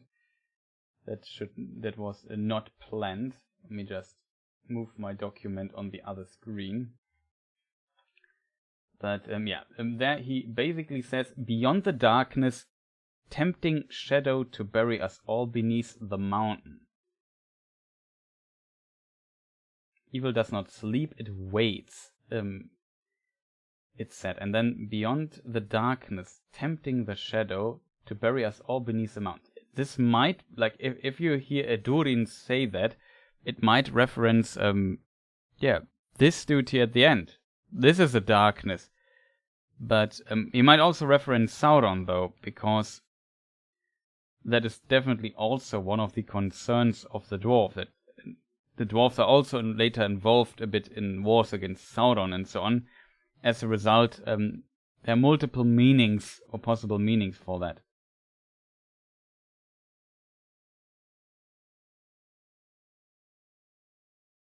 You think that the lady was awakening the Balrog. Like, if they would go this route, like with a Balrog awakening in Moria and so on, and she wakes him and so on, they would definitely go into the fanfiction route quite a lot, because the Balrog awakes 2,000 years, like very in the second third of the Third Age. So literally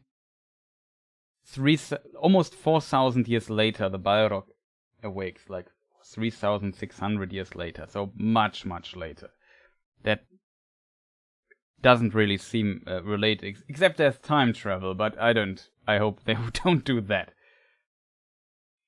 And yeah, that is the Moria section of the trailer. Pretty cool. We also see like gems and so on here. It looks pretty beautiful, very dwarvish. I like the design. Set looks absolutely awesome. The background looks fantastic. Yeah, not much to say there, though. These dwarves should not be alive at the same time. Question, chat? Yeah, he is a story in the third, definitely. And then we have this scene here, where Galadriel gets up and we see like horses and, I don't know, burn, and she's full of ash and so on, or ashes, and that seems very strange. Yeah, I also think the Balrog is maybe flashback or so, or like a vision of the future. Why he appears here in the trailer worries me a bit, though, because Balrogs have no business in the Second Age. So in this scene, we notice the coloring of it and the ashes on Galadriel. And we have seen this scene already in the last teaser trailer, in this form here. Just wondering about something. Kind of confuses me greatly. Yeah, we can also remove the color here on the fly. Pretty awesome tech that I have. But it looks better for the film screenshot. Yeah, this scene we already saw, and I thought it might be the a battle in the First Age. It was related to fire, the Battle of Sudden Flame, called Dagor Bragolach. But now seeing that scene, still possible, but it doesn't really... oh, that's the wrong scene. It doesn't really... Here it is. This here, I don't know. This scene doesn't really look like First Age stuff. So maybe we know there is a scene. Like if you look at this house and this stuff here, there is a screenshot we know of that was published in the Vanity Fair article. And we know Galadriel does some fighting in the Second Age in the far north. In the north of Middle-earth or something. It's mentioned in the article. And if we go to the Vanity Fair article, it felt like when I saw this scene, these screenshots came back to my mind.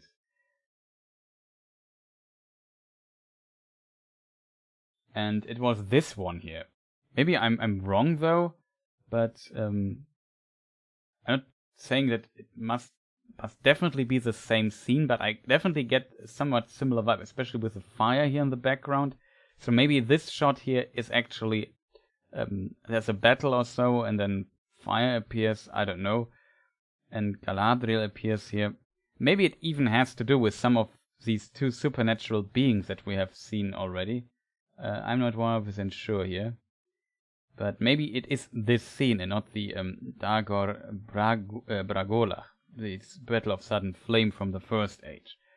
So, because in a battle I would not expect a village like we see here, but more like, if we go back to the beginning, like this scene here, like this could be like a battlefield or so, and she collected the helms and just put them on this thing here. Like this looks a bit more like a battlefield, less like a village.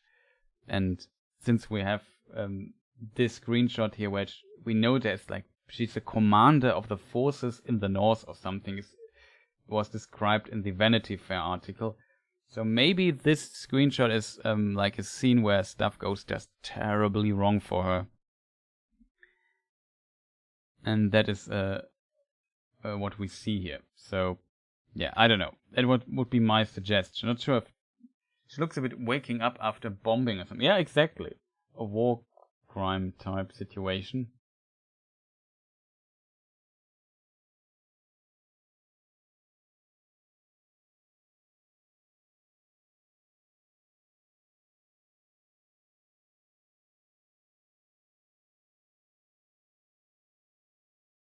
But yeah, I don't know if that here is Galadriel. No, I know that's Galadriel, but it seems a bit strange if this is like the Dagor Bragollach. That would have been, though, my first guess. I think, though, this might be Second Age and like some battle that happens there, and Galadriel is somehow involved. Maybe, as said, we had these supernatural beings. This one, she here is somehow related with fire. We have the sword, and then we have also Meteor Men in addition, on top of all of that, who also could be Sauron, I guess, but yeah, I don't know. It seems so strange to me, like very curious what's going on. It seems to have no base in the book, though. Oh, they have to go. Next scene, I also thought, okay, what is this? This place here looks very interesting, I have to admit. Like, we have this dark-looking castle, or whatever you want to call it. Maybe it's just stones. And, like, in a way, yeah, I don't know. If you would consider this, there are 3 very steep towers.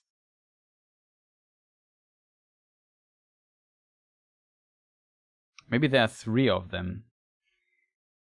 I mean, I don't think it's true, though, but maybe this is Sangoro dream or something like that, and it's like also in a flashback. However, the reason why I don't think it is, like, we remember from the last teaser trailer, we have Galadriel, she climbs up this icy wall here, then on top of it she discusses this, and then later in the teaser she's like in the cave and fights like the ice troll and so on. She seems to be on her way looking for something in this. We also see her going through this icy place here and so on. Remember this particular scene. We have 3 fires here. And here, by the way, I mentioned it in my breakdown. We missed it last time. It's hard to hit, though, because it's just a frame. But it seems like her sword is broken. It's cut off. I was invited by the German Tolkien Society, and we discussed this trailer. It's the last main teaser trailer. And I think Thomas noticed it, and I hope I remember the name correctly. And yeah, I didn't notice that in my breakdown, so shoutouts to him for noticing that. And interestingly, later in the teaser trailer, the second teaser, we also see when we see Galadriel fighting the troll here in this scene. Also really difficult to hit. There's one frame where a sword is sharp here, and here you actually see it's actually cut off. It's broken off. So Galadriel's broken sword confirmed. She has a sword that's broken for whatever reason. Maybe it's the sword of her brother or so. I don't know. However, I just said to you, keep please in mind this icy expedition stuff here. Here they go through this cave and so on, and we see some of that in the trailer. Like this, keep this shot here in mind. And now we jump back to the current to the new teaser. I hope I find the scene though. This here. And if you look at, maybe due to the YouTube compression, hard to see, but if you look this, you see 3 little glowing dots down here in this area. So I assume this is the expedition of Galadriel in this scene. Like, it's really hard to see. Maybe you see it now. And there's 3 dots, and we know from the other scene there were 3 torches in the storm. So I assume this is where Galadriel and her company is going to try to find this place. We had to, like, Helen, Clueless Fangirl, shoutouts again, had a theory that this might be like remains of Utumno, of Udung, Morgoth's first fortress that is also very far in the north. Hard to tell where it is. In my opinion, it could be destroyed, like also sunk into the ocean or so. Like, I don't know. It could be somewhere here where this bay area is, the Bay of Forohel. I have the theory that it could. I have the theory. People had the theory that it might be there in the later ages, but it should be, I don't know where exactly, but it should be very far into the north. So it could be, in theory, it should be sunk into the ocean. Hard to tell. It can't be Angband, because Angband is literally in the ocean. It's in Beleriand and got sunk there. Okay, maybe Angband's a bit further north than this, and I just showed to you here, but it's just a sketch. It's very imprecise. But Angband should be, I don't know, very far to the north and in the water, the second fortress of Sauron. So maybe, of Morgoth. So maybe they're here just looking for the enemy, for clues. As said, Galadriel has this expedition. She searches the enemy and wants to punish those who look for her, who's killed her brother or so, which would be Sauron. And maybe this is like a hideout of Sauron. Maybe it's an watchtower of one of the old fortresses of Morgoth, but I assume this might be this. No, it's not Amon Sul. And yeah, it looks also pretty cold and icy here. And yeah, it's very interesting to see the lightning.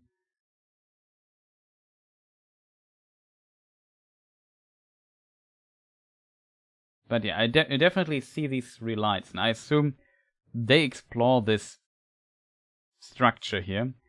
And later we see in the trailer, these look like ice crystals or so, and it forms this particular rune here. And as I said earlier, of course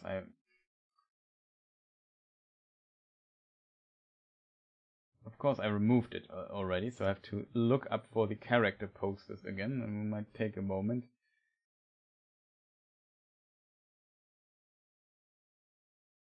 Yeah, I showed you this broken sword here, and if you look at this broken sword thing, let me just see where I have it. Production Nightmare.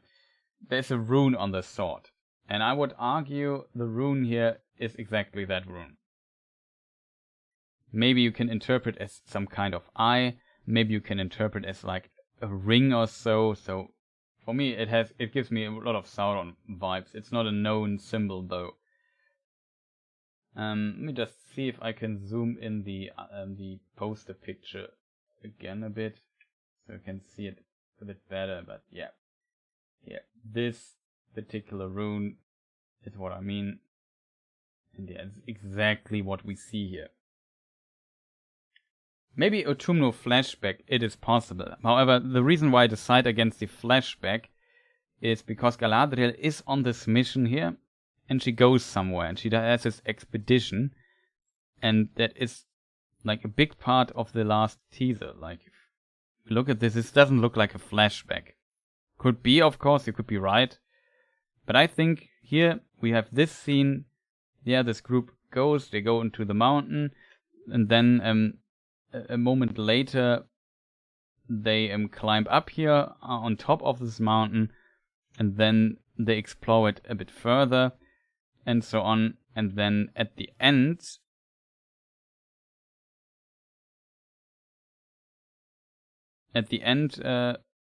they end up down here and going to this direction.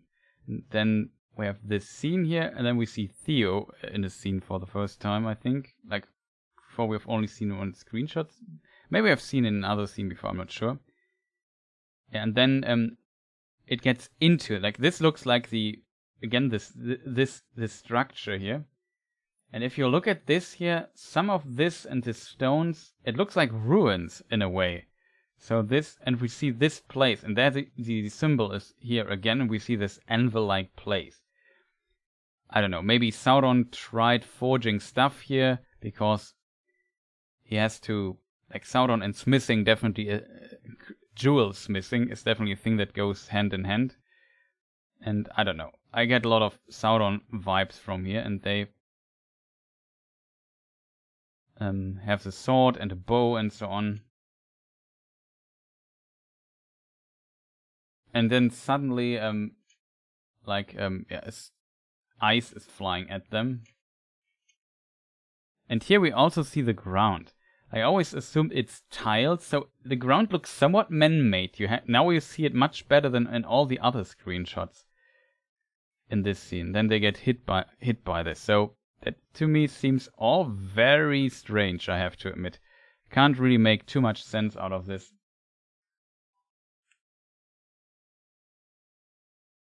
Exactly, the Kingdom of Angmar.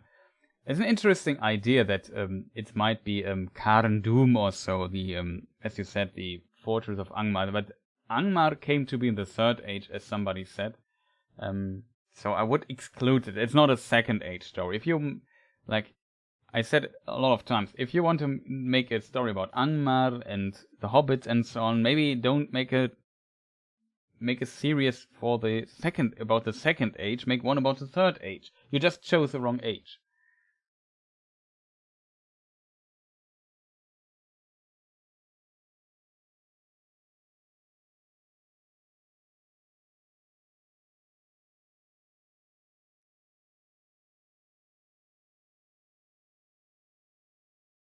But yeah, I hope I found this really interesting. But I can't tell you what this place here might be.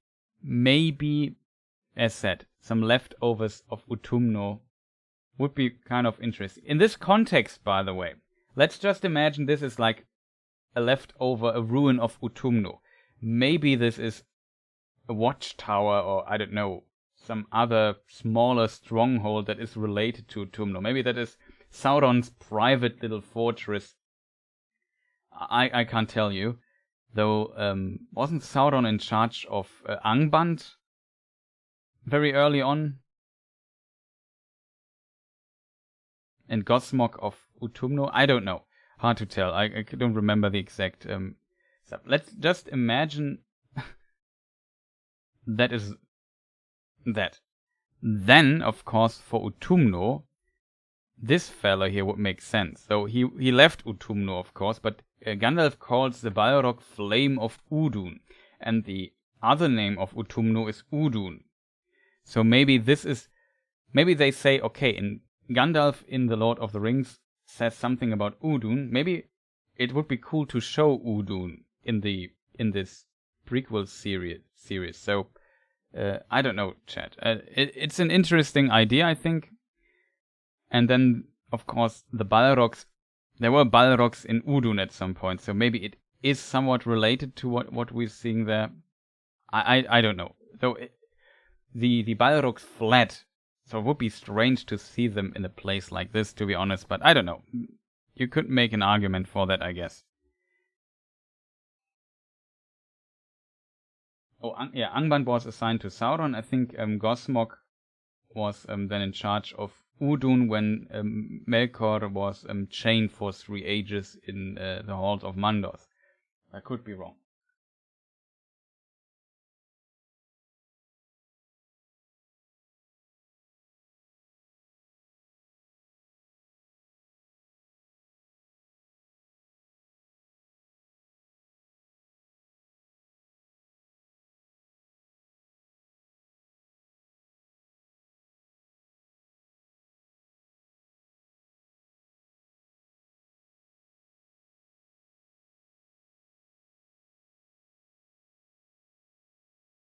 All those 3 peaks. Yeah, the 3 peaks give me somewhat of Sangoro dream impressions. Well, how to say? I just had to eat a snack really fast because I'm pretty hungry. It's not like I'm doing this for. We're almost at 5-hour mark. So I have bad news, chat. We are at almost 5 hours, and we aren't even half through the trailer. So yeah.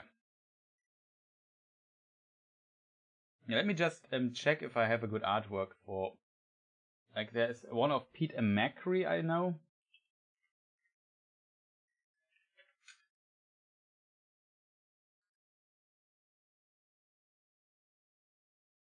Not really, sadly.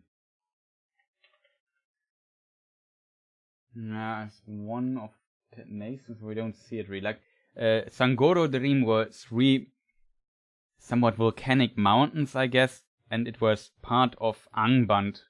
In the Angband fortress, like from the description, it felt it was mostly underground. Like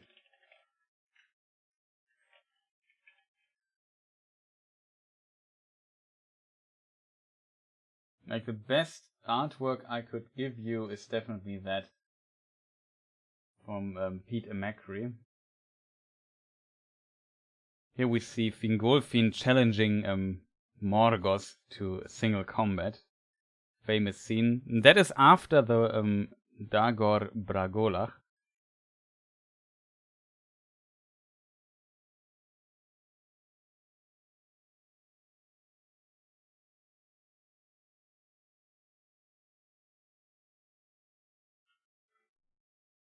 So quite interesting, but I still think this is the expedition of Galadriel, and this next scene that we see here in this cave, I think this is inside this place we have seen. I definitely think it's inside it, and they're exploring it. This is then Galadriel, and these other 6 people are her companions. Maybe some died on the way, because when we go back to the other teaser, or the wait outside, because in this teaser here, we see Galadriel plus 9 companions. So it's 10. And here in this particular scene I just showed to you, we only see 3 of them. So maybe 3 died on the way? Possible. Or they wait outside, securing the way out, I'm not sure.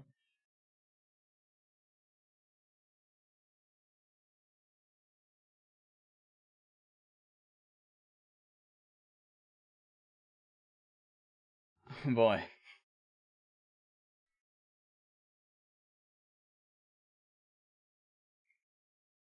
Later on, I got a jet. This was awesome. Yeah, it was pretty fun. Sorry for taking so long, to be honest. But it's just so much to discuss here.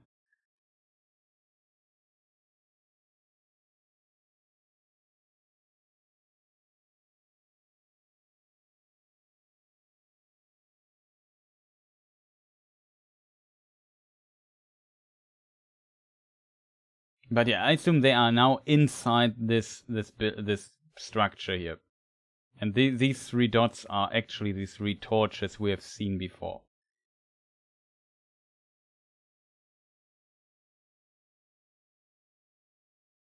Some of it is mentioned, like Sangoro Dream, and is, for example, mentioned in The Lord of the Rings. So there are definitely mentions of those somewhere throughout. Like the Silmarillion was designed by, or the text for the Silmarillion was selected by Christopher Tolkien in a way that it really adds to the Lord of the Rings and explains all the things referenced and mentioned there. And so that's why it's such an awesome book if you know the Lord of the Rings.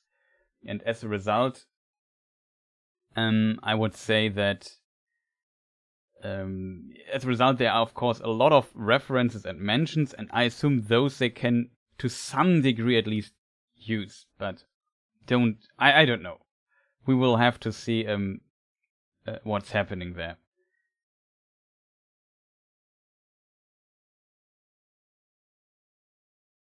We have more hours than the total screen time of the first season. Yeah, that I already have more hours than the screen. I think. Like it's 8 episodes or so. If every episode goes an hour, it's 8 hours. That's 2 streams here. So I don't know. And we're just having discussed the teasers. Definitely have to find a way. But yeah, It's insanity. Of course, it's not very efficient what I'm doing here, and as said, I don't have like a lot of prep time and a plan and a structure. I just the trailer dropped, I watched it 5 times, and then I started the stream, and well, we're discussing it for 5 hours. But I keep watching because I enjoy his explanations. Yeah, I'm very happy that a lot of people watching today, and I'm surprised that after so many hours, some of you are still here. You people are completely insane. Not gonna lie. Let me just... But I appreciate that a lot. So maybe let's move on, because not much to say. This symbol here is definitely the symbol on the sword. This person here in the foreground has long hair, in my opinion. So it could be Galadriel, maybe in that cave. It could also be Adar, in my opinion. It would be probably my best guess for who that might be. Like I said, this is the symbol we see here in the screen. I think that's pretty clearly the same symbol. Like 100%. Let me just see if maybe we might need this again, or maybe switch out the Galadriel one. What picture I wanted to show? That one of Adar, right.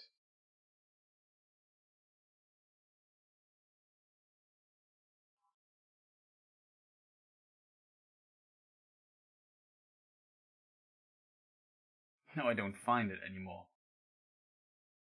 No, I found it. Finally. Put it in a weird thing here. This one here. There's also a version where the Rings of Power stuff is removed. I don't have it. I didn't find it right now. I also have it somewhere on my hard drive. But yeah, I assume it might be him. Potentially. But I could be wrong. And he sees this symbol. Maybe, I don't know. He also has a black sword. Somewhat similar to the other black sword. To this one here. Kind of distantly, but it's different. It's corrupted. It's definitely an elven sword, as we already suggest. Or that's my theory. It could be an elven sword because the design is similar to what we see in the teaser when it comes to a Galadriel sword and so on. Let me just see if I find the scene really quick. Like this sword design looks somewhat similar to that on this picture, so I assume it's somehow related. And it seems to be a sword design of the Noldor elves. However, back to this symbol. Might be Adar looking at this thing, my suggestion. And then we have now Theo waking up, and this man grabs him. Maybe we can do this frame by frame. He grabs him. He's maybe... He looks at like a mark or so at his arm. Like, see this here? Of course I screw up. Maybe it's a symbol or so? Hard to tell. Maybe it's just a wound he's looking at. Or it's a symbol.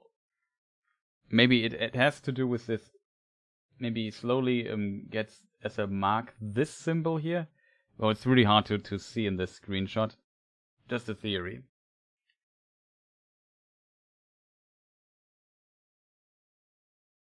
Insanity is contagious. Well.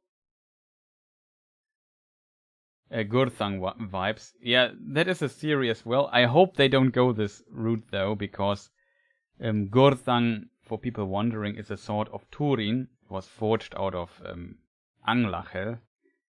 That was forged by Eol out of material from a meteor.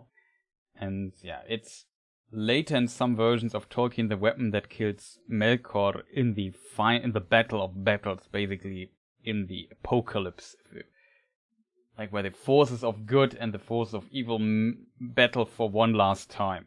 And there Turin, in some versions at least, slays Morgoth with this sword.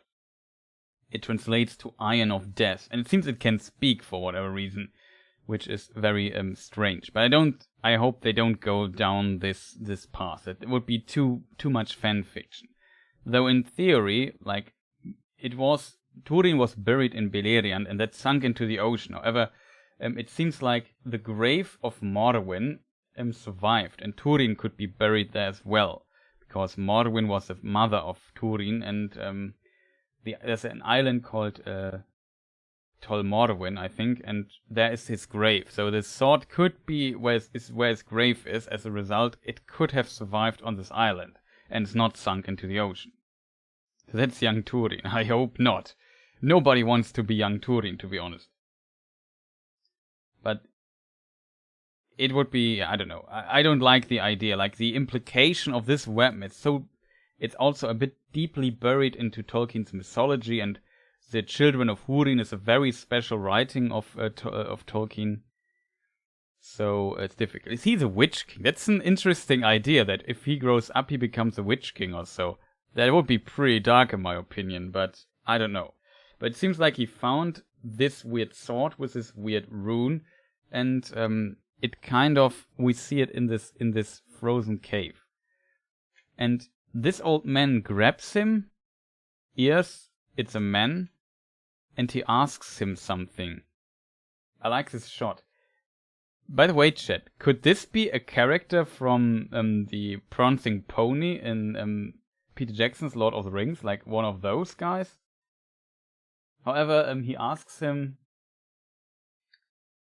Let me just see. Have you heard of Sauron? He's asking him, have you heard of him, lad? Have you heard of Sauron? And he asks him directly about Sauron, so that is kind of strange in my opinion. And he just put... Oh, here we see the mark, by the way. I didn't know that there was another shot of his arm.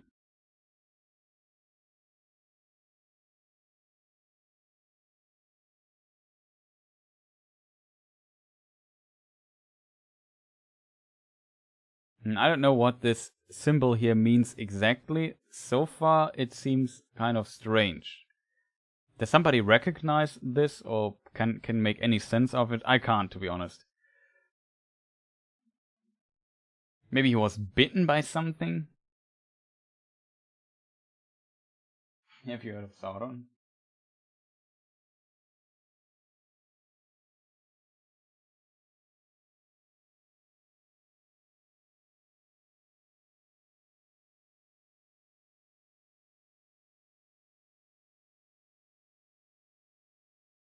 Looks like the scepter of the Witch King. In battle for Middle-earth. That's an interesting idea. Maybe it's a Morgul blade. Yeah, that's an interesting idea as well, I think. Because, of course, we know... That's maybe a thing I often forget, interestingly. Because if you think about it, like, of course, there's one weapon of Sauron, like blades, that are very special and powerful. And these are the Morgul blades. So maybe... This is like proto-versions of the Morgul blades that Sauron has to develop at some time, so that the Nazgul could use them. Maybe it was marked by the sword. Yeah, something like that. I don't know. Really hard to tell. But I find it kind of interesting, though, that, yeah, that's a really cool idea, in my opinion. That all this sword stuff here... Let me just go back into the teaser. But this would definitely connect, like this stuff here and then this shot here. Like I edited them together, not like this, just to see that it looks kind of similar. So maybe, yeah, this is kind of like a reversed Morgul blade. Like usually the Morgul, the blade of the Morgul blade vanishes and basically vaporizes into black dust. We also see this from Aragorn, and we have this somewhat described in the books as well. Except for the interest... You know why this is a really good idea, chat? Because the hilt... Because the hilt is intact. Somewhat, at least. And it's the same for the Morgul blades. The Morgul blades lose the blade, but the hilt is what stays behind. So, I don't know. So, I guess maybe the theory of the woman being one of the Nazgul, definitely a possibility, to be honest. I really like that idea. And now bring this into connection, like if you see this supernatural stuff here going on, and then with the same black mist that comes with a bit of fire out of her hands, and then here we also see fire, and then the sword just grows. Definitely a possibility. I kind of like the idea.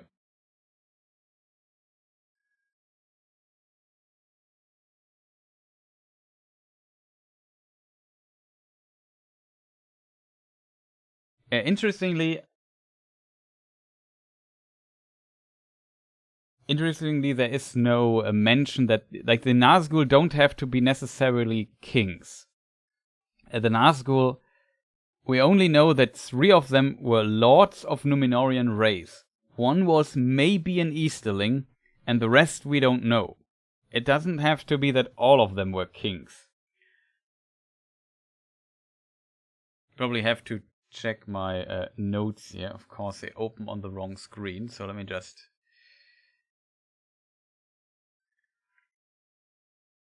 try to get this here somewhat.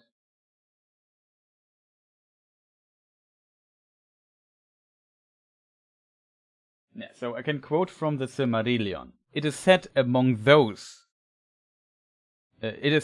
among those who he, Sauron, ensnared with the 9 rings, 3 were great lords of Numenorean race. So it doesn't say it's kings. I think there is a mention that there might be kings or so. But that's a bit, it's complicated in that regard.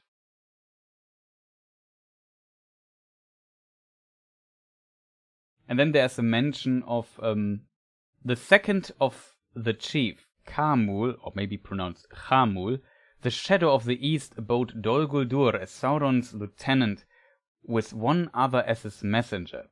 And in a note, in note 1 of an old version of Appendix B, we can also read that this chief of the second chief of the Nazgul is also called the Black Easterling, but there he's not called Khamul. Interestingly, though you can assume that both are the same, and with the name Black Easterling, it seems like he might have been an Easterling. So that's all the information we have, but not all of them.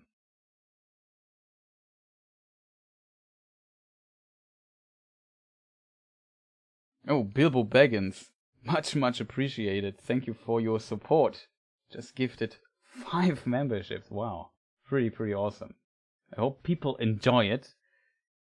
So I have to put you, with this tier you lend in the credits, I think. So I'm not sure which.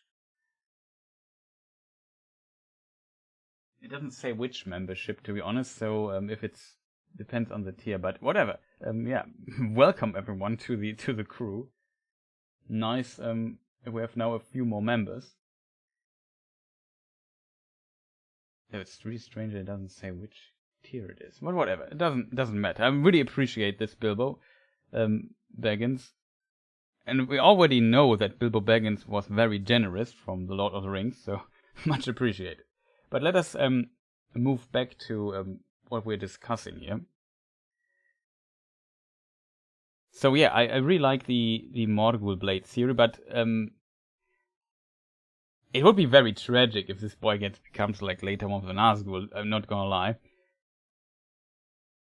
And especially noticeable is, of course, we don't know who the Witch King was. Like, it is suspected that the Witch King was also one of the Numenoreans, but it does not have to be. We don't know that. It's often, I don't know why though, it's often said that the Nazgul were kings. I think there is actually a text that hints at this as well. I probably would need a bit of time to find the quote, because I have an idea who might be the source of that. It might be Faramir. I forgot how it's worded. What does he say?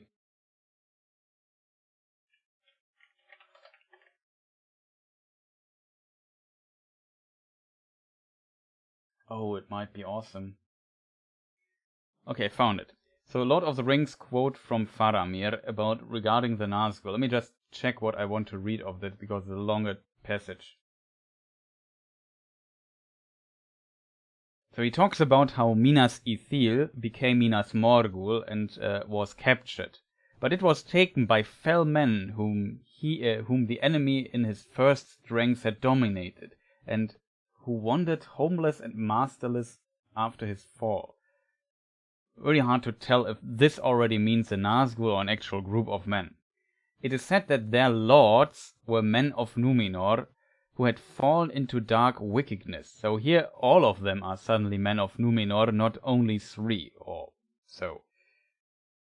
To them the enemy had given rings of power, and he had devoured them.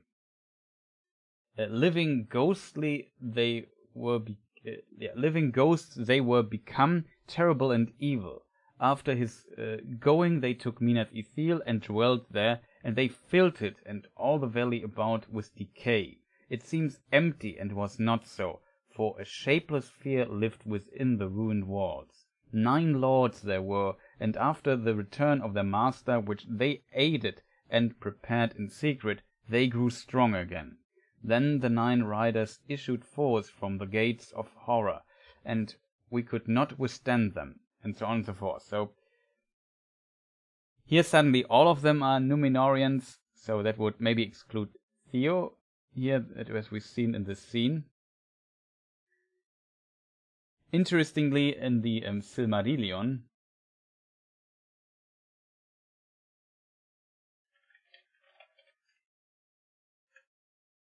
oh no, I've spelled phantoms wrong. So let me just read the complete Silmarillion quote. I hope it's the right one. Those who used the 9 rings became mighty in their day, kings, sorcerer, and warriors of old. I think this is maybe what you can interpret this particular quote in 2 ways. So those who used the 9 rings became mighty in their day, and then they became kings, sorcerers, and warriors of old, due to the 9 rings. Or you could read it as those who used the 9 rings became mighty in their days, and they were kings, sorcerers, and warriors of old. Difficult to obtain. It also is it's difficult to say if you read, like I read the German translation of this, and it's phrased exactly the same and doesn't give you an extra clue or so. But yeah, I don't know. It seems like you can understand it in 2 different ways. Maybe this is where it comes from, that people often think of the Nazgul as they were kings. There might be another quote.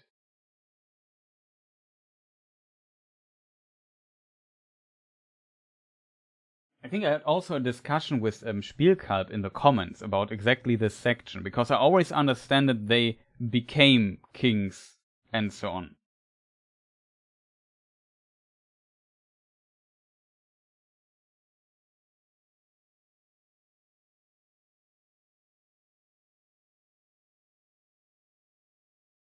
Let me just see.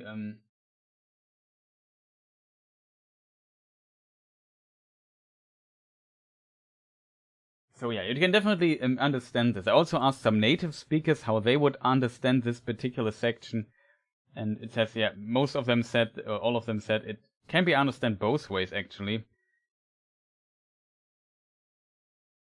Yeah, maybe because of the films, but I'm not 100% sure. There could be a mention somewhere in The Lord of the Rings that also says they were kings, but I'm not sure on this. If somebody knows in chat by accident this particular quote, feel free to post it. Or just hint at the chapter that I might find it really fast.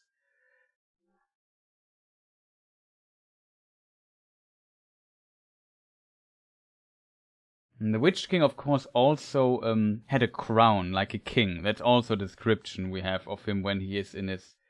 When Frodo is in the unseen. I know that. However, yeah, it's very interesting to see.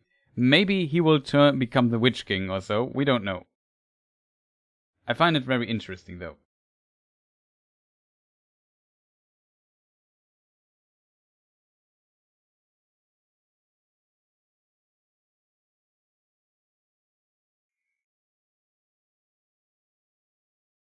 Yeah, we talk about the Nazgûls. But he asks him about Sauron, and he fears that. Then this is, I think, Bronwyn, I assume. And here we see like a creepy hand coming out of the ground. This hand is kind of strange, to be honest. I think though it's an orc hand. And here we have the very, the orc ear. And this scene, like, I'm not sure if people are familiar with the 1922, 25, 23, the 1920s film Nosferatu, which is made by Murnau, a German director that immigrated to the United States and did some fantastic films. Like, he's absolute legend.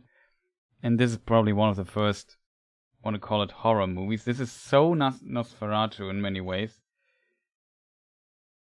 Like, especially, like, this shot here in particular with the hand.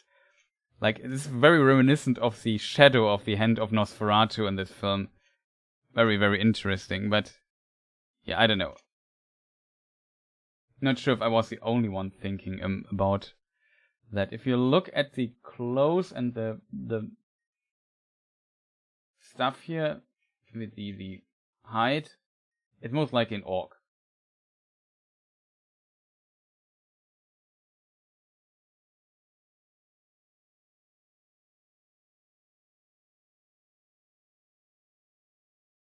Yeah, John, definitely. If you know by accident where it's written, I think there is a source that maybe mentions that all of them were kings or so. It can be read like this, but so far all the sources I know out of my head at least say something like they were lords of the Numenorians, etc., or they say some were maybe became or were kings, and then some of them were warriors, some of them were sorcerers.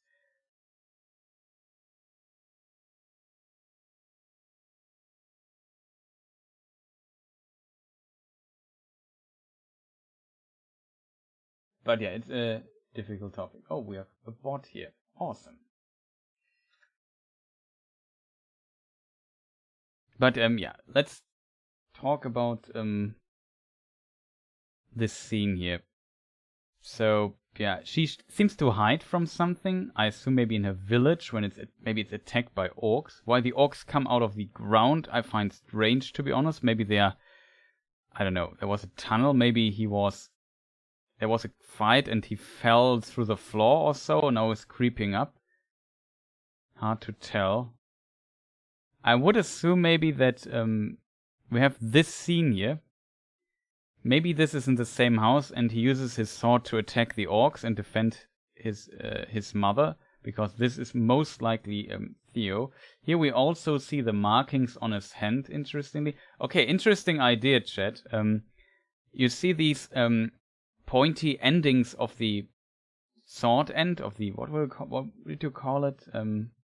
Forgot the name of it, but you know what I mean.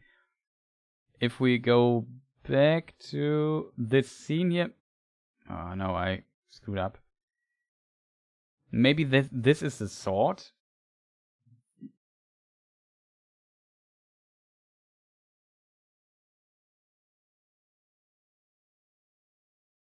Maybe this is the end of the sword that for whatever reason hit his thing. You know what I mean? Pommel. Yeah, thank you.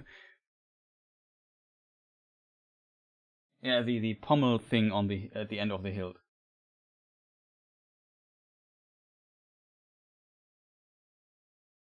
Yeah, that's a good argument. Which king is not mighty? But I guess there are some kings who are not that mighty.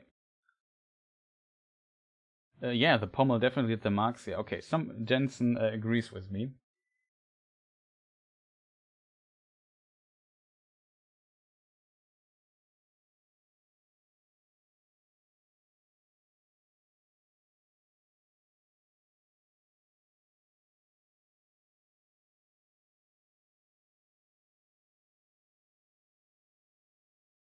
Yeah, that's also how I always read the quote, I think. Maybe I'm talking nonsense. So, yeah, this is maybe how he got the marks, potentially. Let me just go back to the Silmarillion quote really quick. Like I said, it's a bit difficult for me today to get the stuff here right. So it says, those who used the 9 rings became mighty. So I would assume they became mighty because they used the 9 rings in their days. And then, as a result, they became sorcerers, kings, sorcerers, and warriors of old because they became mighty due to the rings. And they obtained glory and great wealth, so also due to the rings. And yet it turned to their undoing. They had, as it seems, unending life, yet life became unendurable to them. They could walk, if they would, unseen by all eyes in this world beneath the sun, except, I guess, for eyes who have can see the unseen. Complicated topic. Made a video about this, by the way. Check it. Feel free to check it on my channel. And if they could see things, and they could see things, oh boy, see things is also hard for me to say. And they could see things in worlds invisible to mortal men, but too often they beheld only the phantoms and delusions of Sauron, and one by one, sooner or later, according to their native strengths and to the good or evil of their wills in the beginning, they fell under the thraldom of the ring that they bore and under the domination of the one, which was Sauron's. This is an interesting thing. It also says that not all of them, like you can read that native strengths to the, what did it say? According to their native strengths and to the good or evil of their wills. So this can be read as somewhat maybe good, but they turned into this evil thing, into the Nazgul, if they wanted or not. And maybe some of them were evil to begin with. So maybe they are playing with this quote here a little bit. I really like the idea more and more that I think about it and what people posted here. I really like it. Wow, you've been live for 5+ hours. Yeah, I think this might be today the longest live stream I ever did. And yeah, I'm looking forward to start making a breakdown tomorrow. But yeah, not. So yeah, I think though definitely these marks on his arm are definitely related to this thing here, to the pommel of the sword. Like that would be my theory. I like this theory. How this exactly happens, I don't know. What is the next scene? She hides here. We have the Nosferatu scene here, where Nosferatu comes out of the, I think it's an orc, out of the ground. Like if you see this, remember this pattern here, or memorize this pattern here. I show you the picture of an orc, which I think it might be. I hope I just remembered it correctly. Because as you can imagine, remembering stuff, to be honest,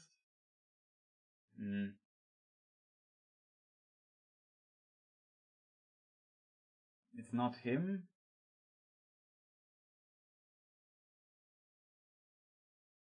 It's not him. I just have to go through the orc pictures really quick. It's also not him.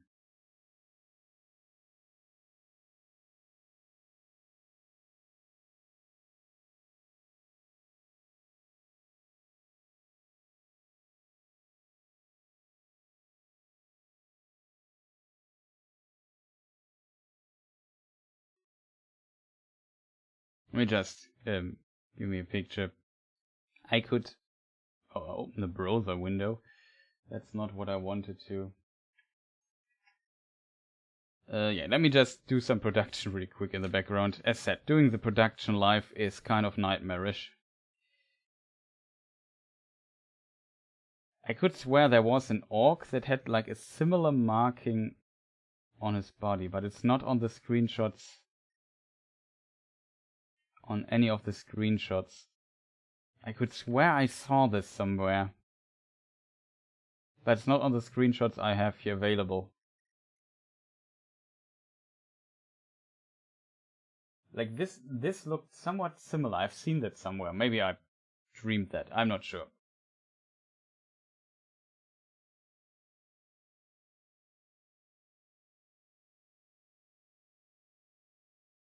Thank you for your dedication. Yeah, much. Thank you for your support and being so long with me discussing the trailer late into the night. At least for me, it's late into the night.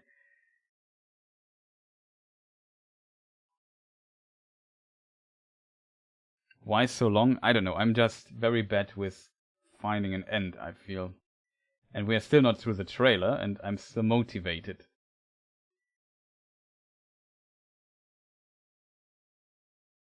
This one fingernail looks really scary. Maybe it's not a nail, it's bone? I don't know.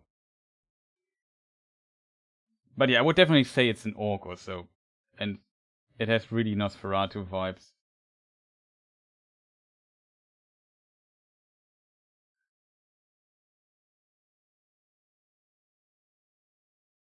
Really strange. Maybe we just move on, because I can't find... I can't remember where I saw it. Maybe we see it in the trailer. Here he holds the sword again, and he's really amazed by it. Question is, he has a jacket, so we can't see if he has a marking already. But it's definitely the sword we have seen. And here is the scene. And I showed you that it might be like the mist looks very, very similar to the mist of this new character, which we don't know who that is. I added this together, just to give you the impression again.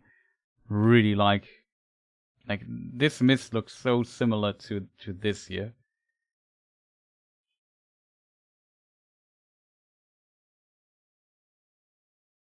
Also, now I have to find the scene again. What's the next scene after that? Oh, next we are on the ice cave. We already discussed this. That's good. It's a Pan Labyrinth thing. Let me just go to the orc again.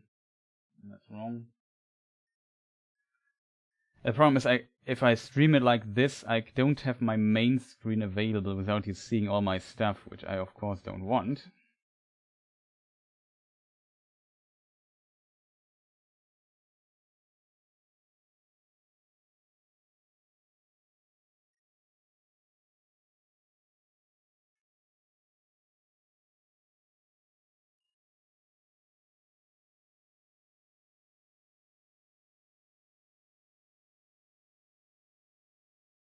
I don't know.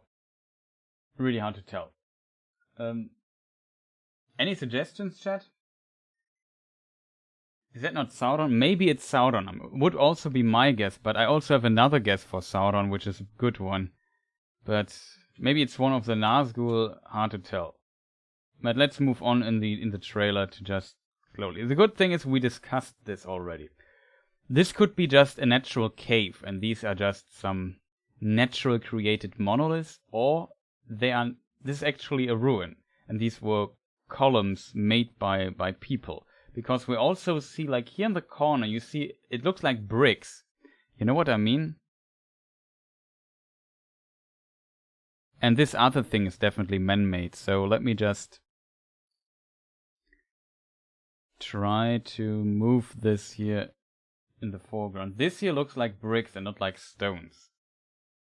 And also some of these look like actual columns that somebody made. So it definitely seems like a ruin, not like a natural cave. So this next screenshot here, this definitely is not man-made. And it's the same symbol we have already seen on the sword here. We discussed it now multiple times. I mentioned it multiple times just so people remember. I don't know what this is supposed to be honest. Maybe it's a symbol of Sauron or so. Maybe this is supposed to be an eye, and I don't know. Maybe a ring. Who knows? Mixture of both.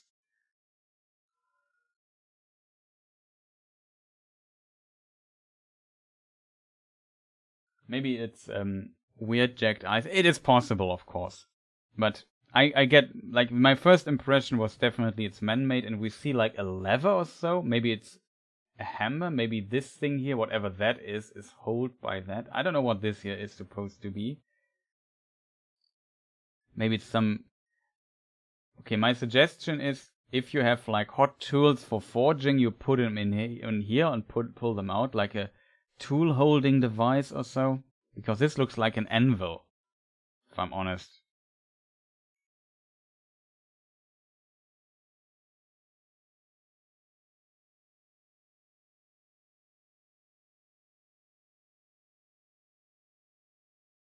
There's different timelines that come together in the episode. Okay, that definitely a possibility, I guess. I hope it's not like that because it has nothing to do. Is it Utumno?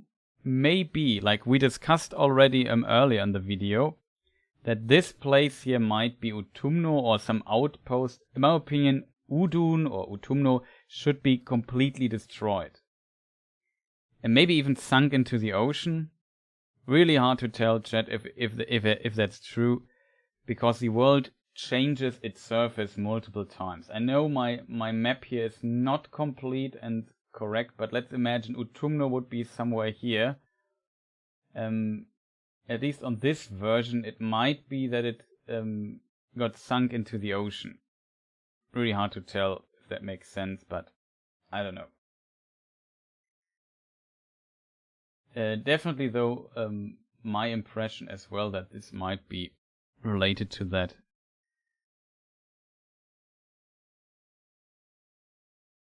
Oh, we have still so much to explore. We have to move on, chat. So we discussed this now multiple times. I can't see what throws this icy block here. Here's maybe a face. So what I can maybe offer is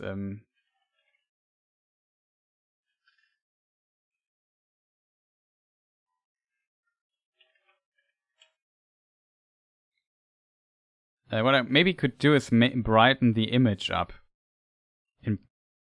in my powerful production stuff here. Light exposure should be do the trick. But it becomes really pixelated if I do so.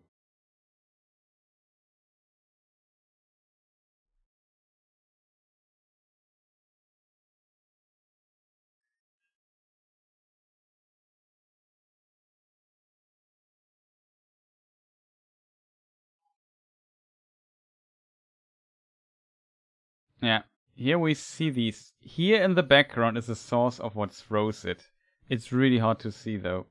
But you see something twitch here, something moves. Maybe it's just a visual glitch because I just really cranked up the power. This might be a hand holding this. Really hard to see though. I just put it back to normal. Yeah, this is normal. And I assume somebody threw his torch here to make a bit of light because they heard something there. Interestingly, elves can see in the dark. Can't wait to see Tulkas.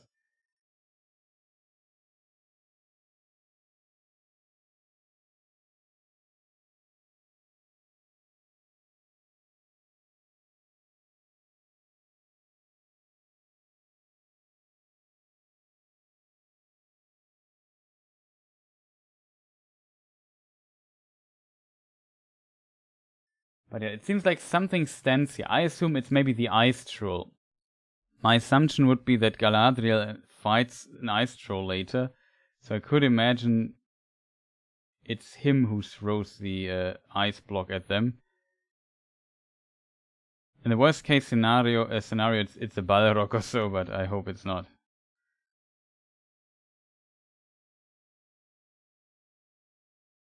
There's also something, maybe some stone is inside this ice block. And then, yeah, in the next scene, because, like I said, we definitely see, though, the floor could be also man-made, but it could also be cracks in the floor due to all the ice, but it feels less natural, I have to say, the cave that I see here.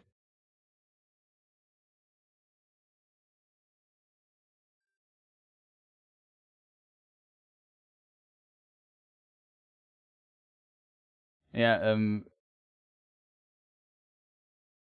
yeah, somebody in chat says that there might be different timeline. So basically, this here is now early Second Age, and then the Miriel arc is late Second Age, and so on and so forth. So everything is when it happens as described in the books, and it just all of these plot points and lead together at some point in some weird way. Though I would argue it would still make things difficult, but I think that's what is meant here. Yeah, they definitely condense the timeline. The question is how heavy and so on. And there's definitely some work here.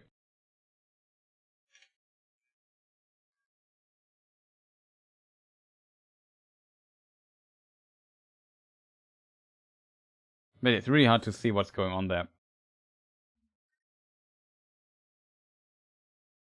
I just noticed something, chat. Very hard to see, but do you see this? Maybe this is a foot. Do you see this black thing here? It seems to come closer or so. Maybe they are... Wait, let me just see if I can zoom in so you can see it better in chat. Maybe I can also lighten it up a bit again. Now it becomes... Sadly, I don't have the high quality. I need a better version of that. Let me just check the zoom in stuff. See this black block here? Maybe these are actually feet. They move. Maybe it's just a shadow.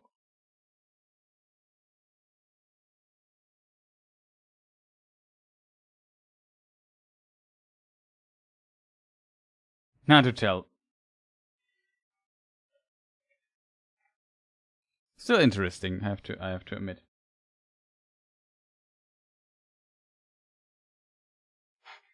Morgoth rowing frozen wood. Wow, that's kind of dark. Okay, let's move on. Next ship. Here we see a Númenórean ship, because this is 100% the Númenórean design. We see this thing here. The ship seems to be round at the back and has this 100%. This place here looks like Númenor and so on. Some people say they can 100% imagine that this here looks very reminiscent of the underwater shot we have seen early in this teaser and in Galad, in the teaser before, like this here. Somebody say this could be totally... The place looks so similar to what we see here, especially this building over there. If we go back to this here, look at the structures and so on. Yeah, there's definitely some kind of similarity. I think one of the persons here that looks at the exploding ship might be this here, might be Galadriel, I'm not sure. Could be wrong though. And yeah, the ship explodes, which is strange. So maybe there's some dark plot going on in Númenor. Maybe that the elves can't escape or so. I don't know. We definitely know that there are some political problems in Númenor, and as said, that's what I assume. We have some things happening here. There's a person standing, I think at least.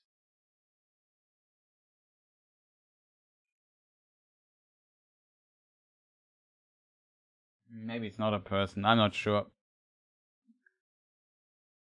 Here we have like a tower and so on. Here's another Númenórean ship, by the way, on this side. So maybe it got shot or so. It's really hard to tell why it explodes so heavily. This explosion here also seems to come from behind the ship, interestingly. Like, do you see this? The source of this explosion is not here in the front, but it's behind the ship. So something explodes also behind the ship. That seems strange. Because if it would be, like, this is a very narrow front part of the ship. And if the explosion is here, it would blow in all directions from an explosion of this size. Like, the ship can't be that deep here at this particular point. And this thing here seems to be completely intact and covers the light of the explosion. So it seems it's behind the ship. Very interesting detail. It's not that the ship exploded, but the ship also burned and explodes maybe, but the explosion seems to be from behind the ship.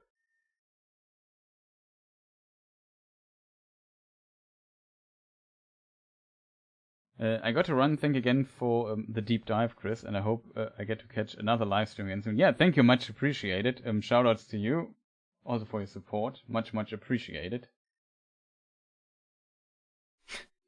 From Frozen Sauron, so kind of funny, I have to admit.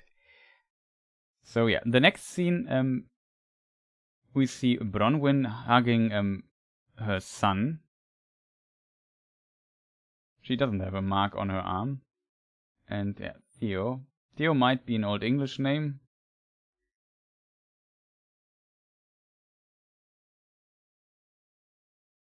Though it sounds Greek. And here we see one of the bad guys. And I assume this person that we see here is actually the infamous Adar, for the first time, means father translated. You just see, it's, I assume, him. We know this sword here that he has, and from the poster screenshots we had, we also know that he has this armored black gauntlet, and that was also in Fellowship of Fans leaks that he had. Very interesting. I would have thought it's like Sauron or maybe one of the Nazgul or so, but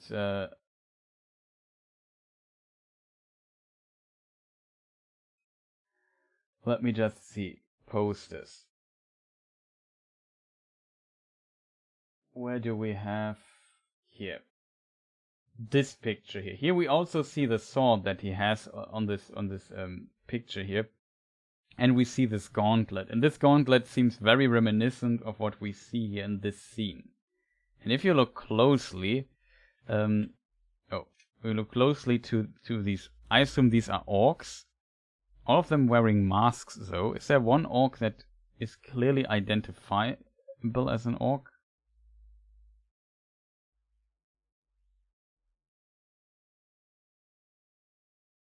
But yeah, it's pretty clear in my opinion that these are orcs.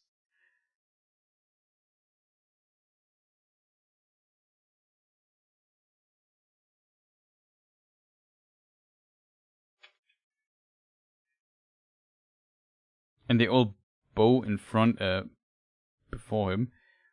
Kind of interesting. If you see this, look at the roof here, at the top part of this section.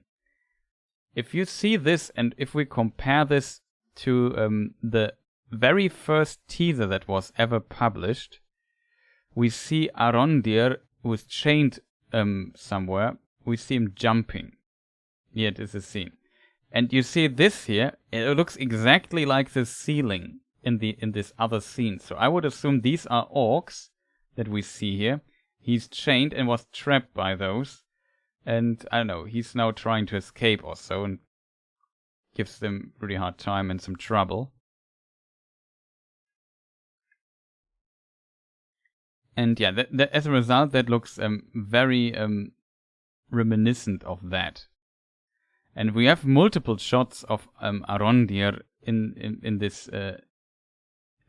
teaser section. Like here, also we discuss this in a moment.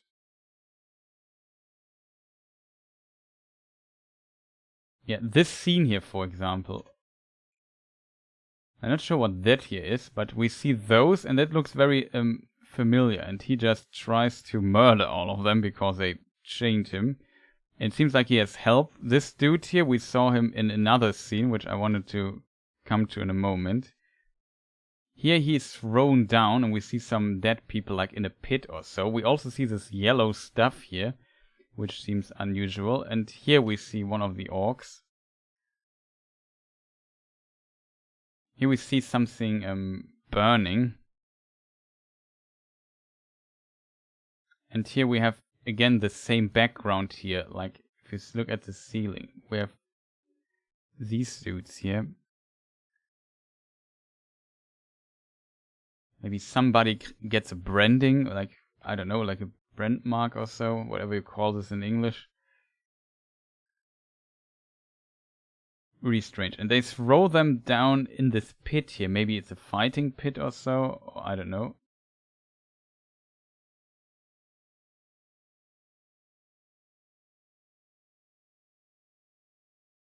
Kind of interesting though. Here we also see something yellow everywhere. It seems so strange. Now I get it. This was a tree, and it's basically, here's the tree. It was cut for whatever reason. Maybe now he's fallen down in the pit or so, but when he's thrown down, he doesn't have a chain, right?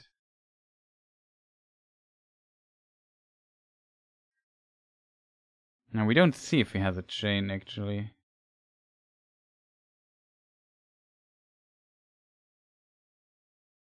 Very strange, chat. But yeah, if we come back to this scene, you clearly see this here must be the same location, in my opinion. Francesco, yeah, I'm still going, and yeah, it's insanity, I know. Well spotted. Yeah, thank you. Now that I've seen these trailers literally hundreds of times, I definitely remember a lot of details. But here in the background, you also see this yellow stuff. I don't know what this means or what the purpose of this yellow stuff is. First I thought it's maybe, I don't know, a weird color thing of this shot. But you also see some yellow smoke going on here in the background. See this? There's like a yellow smoke there. And now in the newest teaser, we also see this yellow stuff in the background.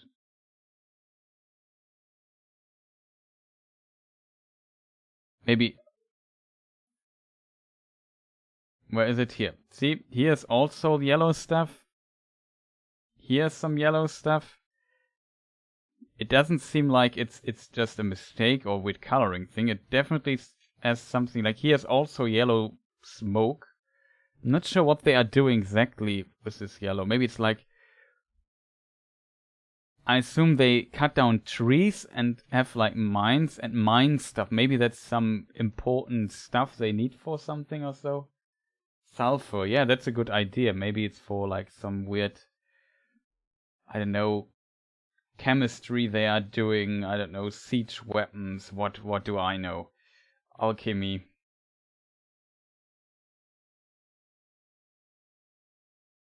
Oh, you say yes, there's a chain in the background.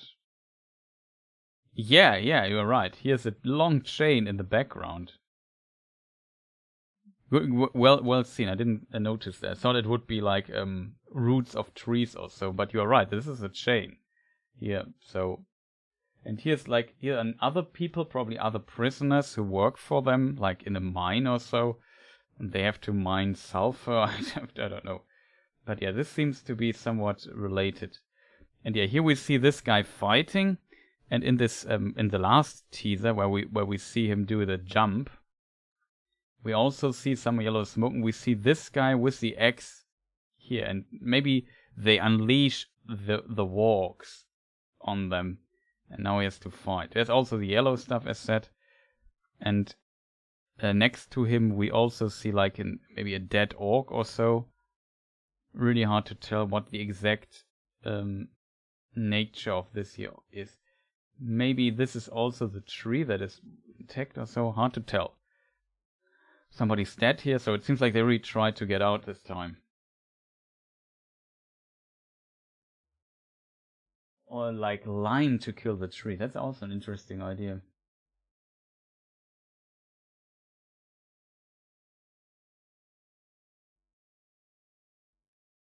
It would be too difficult right now on the fly to edit every scene together, though I would kind of like to do that, I'm not gonna lie, but it's a bit too much work right now to do on the fly, but that would be pretty interesting to do. Very practical helmets, yeah, that's... It looks like in part they are bones of some weird animals or so.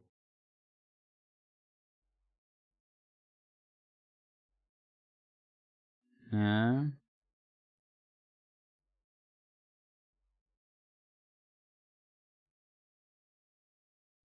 I mean, I could be wrong. Maybe these are not orcs. Though this... I don't know. Hard to tell.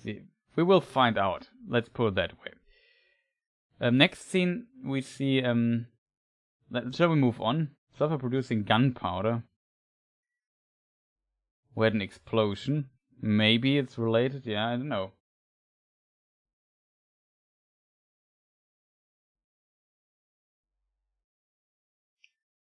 I hope Arondir doesn't start breaking all laws of physics in his fight, like Legolas in The Hobbit. Well, yeah, I kind of understand that fear, though I don't feel like we definitely know that physically elves are extremely powerful beings, but of course, you don't have to overdo it like in The Hobbit. I agree on that. But yeah, it's an interesting connection. Maybe it has to do with the explosion or so. Maybe they make explosives out of that. Hobbits in disguise. Yeah, also a possibility.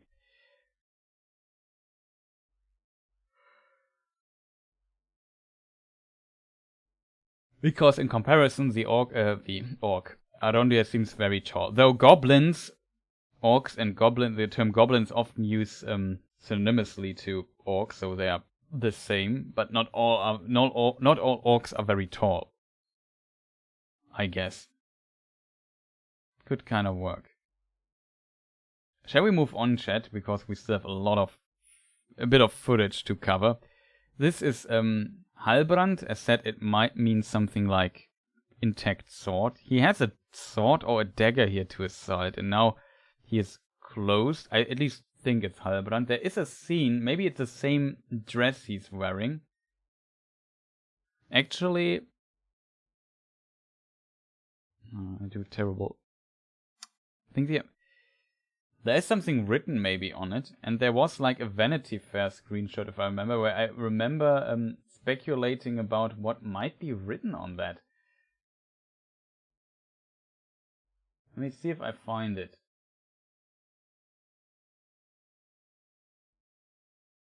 This one here. So I assume this might be the same clothes because he has something written on it. And here you also, like in the film screenshot, in the trailer screenshot, you also see he has like a necklace or so, which he's maybe holding here in his hand. I have to admit I can't see here on this screen if we can see what he's holding.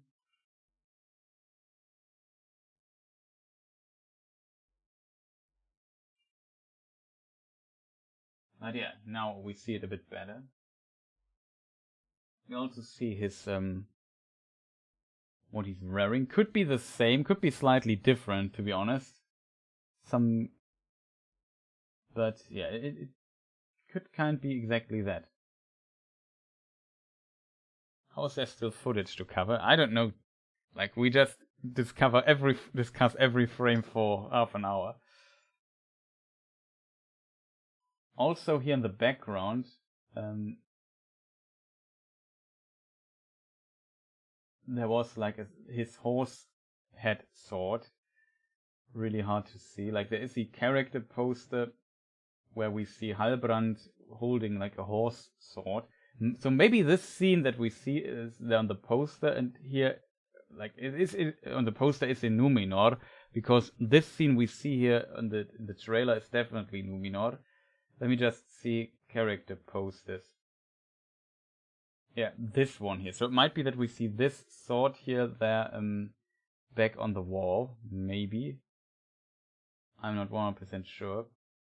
And yeah, we now know that this dress might be related to Numenor. There's another screenshot I want to show you. Let me just see if I find it. That was published, I think it's in the Empire magazine.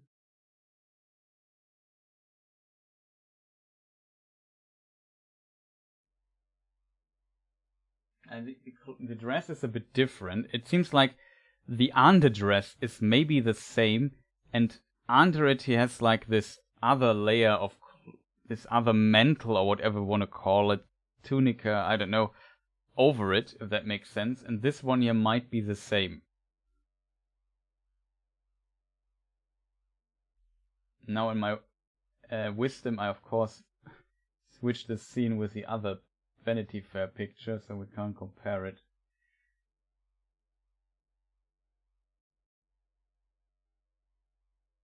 That is.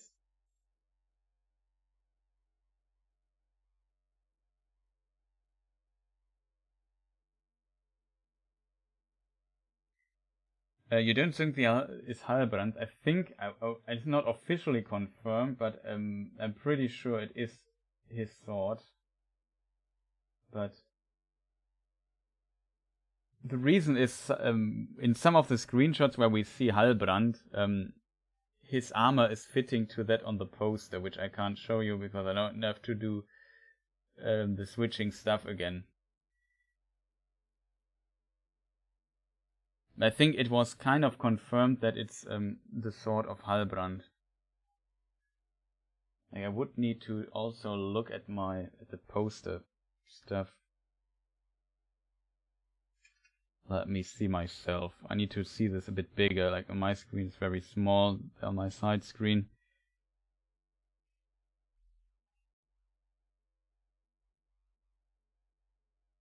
Now the sword, the horse head sword, we 100% see in the background.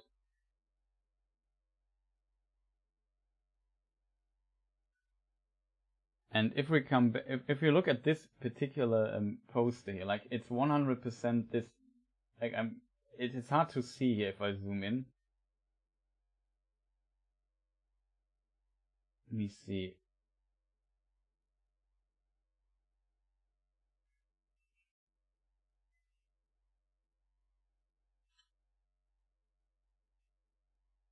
Like this is, I think, the horse sword on the poster, definitely here on the wall.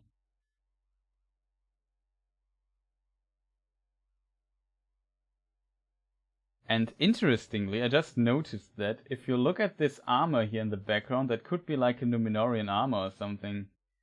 I'm not sure though, but there's some interesting stuff here in the background, for sure.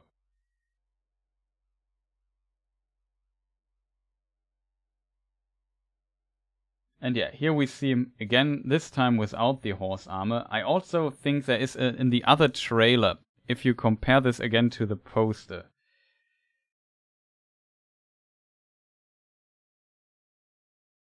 This armor here that he's wearing.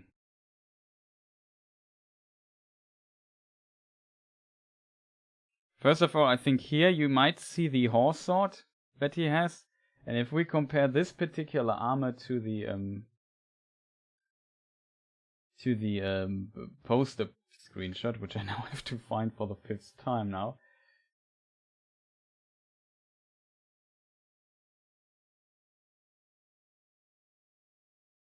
Like look at the chain, for example. You definitely see it is the same. Like the design. This is definitely Halbrand here in the first teaser.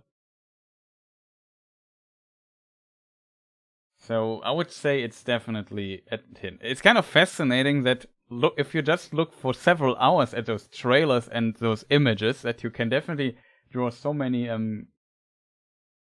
piece some details together. I kind of like that, even though it potentially makes very little sense. We will see this when the series comes out anyway, but for me it's kind of fun, I have to admit. Yeah, he's the horse rider. Exactly. So I definitely see this is what we see. So this might be, this poster weapon might be a Numenorian sword.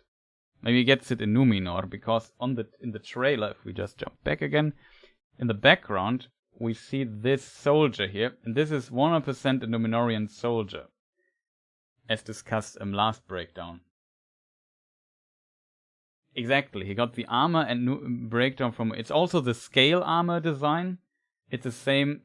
It's darker than this, but look at these shoulders. They are also somewhat distantly related, and these horse riders also have. Like if we go back to the Numenorian cavalry, this one here, you see also Halbrand here with Galadriel, and these are Numenorian riders. Very interesting, because we know they are Numenorians from the Entertainment Weekly screenshots.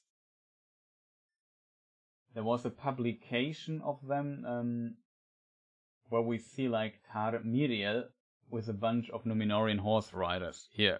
So we know these must be Numenorians in this scene. And we see Halbrand with it, and we see this other guy there in the background. Here, So I assume this is either Middle-earth or Numenor. There's also some blood here in this in the background, so there was some fighting going on.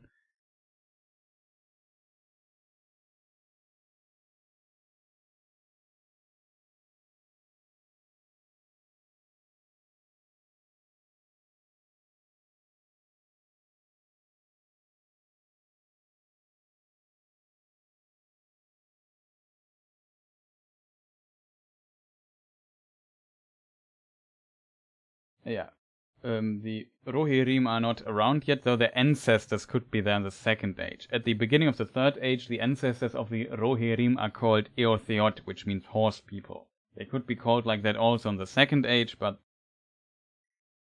they are actually, chat. They are. There's one mention of the horse lords in the Second Age.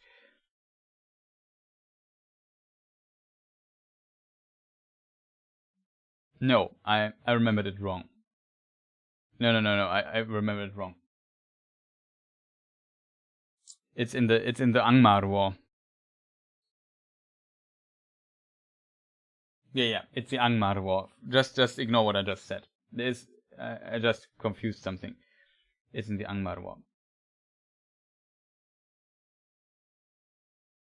So far, I'm not a fan of the Numenorian armor, but it's not a big deal for me. Yeah, I agree with you, CPP there. I'm also, so far, like, Halbrand's armor I really like. The other armors, they look a little bit off in my opinion. Like, I don't know, I would have imagined the Numenorians looking a bit different. But we have to see this in full action.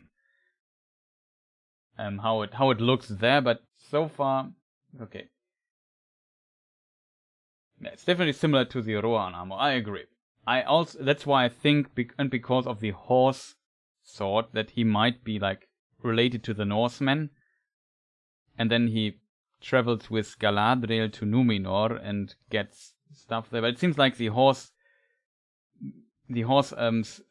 sword seems to be a Numenorian weapon now, because we see so many horses in relationship to Numenor, though. And we know the Numenorians really liked horses, though they did not use them for war, which is contradicting the books, but we discussed this last time.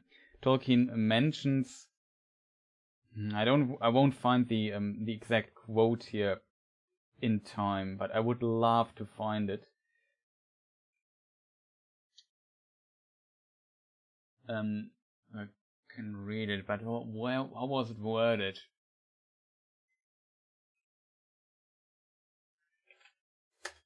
It's happening too often. Wait, can we reduce the number of words?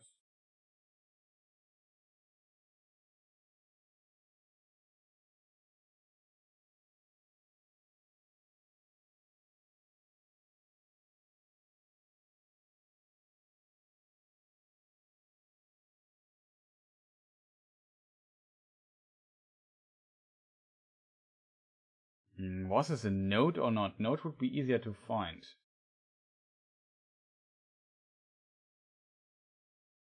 I'm pretty sure it's a note.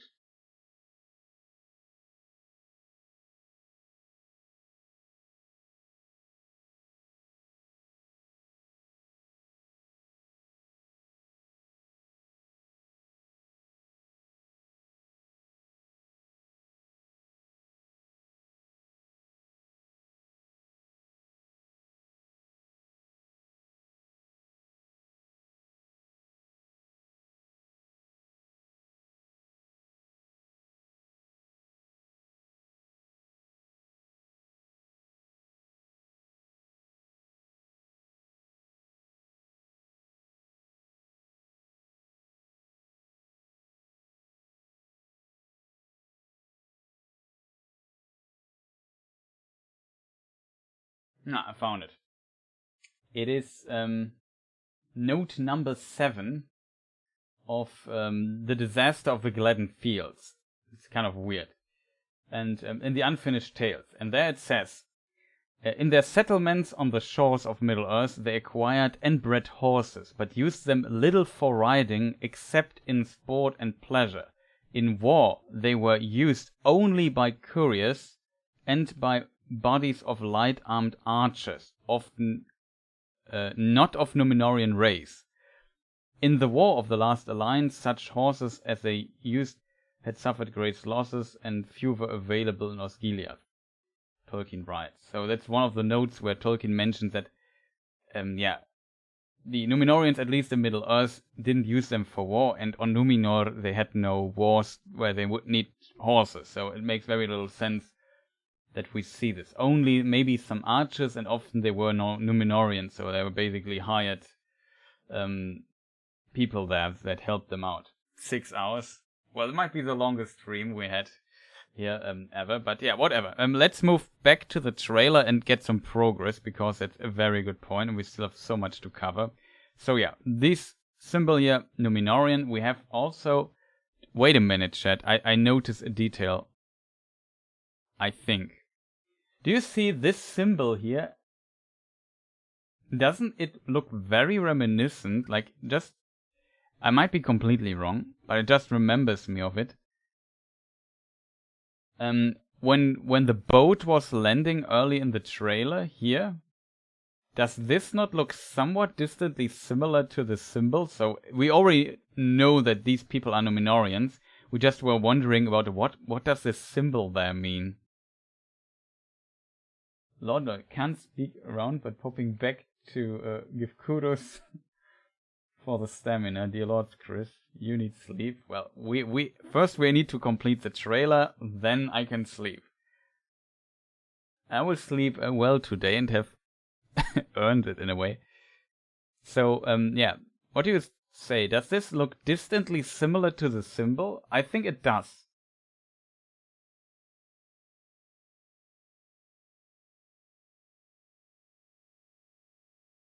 So maybe it's exactly what we saw there at the beginning of the trailer. Just have to find the scene again now. I could be wrong, but it would make sense that because we know these are Numenorians due to their uniform.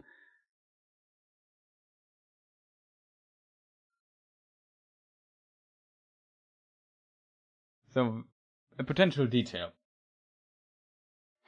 Nice catch, Chris. Thank you.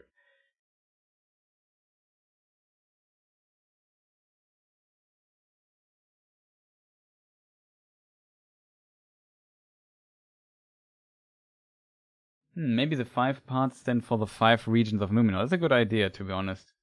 But yeah, still, I would say there's not much to say. We have Numenorian guards. He has a beard.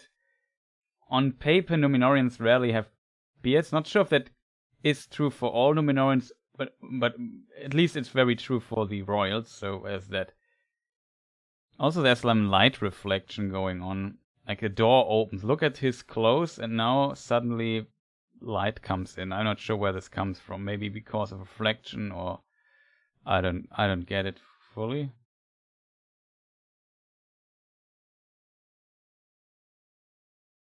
Maybe a door's opened. Kind of interesting.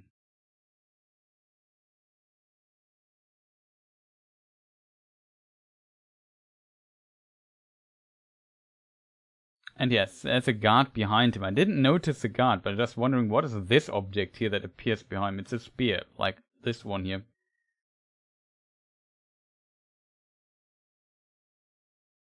There seems to be 2 guards and a guard behind him. Kind of interesting. So now in the next scene, we see Arondir and Bronwyn. Bronwyn has her, what is it called? Blue clothes.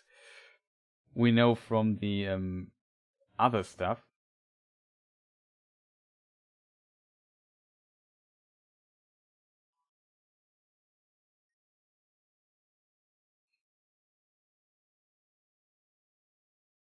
Check the symbol against the Numenorian tiles and textiles. There might be a similarity. Probably a bit. Artist and illustrator.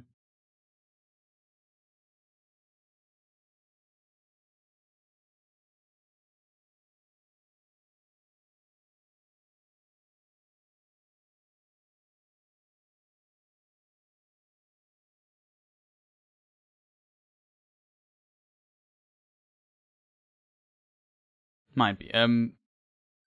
probably would have to Google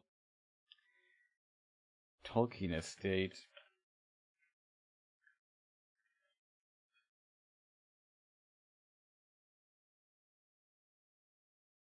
Let's see, Tolkien illustrations.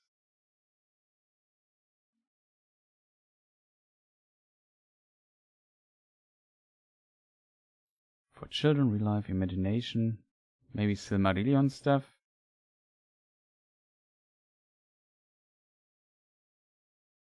I only know that there are some those could also be in Lord of the Rings, I guess. Yeah, Tolkien also made some cover works. Pretty awesome.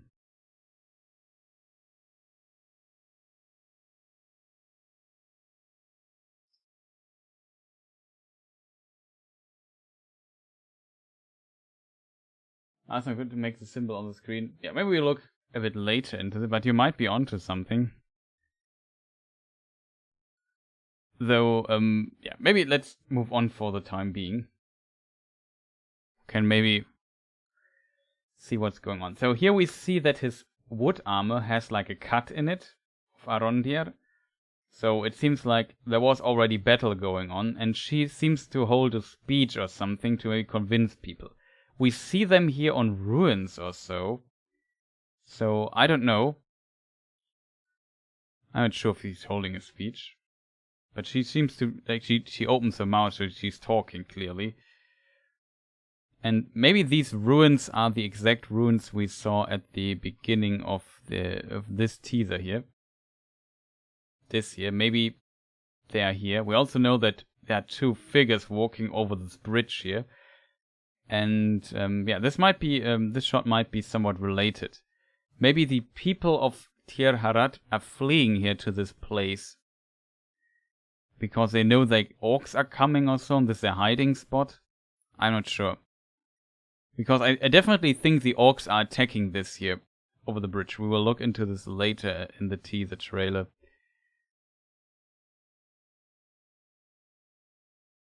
Oh, I'm too far in this. And yeah, there's an archer standing up there, so there seem to be other men, I assume. Maybe it's a man, maybe not. I'm not 100% sure. This might be. He has like a little thingy on his breast. Hard to tell what that symbol is. A very short scene here. The like I said, from the early screenshots we know from the Vanity Fair, we already saw we already knew that the character poster with the blue dress is her. And she has like this yellow belt. And let me just see, Vanity Fair. There is this particular screenshot. Maybe it could also be in this village. We have seen this here before. And here we also see her with her blue dress.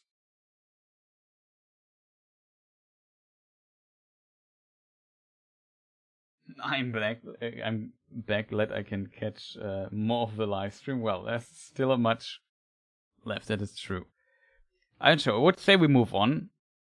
We see that his wooden armor seems to protect him well enough. Also, what I just noticed, his shoulder thing here looks very similar to that of Elrond. I'm not sure if it's somehow related, but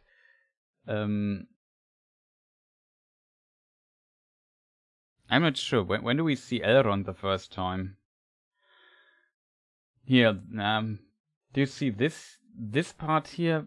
Not this here, but this here. You know what I mean? It looks somewhat similar to what Arondir has there, just that I know that I see it in this particular scene. See this? Maybe I'm wrong though. And then he holds up a sword. I assume these are yeah, I don't know who this here could be. Like, we see colors here. We see blue and yellow or orange. Almost looks Numenorian in a way. Where we see often this blue and yellow theme at times, or blue and golden. And we have this weapon here, which I have not seen before.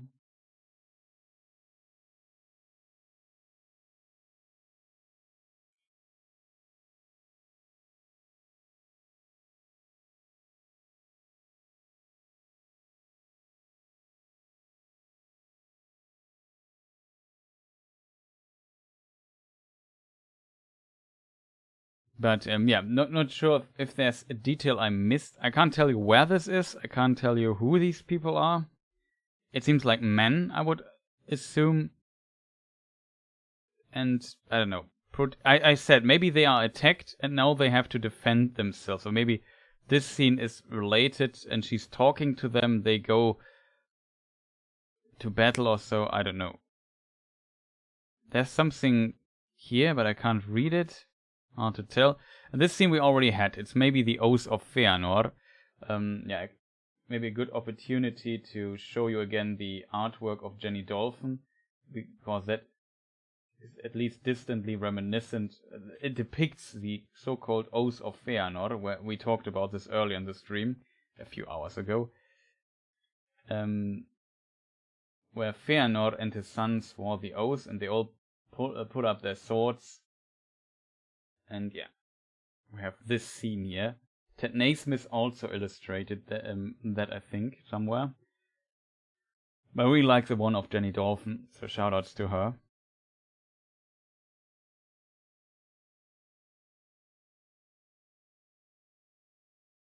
The LotRRoP gold scroll holder. You mean on the posters? Let me just see if I have the posters still up somewhere. Yeah, I have one.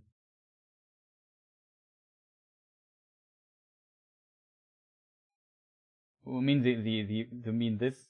Oh, you mean this one? Now I'm.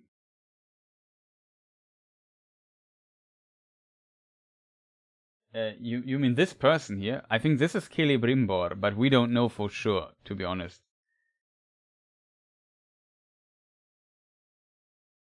Because pretty much all posters so far are accounted for. I would say it's Celebrimbor.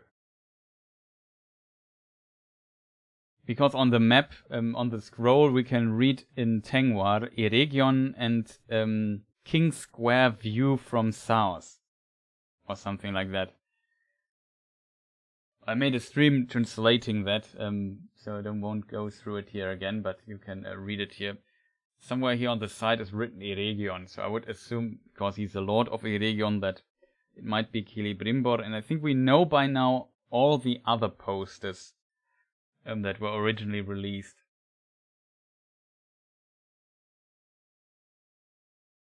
Should have edited like side. At least we have a very good idea.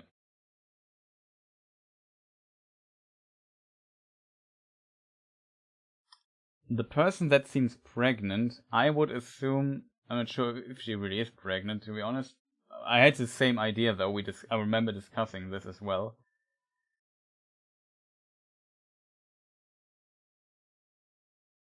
Now that is also one of the persons we don't know, but I would assume it's not Celebrimbor.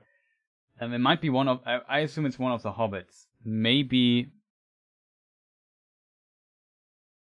let me see if I find her.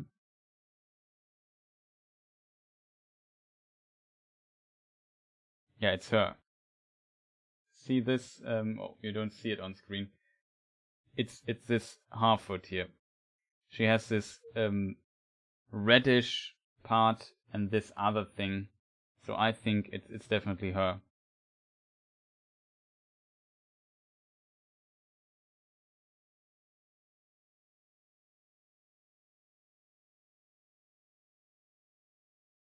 Seems to fit.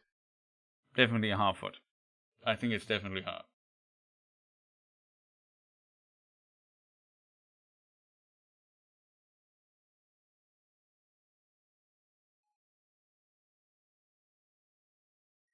So, yeah, but I think we now know pretty much every poster. There's one poster we only know through a magazine that it's Kemen, the son of Pharazôn. That was the strange one where we couldn't really make sense out of it. In case you wonder here, this one. This is the son of Pharazôn.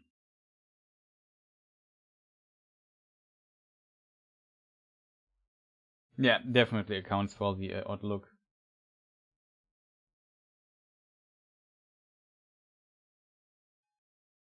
Like this is Miriel. Who else do we have? This is Durin. Halbrand. This is maybe the father of Nori, or I think we don't know his name, but we know it's also one of the Harfoots. He's definitely one of the hobbits. This is gil-galad. We can maybe go through the posters really quick. This is a stranger, of course, which I still find strange. Like somebody said, like I think might be Sauron or so. I definitely can see this. This is Theo.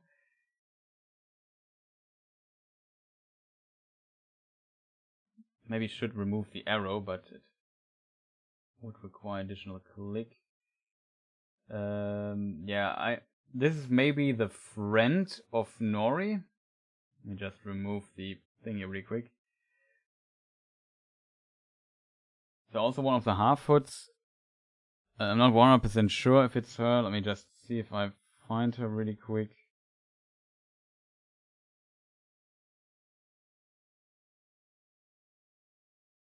Spoiler, I don't.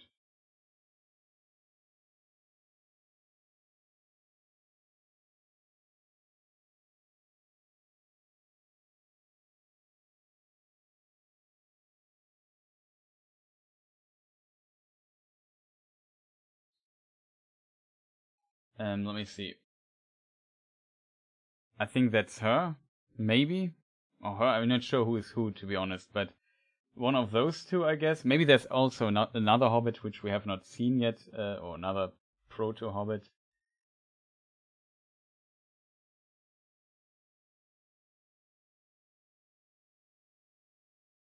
It's kind of interesting that we by now know all the character poses. I think this is Sardok.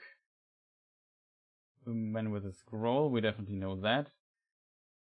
I would say this is Celebrimbor, as said before. We should have converted them.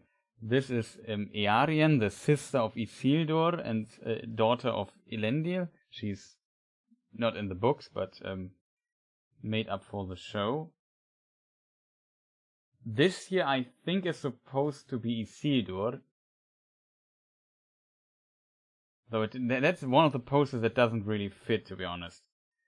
This is Elrond, but he's in the show, so he has to have a poster, I guess. This is Adar, and who do we have forgotten? This is Elendil. Pretty sure about that. And this is, I think this is a girl. This other was Nori, and this is maybe the other Hobbit that we have seen here in the background. Something like that. Archon is Nori, Shia, whatever. It's one of them. They are those. Who's Sardok? Sardok is in the first teaser trailer. The Hobbit with a book, like that is Sardok. He says, the sky is strange. That's Sardok. He reads in this book, and it has the same symbols as on the scrolls. Oh, you don't see it. Now we see it. Like he reads this book. It has the same symbols as on the scroll that is on the poster, and that is Sardok, one of the Harfoots. There are also some interesting Harfoot screenshots that we also have that were published like some while ago. And that is all the posters. Pretty cool if we know that. Yeah, the Hobbit that talks about the sky being strange. Like in the Empire, we had like the one person here, this one. This is the dude where some people speculated he is a wizard or so, but he's also a Harfoot.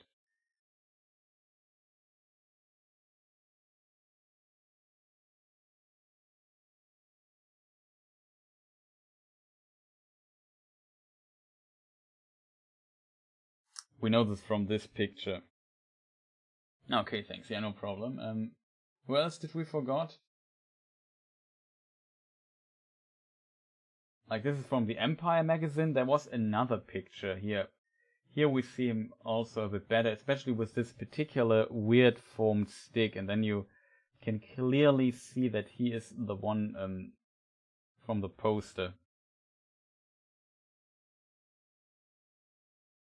Here, this one. This thing. It's clearly this stick, so it's him. And this picture says, I don't know, I think his name is not mentioned. Solitaire. Yes, it is a weird photo. I agree on that.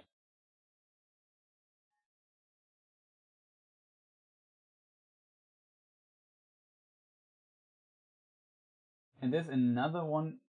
Yeah. Here we see still another Hobbit woman that we have met yet, I think. She here, next to Sardok. This might be the potential pregnant woman to the right. The middle is Sardok, and the other woman I think we don't know yet. Maybe it's the wife of Sardok or so, I don't know.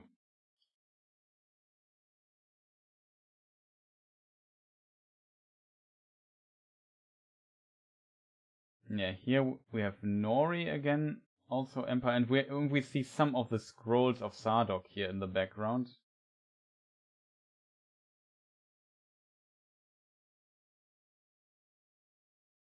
And there's one picture that is especially strange, kind of interesting as well, as this one with Sardok and the small hobbits.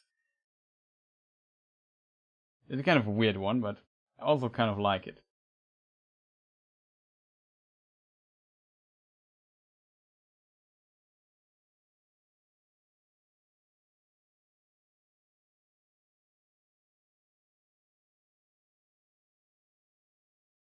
Also, there was this picture here, where we see like a bunch of the people. Like we see Theo, we see also Arondir with his split armor.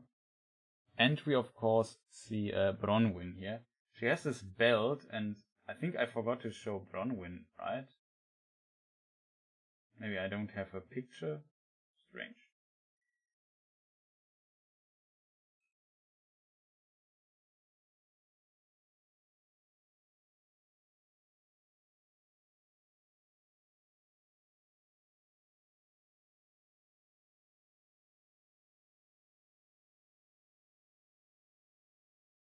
Must have overlooked one. No. Yeah, I missed two character posters. This here's Bronwyn, because we see the blue dress and the golden belt. We see this here in this picture better. And the other one was Pharazôn. That's the blue person. This here is supposed to be Pharazôn. We see this belt here, and it's very similar to the one we know from the last trailer, where we see Pharazôn in front, like here. Pharazôn.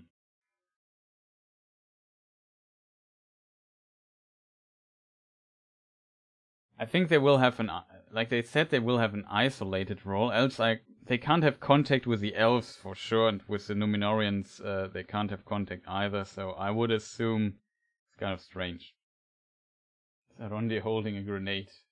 I don't know. I can't, to be fair, I can't really see what he's holding.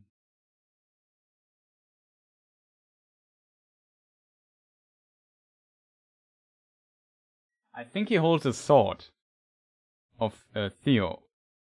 And you also see this cut here in this armor that we see now a bit better. And in the film thing, we also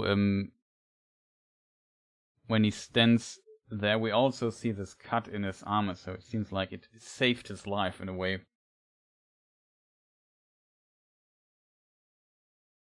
Ha, Harvard woman put to work, yeah.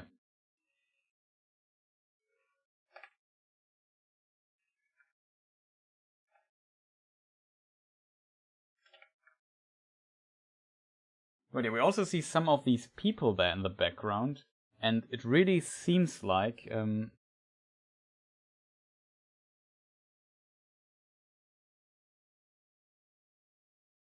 it really seems like in the next scene, if we go a bit further, this might be fitting to the people we see here walking.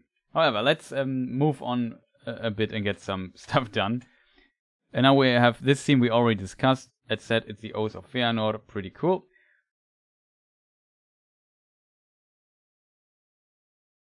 Yeah, that was really hard to see, I have to admit. I also had to really make it bigger and just go closer to the monitor.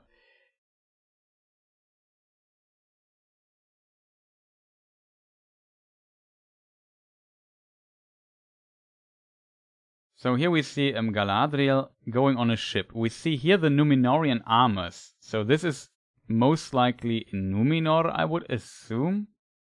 This here on the bridge, if you zoom in close, is maybe a sun symbol. I would not be surprised if it is, and I won't find it now because I have to zoom in so much. Bridge, where are you? This here, it's impossible to see. It's not very crisp, to say the least.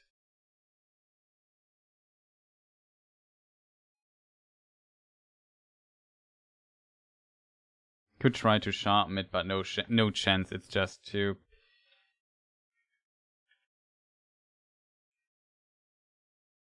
It's just far too blurry. Yeah, but yeah, this is Galadriel. I guess entering a Númenórean ship, maybe returning to Middle-earth or so.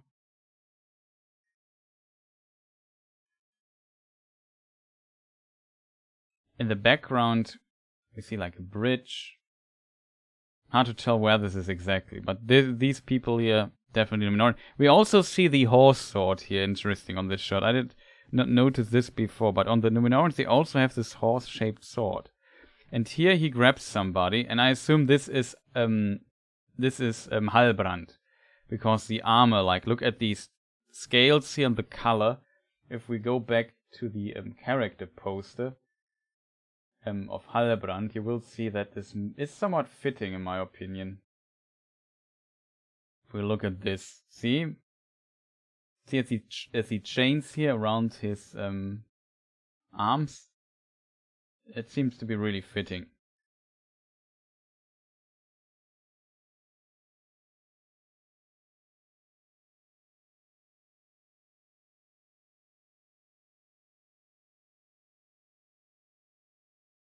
Is this a Moria chainmail?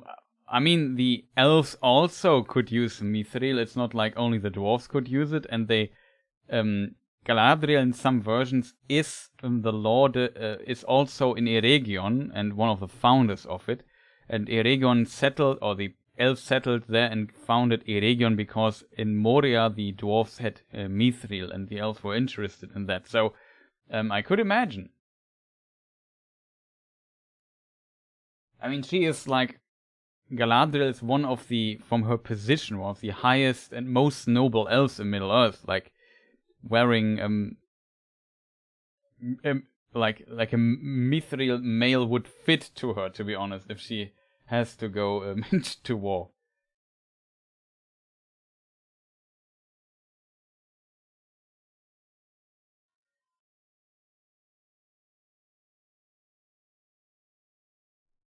Okay, so let's move on, because really there's still so much to cover.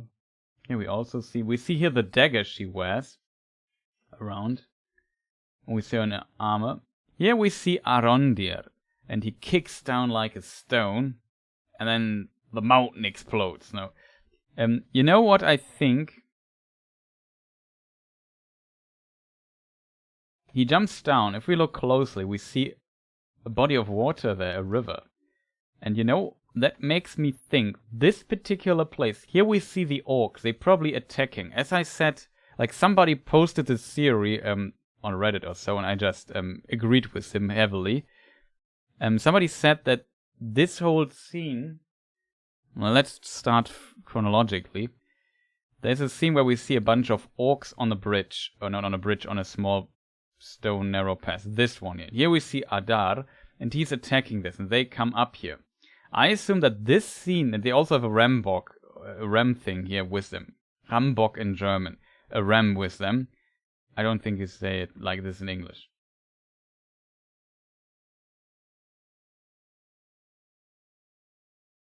Yeah, definitely. Grebo. They have a ram. So they definitely have some business with a door or something. That's why else they would not bring a ram with them. And then if we now jump to the teaser before, this is the main teaser. This is the second. So the main teaser is teaser number 3. That is like over 2 minutes long, almost like it. Just to have the terminology right. And this here is teaser number 2. And here we see this tower and this bridge. And here's maybe people and here's people. And maybe here on top is also some people. And I would assume he jumps down here in this scene. And the orcs are coming over this bridge. And here it would also make sense that we see like a river down here. Yeah, it's Ram. Okay, thank you for the confirmation.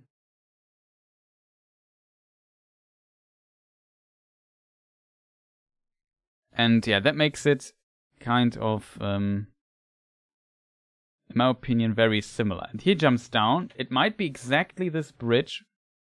Like we could look if here's something missing, if that is the case in the other shot as well. If we can see it. Yeah, here. You see here, something is missing in the bridge. So I think it's 100% the same bridge. So he jumps down probably from here down to here. And just double check if I have the right scene available. Down to here. And here behind him we see the orcs. And he kicks something down. And there's a chain on this rock actually. And I assume it's like a trap or so.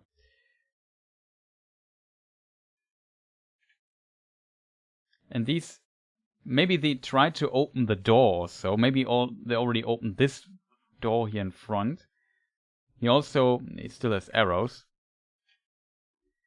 And yeah, these orcs have like torches. If we now jump back to the IGN screenshots.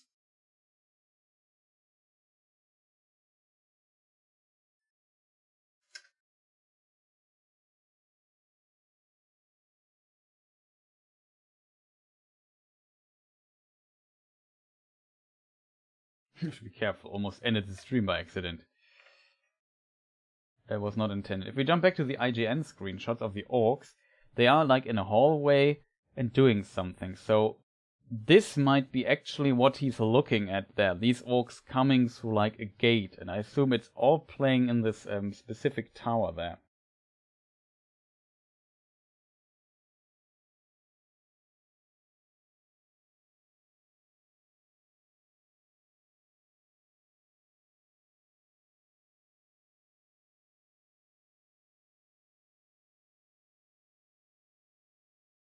Let me just see, what was the other screenshot? Like this one here.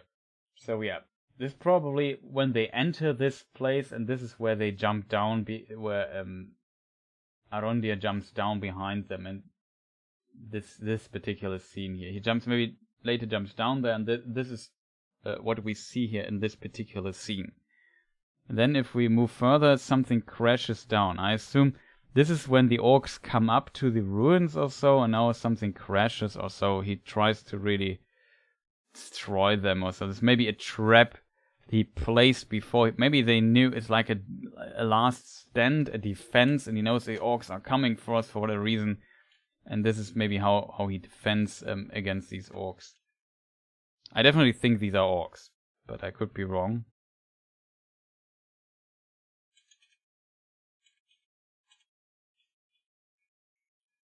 Yeah, looks like it.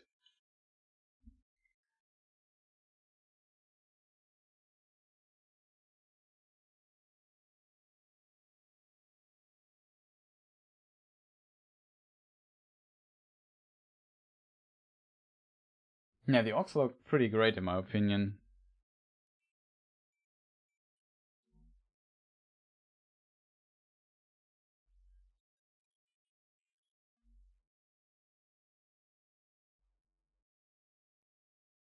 Yeah, exactly. Maybe this stone avalanche is caused by the fact that there is like, because on this rock, on this stone, you see like a chain. Maybe this chain like is connected. Interestingly, we don't see it here. Maybe it's like connected to a mechanism or so that basically starts all this. Would be my suggestion. And yeah, next scene, just to get things going. This is an interesting symbolism, I feel like. Maybe something like the Silmarillions? I'm not sure. Though the Numenorians don't have not much to do with those, I guess.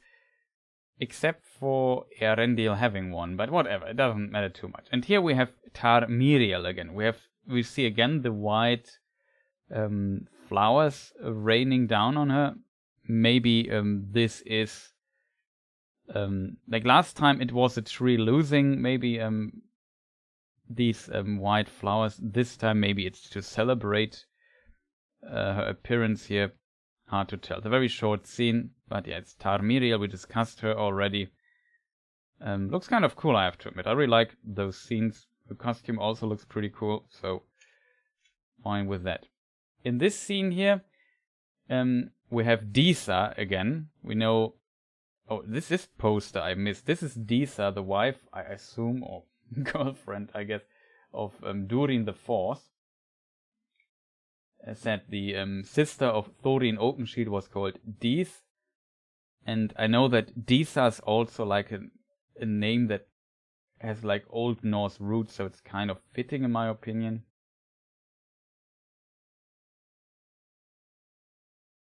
But and I learned from one of the articles or rumors, I think, that let me just think.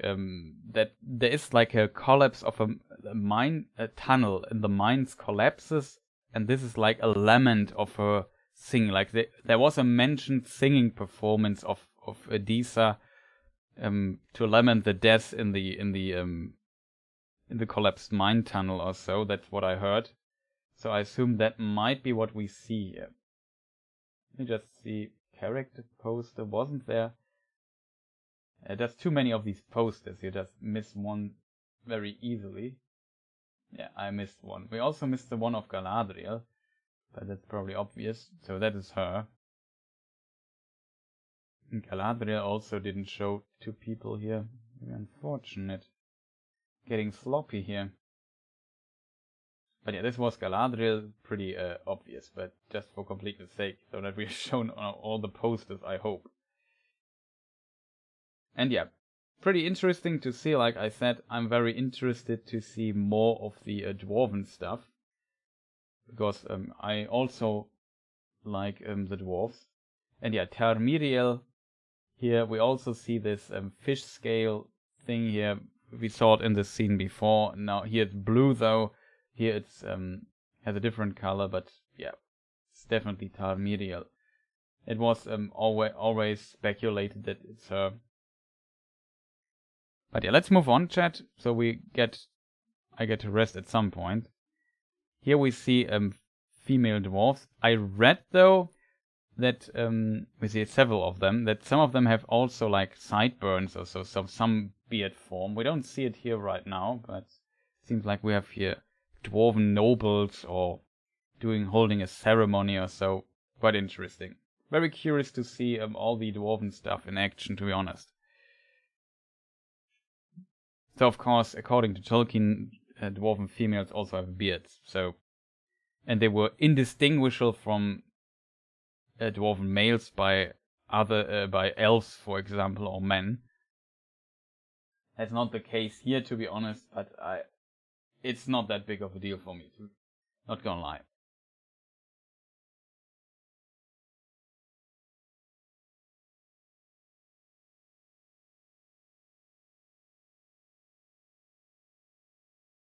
Okay.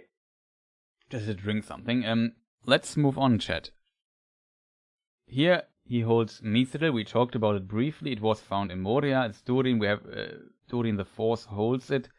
I assume Mithril is a plot device here because it's found in Moria, and that's why Eregion is founded close to Moria or Khazad-dûm. And he says in the other trailer that a new era begins holding up this year, and I assume it's Mithril.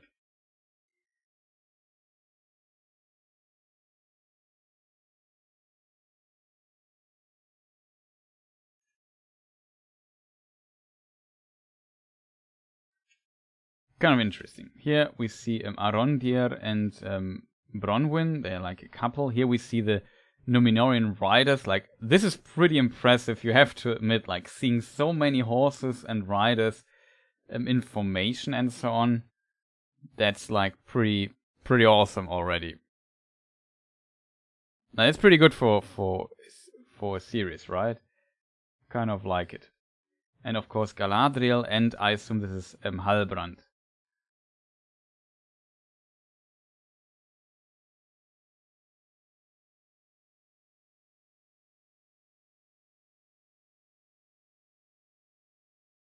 I just was checking if we see maybe Elendil or so here among those riders, but I don't.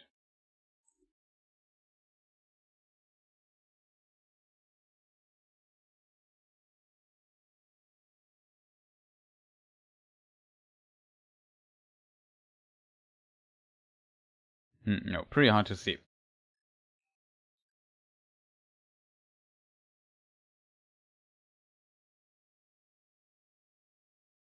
Yeah, we already mentioned it before when we briefly discussed Halbrand and the Númenórean cavalry. Yeah, you are right. The Númenóreans didn't use horses for war in army, just for fun. Maybe had some light archers on horses, maybe, but they were not Númenóreans or like couriers or so. But cavalry is, Tolkien says that was pretty much not the case for the Númenóreans having cavalry.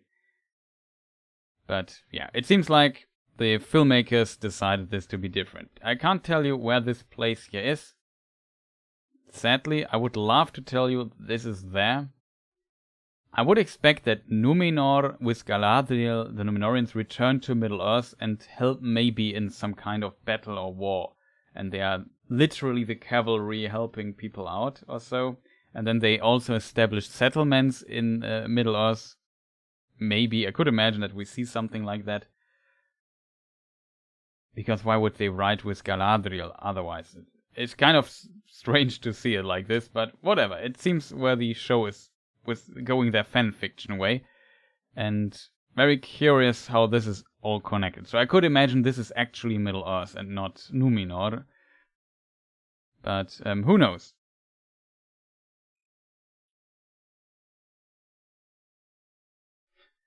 Curious if the horse of Galadriel is related to Felarov. Very curious about that too. Probably not, because Merasir would not ride with a saddle.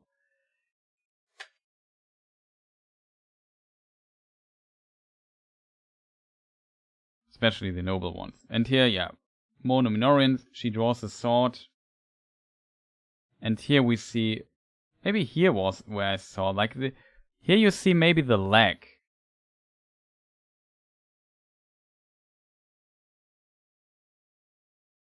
Of the orcs. Maybe that is somewhat reminiscent of this Bronwyn Nosferatu scene we talked a bit about. This one here. See the legs? Looks kind of orcish, the leg. I definitely think it's an orc. And they walk through the forest. We have seen in the very first teaser the slow-mo arrow shot of Arondir, capturing an arrow and shooting it back at enemies already. So I assume it's this shot, and in this shot we also saw like a person on the ground who almost got hit by the arrow, but he catched them. That's why he has to catch the arrow. It would hit his friend. Not sure who he is, but yeah. There was the first teaser, so I assume the orcs running there through the forest. That might be the same scene, like the light color and so on, trees, etc. Looks somewhat similar, I have to admit. Could be wrong though. Maybe what my assumption now is that they maybe escaped or so. But does he have his wood armor equipped? Let's go back to the first teaser shot here. No. See, he doesn't have his wood armor equipped here in this shot. maybe he escaped with some of the prisoners from these working pits or whatever, these mines of the orcs. And this is why he doesn't have the armor and he escapes. This is on their flight from this place. And I hope he's successful because nobody wants to be captured by orcs. Must be a terrible experience.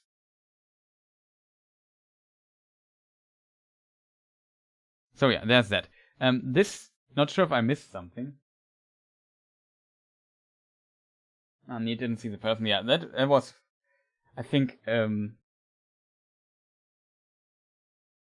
yeah, orcs or goblins. Goblins and orcs are usually used synonymously. In The Hobbit, they're often called goblins. In The Lord of the Rings, the term goblins is only used very few times. It is used, but not that often anymore, and mostly they're called orcs. I think Nerd of the Ring discovered the person there. We talked briefly about it when the trailer dropped and said, oh, I didn't see that there's a person on the ground getting hit by the arrow either. So shoutouts to Nerd of the Rings. Yeah, in this scene we see Galadriel swimming, her raft being destroyed, and we see a big, let's call him Mr. Fish. Maybe it's a whale, and it's not a fish though, but it doesn't look like a whale to be honest. And it's like a big sea monster or whatever. And it completely, like in this scene, this shot underwater here, my assumption, the intention of the visual design is, when the camera dips below Earth, which is always cool, we see like planks and some particles here. So I assume the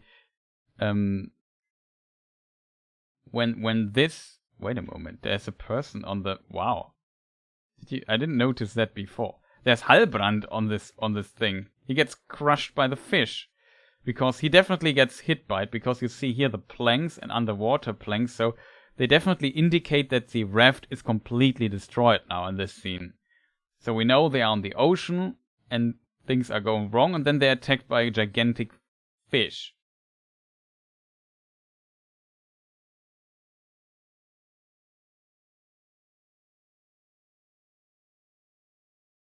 And yeah, they seem to escape. Are there mentions of big fish in Tolkien? I don't know. But of course there are some unusual sea monsters in Tolkien's world, like the Watcher, for example, at the west gate of Moria, that attacks Gandalf and the others. That's of course different from this year, but yeah, there could be weird. You could make some of these things up. Maybe there is a mention.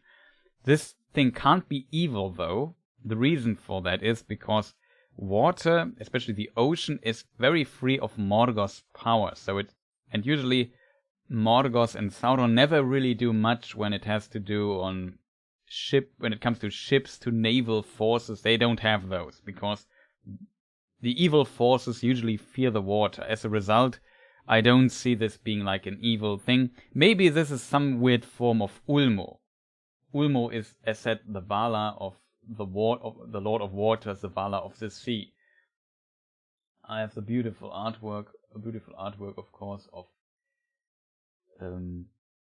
Kimberly 80, like we had already Aule and Yavanna, if you remember a few hours back. Yavanna created the two trees, Aule created the dwarves, their bodies, and yeah. We have also this very early work of Kimberly 80 of Ulmo. I kind of like it. He's like Poseidon or Neptune or whatever you want to call him. And yeah. Does Tolkien speak of beasts in the sea? Maybe. Like, I think could be. The only underwater sea monster we know, it's not sea, it's in a lake, is the Watcher at the west gate of Moria, so you can make something up. Maybe this is like a weird form of Ulmo or so, or of Osse. Osse is like a Maya of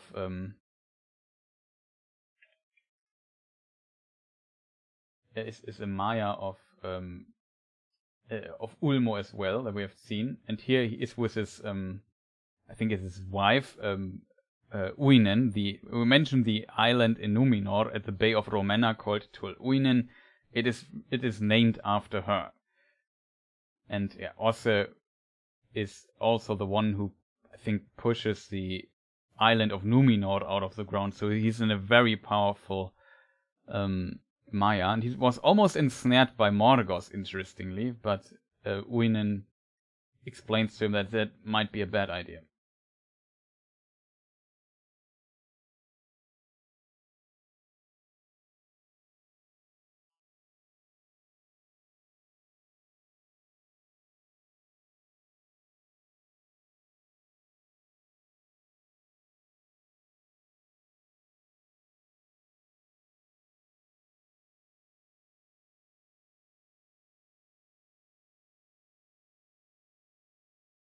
But let's move on, chat. Yeah, I'm not sure who this is, but it's interestingly that a lot of things seem to go wrong. So now we know how they lose their raft. And especially, like, the detail here is a person still on the raft, which must be Halbrand, as we know from the Vanity Fair pictures.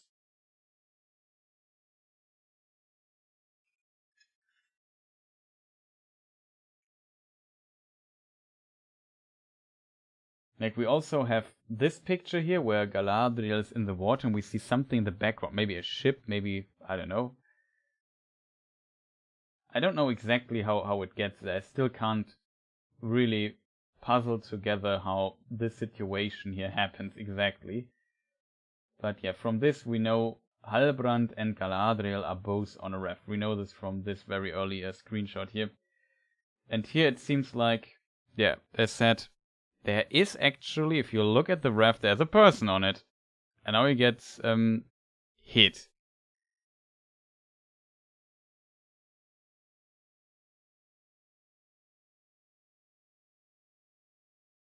Try to see the person in the water. I don't. It would be unfortunate if he gets.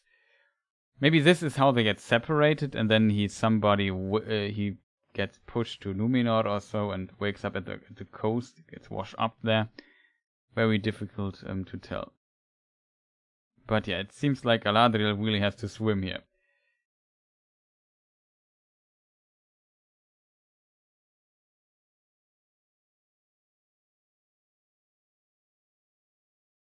Could you imagine being in eternal waters, no light and no land inside? No, that's a very terrifying thought.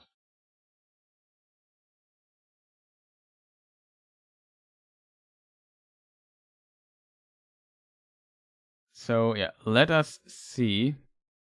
Yeah, now we are back to Numenor. We see some symbols here, which this one I've in particular I've not seen as at all. Maybe a possibility.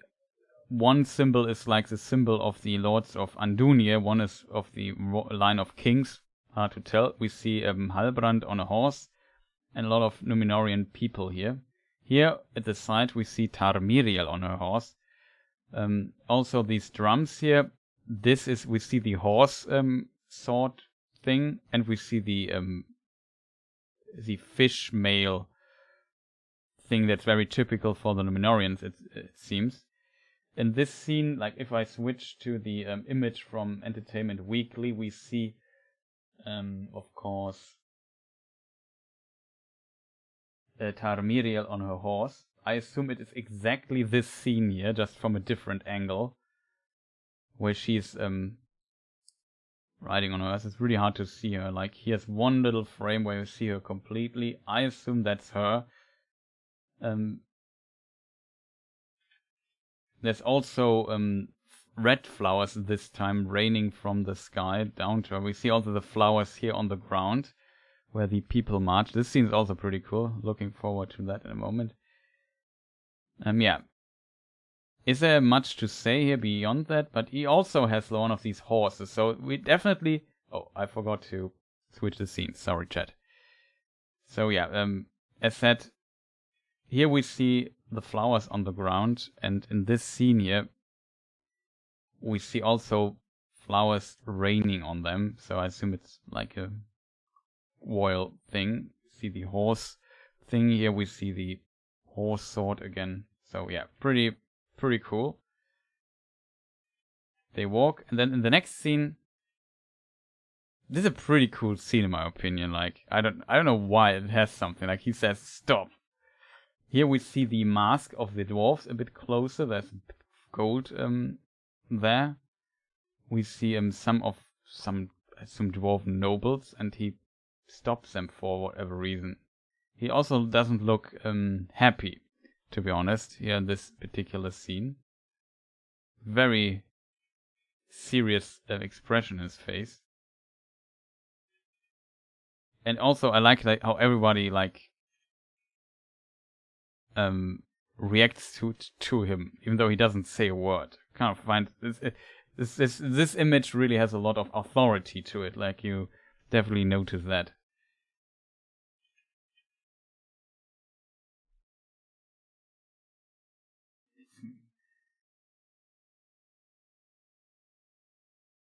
Yeah, we already discussed this. Gribo, I agree. That's strange that Durin the Fourth and Durin the Third are there at the same time. Durin the Third must be in the Second Age, but Durin the Fourth, we don't know exactly when he was born. Some assume he's maybe at the time of the Last Alliance or so. He lived maybe even very early in the Third Age.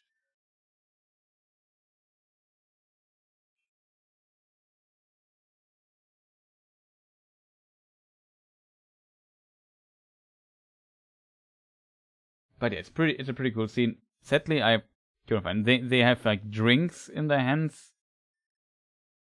I'm not sure if that's typical for dwarves in Moria. There's like an X or so.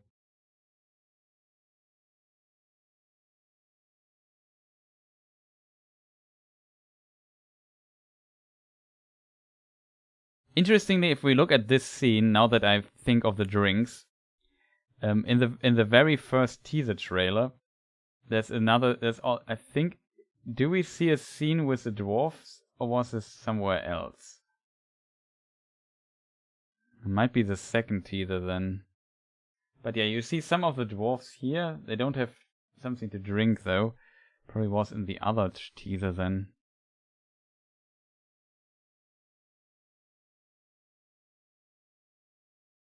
Or it was an image, which I forgot.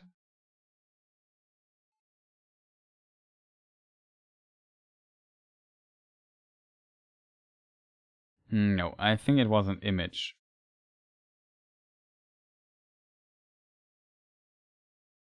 No. I have no idea.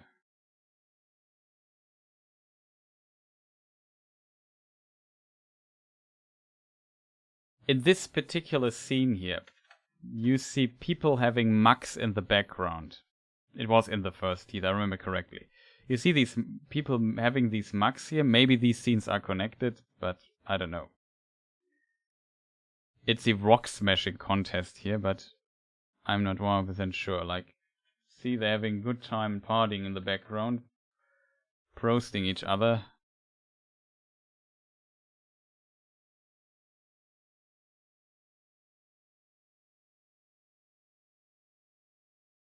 No, it's slowly coming to an end. Here it is the same. Maybe they just simply always have mugs. Yeah, he looks a bit different in this teaser. We also don't. This here might be part of his weird color thing. And by the way, there was a costume screenshot recently. Which teaser was it? The second one? There was one where we saw Durin.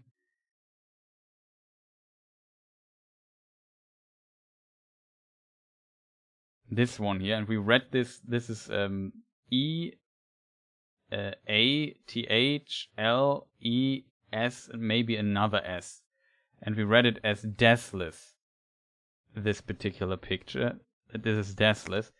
And I can't... Do I have the image? Maybe I have the image available for you, chat.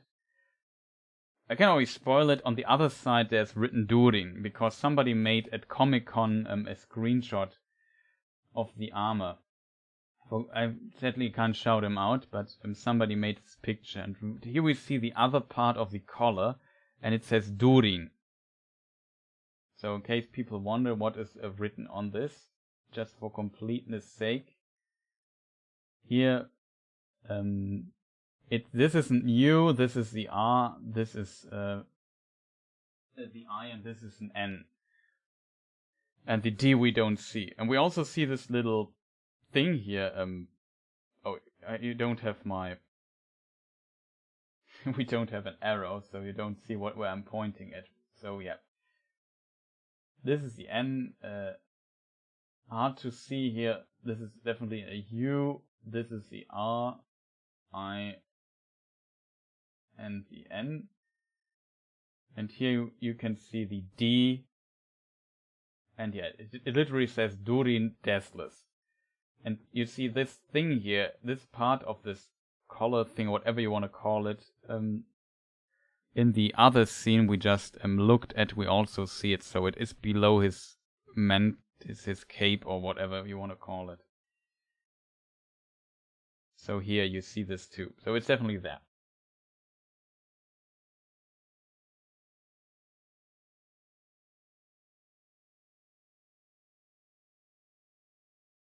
Okay, chat. We're slowly moving on. So next is the meteor scene, and here we see Durin facing the men, the meteorite men. We still see, like we have seen this multiple times. Now we see he's holding her hand. Now we see her better. And we see the height comparison. What I really like about this scene is like with the size comparison. Like we see the stranger here in front, and Nori looks just so small in comparison. Like, I don't know, it's kind of convincing that she's a hobbit. Like, it really works out for me here in this scene. Very curious to see the differences, but I assume this is Nori.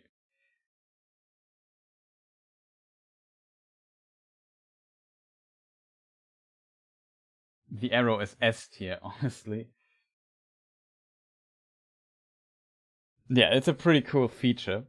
I can also, like, if I return to this, I have to exit studio mode and then I can move it around freely. It's also pretty cool. But usually prefer studio mode because then I can prepare the next scene already and switch. But in studio mode I can't move the arrow freely with my mouse, so there's always a downside. Yeah, but we discussed this scene here luckily already. Here's the sulfur, this red smoke. Maybe this is a mine or so. Here's a tree cut off. And I don't know. He seems to fight as well. He seems angry and he has something in his hand. It's like some crude tool, I would call it. And he will stab his head with it. And it might hurt heavily. But it might be dead. I assume these are orcs, or at least those people who take them prisoner in this. And we discussed this scene. Like, here's a chain on the ground. There's some kind of pit. And this guy here is also fighting with an axe. And he has, like, I don't know, some metal to fight with. And he looks very dangerous in this scene. Like, he's really angry. Like, I don't want to mess with him. He also has not his wood armor on. So it seems to be he was captured or so. And I don't know. Later they escape. Here in the background we see the walk, interestingly. So here in this tree we have like a walk coming out, and the chain is somehow connected to his it's somehow connected to the head of this walk or so. I don't know how this works exactly, what happened there. There might be an explanation. Here in front is another orc person. I won't be able to hit the frame, but you can see his hand briefly. See the hands here? Kind of interesting. It definitely looks not too human, to be honest. And yeah, here he gets thrown down. We see some corpses, some other people. We see the chain down there already. We also see some others dead there. Here we see something burning. This person here is, yeah, looks very untypical for the orcs. He also have blue eyes, interestingly. And he has the same, like the robes of this orc is pretty much the same as we see with, like the structure of it is very similar to these here. So yeah, it might be it's now revenge time for the elf or so. Pretty cool.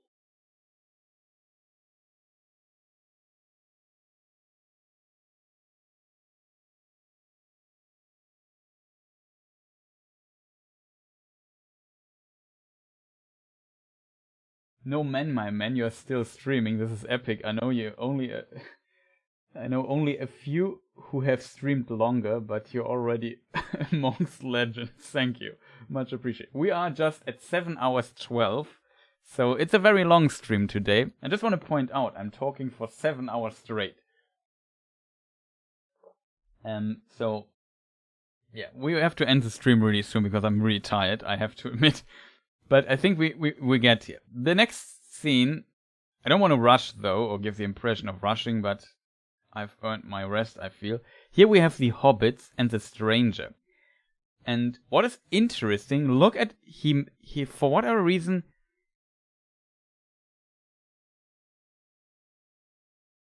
it seems like he is hitting the ground with his hand for strange reasons I don't understand.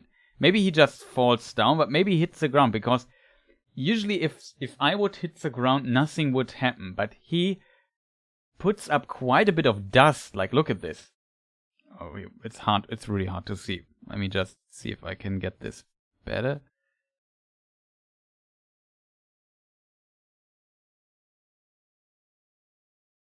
Almost a shock wave or something is coming.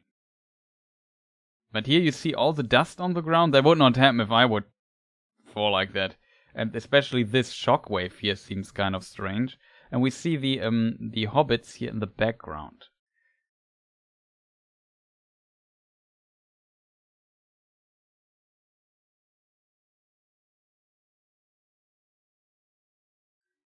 This forest also looks kind of spooky, to be honest. If you look at this, just a theory, maybe this is the same forest Arondir is in. Also, we see some structures like these wood, these branches here are put there. It looks like something is also put to I know, it's some part of this forest seems to have like a structure, like somebody put these branches here or so. I could be wrong. But it seems like it's a stranger, and yeah, it's Fondolf, exactly.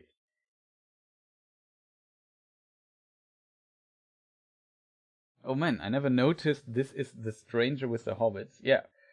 And that kind of makes...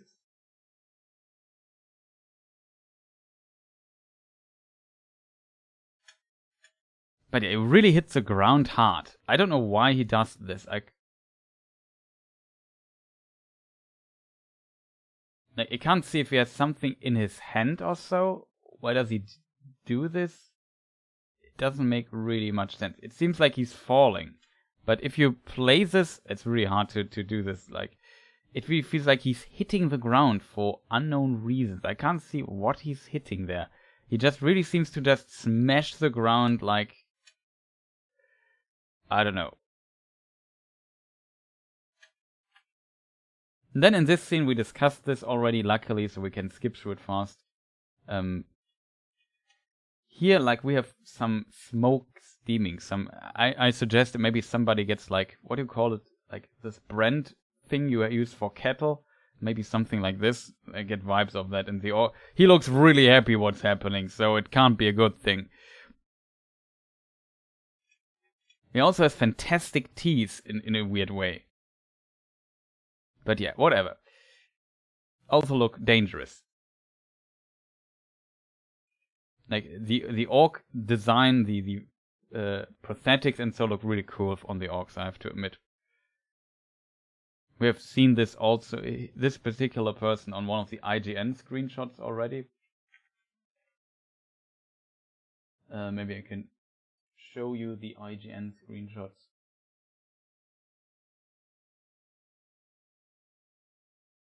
I assume it's this orc here. Pretty cool.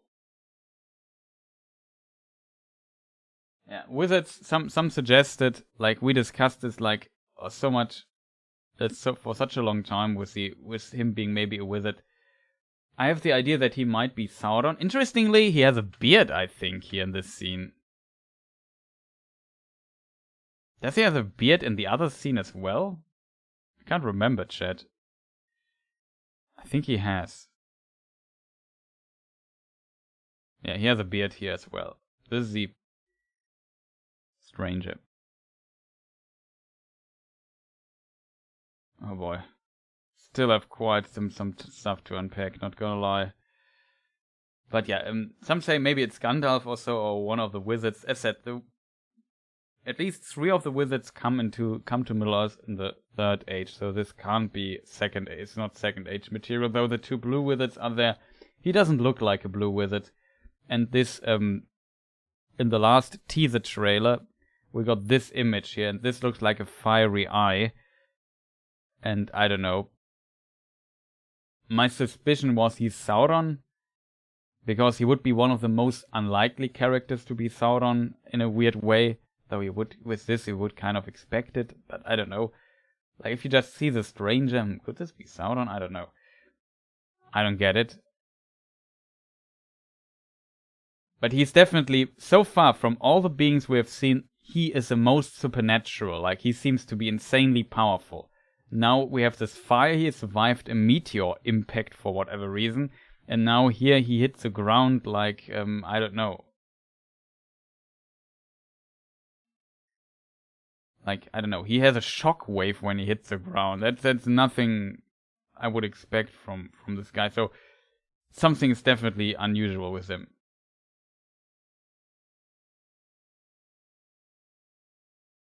Yeah, and interestingly, the next scene is also very interesting.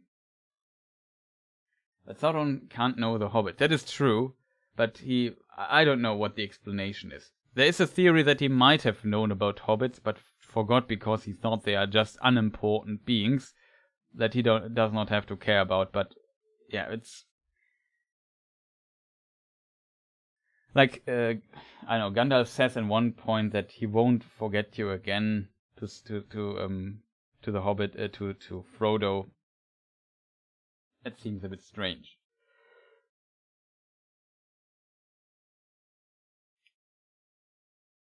Or maybe the hobbits didn't call themselves hobbits back in the day, so he does not count 1 and 1 together that half-hoods are hobbits, because the term hobbits is maybe a 3rd age term and they themselves did not call them hobbits. And I don't know. It takes a while until Sauron sees a hobbit, in the form of Gollum, I guess. But I don't know, it's complicated.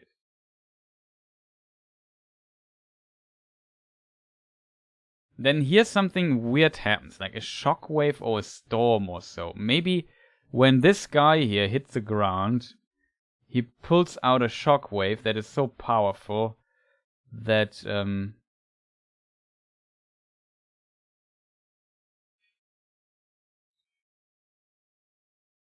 that this happens. Maybe I can edit this together, chat. How about that? I mean, it's very late, I'm very tired, but I want to give you like the best overview possible. Let me just see where does it cut. Like, it's so weird that there's a shockwave going on. I find this a bit too over the top, if I'm completely honest.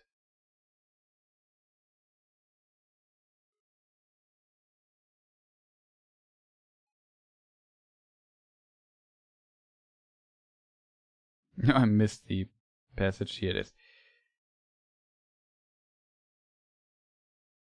I tried to edit this together really quick. Just let me get the frames right.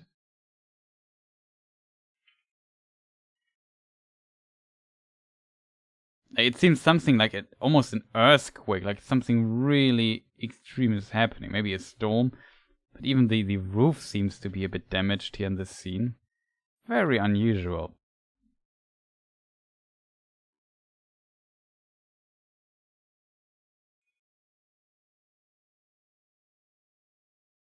So just imagine he hits it and this happens. Like if you just edit it like this. See what I mean? Maybe this is somehow related? Maybe the stranger sneezed or so? I don't fully get it. What is interesting in this particular scene? You see Numenorians here in the background.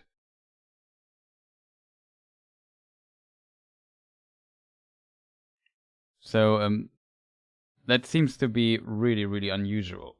You see some people? Maybe this is Bronwyn or so?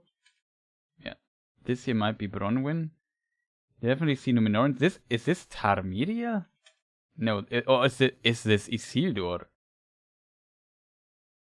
Maybe that's Miriel, I'm not sure. Here's also Arondir, I think. So it's like there's a really big family meeting here. Do we see Galadriel here somewhere on the shot?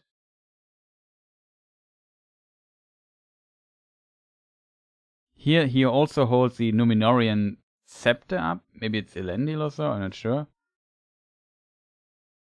Really unusual shot, isn't it? Very curious what the context of this might be. But they seem to be kind of surprised.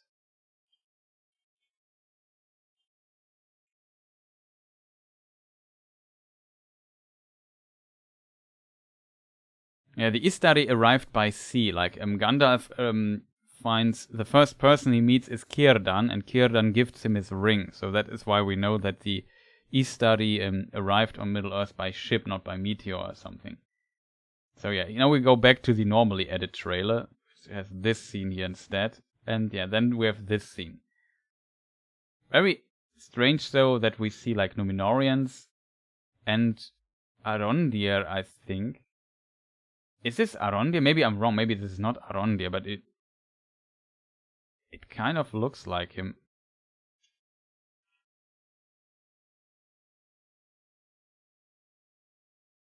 I think that is his wood armor that he wears here, isn't it? It's really hard to see. Could try finding. I need to zoom in further, as I can't hit the frames. Yeah, definitely Arondir.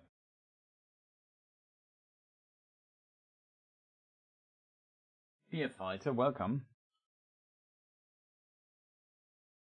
Yeah, we don't know how the blue wizards arrived, but I would assume not by meteor, because they have to forego might and clothe themselves in flesh, as Tolkien describes it. And then traveling by meteor doesn't seem really too fitting, to be honest. I'll just eat a small snack.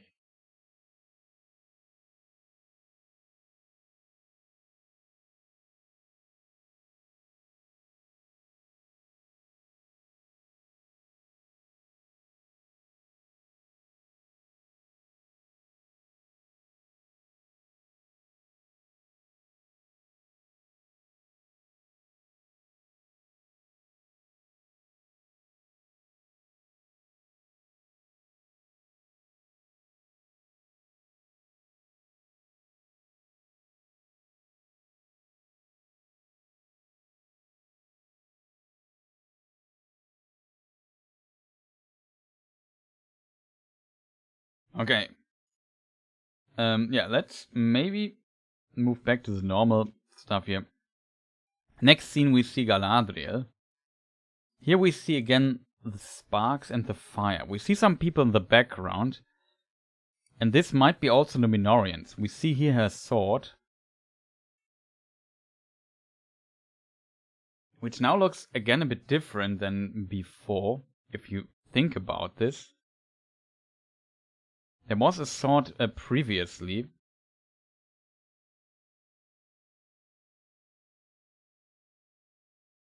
Yeah, here we see a sword again, it's probably the same. Yeah, that's the same sword, I assume.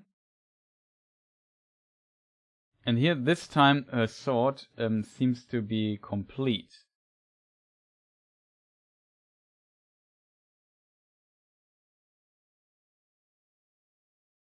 Interestingly, isn't that the sword Galadriel has there? Norman plate, yeah, it's true.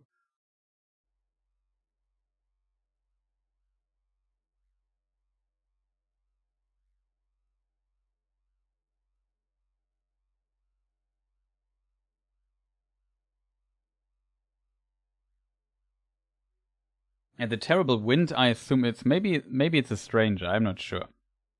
But maybe it's also some other force, it's really hard to tell. This though, like look at this. This is Galadriel's sword. Who could this be? Like maybe it's Theo or so. Somebody holds it up.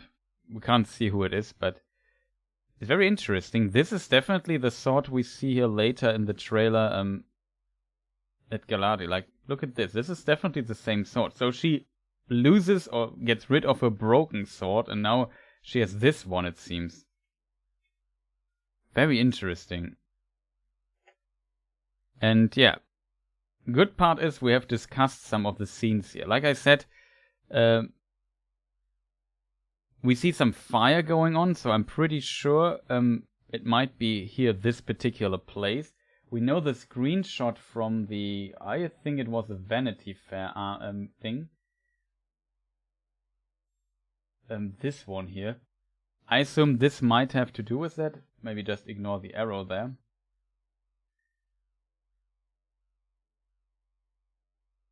This might be this exact scene, right? No, not this exact scene, but it might be to do with this here. And then earlier in the trailer, I forgot where that was in the trailer. Yeah, this scene here with the rat. Here we see Galadriel open her eyes. Maybe this is like a vision or so, like a worst case scenario. I'm not sure. Maybe some terrible things happen there, and then this is completely devastated and it burns. That's why I assume this village that we have seen is potentially this place we see later in the trailer. Like, it feels familiar. Also, if you look at her sword, can we see it? No, we can't really see it.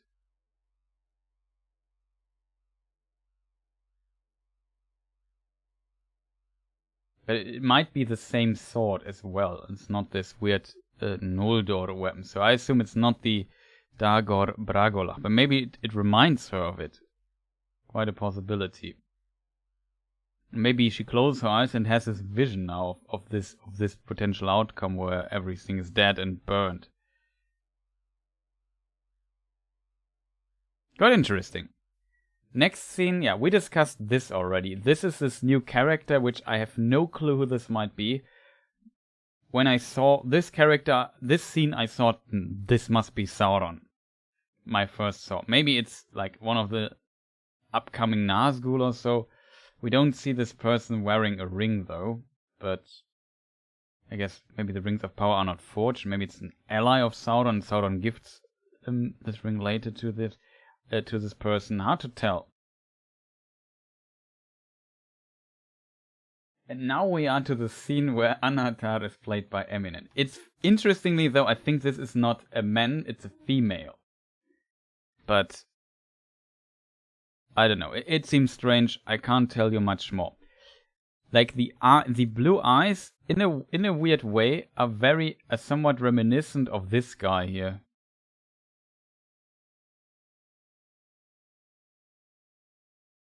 But this also, she has like this weird scepter in her hand. But I can't really see what is on it.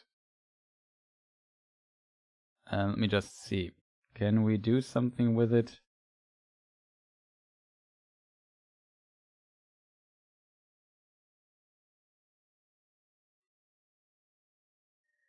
I can try make it a bit brighter if you want.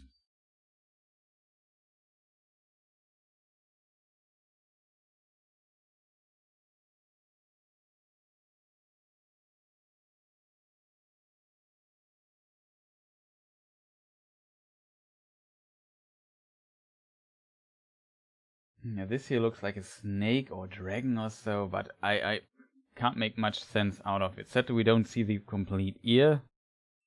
Else we could maybe consider if this is like an orc or not. An elf or not. Hard to tell.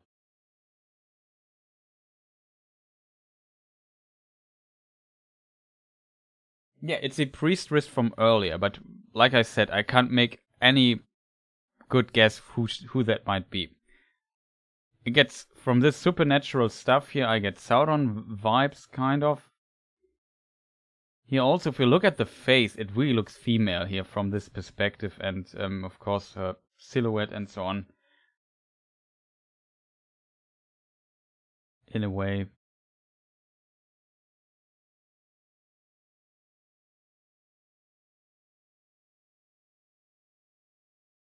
And she also has like 2 other priestesses or helpers with her. Pretty tough to tell.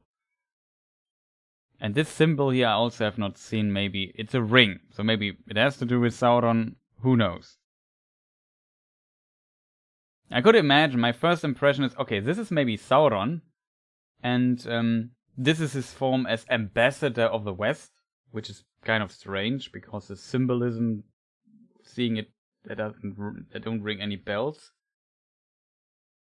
That is a man. No, it's definitely. I'm pretty sure it's a female. This is also, I think, these 2 are definitely females, but I think it's a she.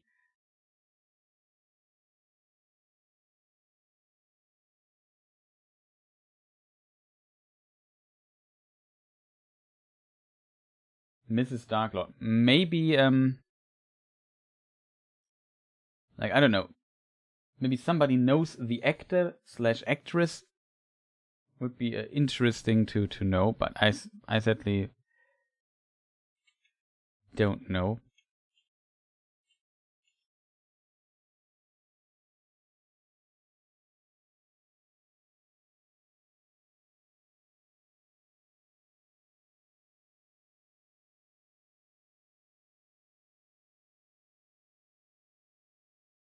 Like in this scene, it looks like she has breasts if you look at this particular region here. That's what I mean with silhouette.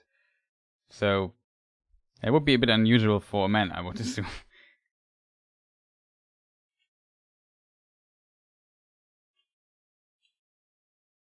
Hard to tell, though. Like, this character definitely could be both, but, I don't know.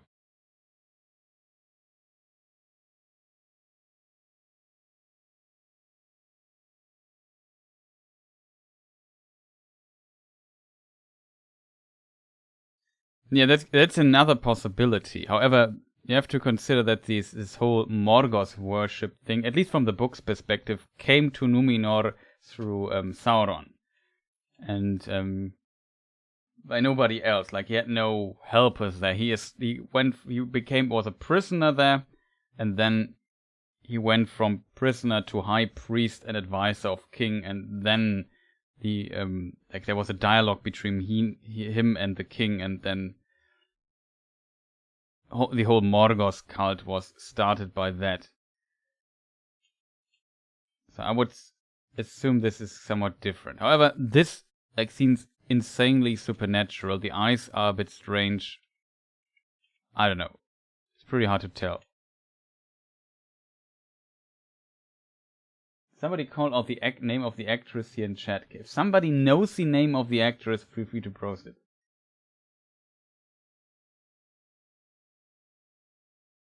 That is true. There are definitely, like I said, just seeing the face, I could 100% see that this is a male, like a man. I think they maybe chose this actress.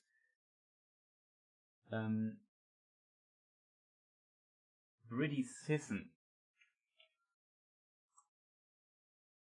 I'm not sure if I pronounced this correctly. Not heard of her.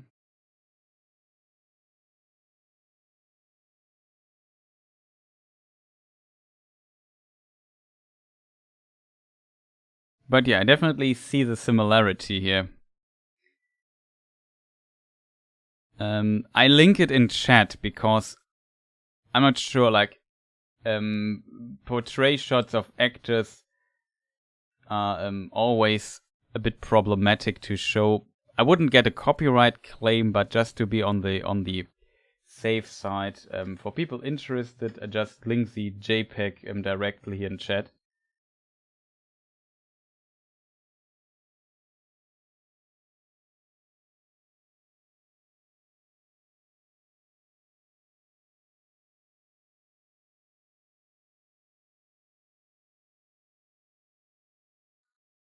Even rocking the short hair on the shot.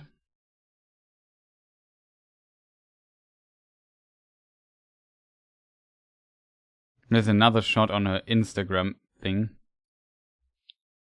Interesting. I'm very curious. I haven't checked Reddit or stuff with maybe some people have some insider information or did some more research on this than me, was just talking about lore for... Let's not talk how long we are on. But yeah, it seems really like it's definitely her, 100%. So it's confirmed by now. Like no argument. It's a she, and yeah.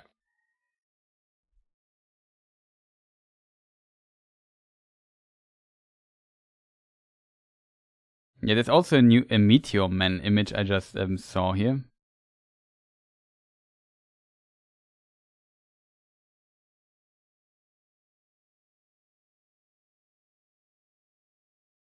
I mean, there is a simple explanation for that might be working. Like I said, you could make up that she becomes a Nazgul later or something like that. You can have like a billion of explanations for her. Does she go? I can't tell you that. Probably. I have to look. I have to find her Instagram or something. She, her. It's a she.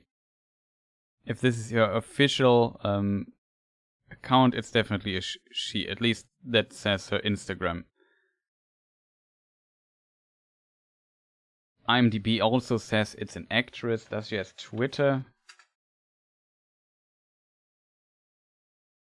Oh, you know, but yeah, I don't know. It's interesting. Like, she could be, like, we know that Sauron had in some shape or form, like, later he has the Black Numenorians. Maybe they also already start with the Black Numenorian stuff in the Second Age, which I would argue would not make that much sense, but maybe it makes sense. It's difficult. Like, the term Black Numenorians, let's say, just use them so people know what I mean. Technically, I guess the term came up after the fall of Numenor, but whatever.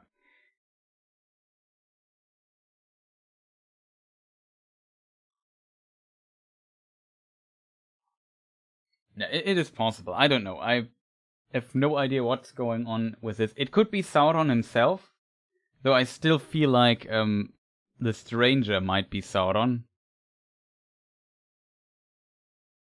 But now I'm not so sure anymore. Like, this is really hard to predict, in my opinion. Maybe she could definitely have like some connection to Sauron and maybe apply some powers, prepare some stuff for him. I don't know. Who knows? Sauron is definitely capable of giving people some kind of power. Though this seems so far a bit, I wouldn't say over the top, but quite impressive. And never forget when I just read the quote from the Silmarillion that Sauron, let me just see if I can read it again. I'm not sure if I still have it opened. This one here? Yeah. Those who used the 9 rings became mighty in their days, kings, sorcerers, and warriors of old. So there's definitely the explicit mention of sorcerers, and what she's doing here seems clearly like sorcery. Though usually sorcery in Tolkien's world isn't that explicit, I have to admit, but I don't know. In very conservative terms, it's hard to tell.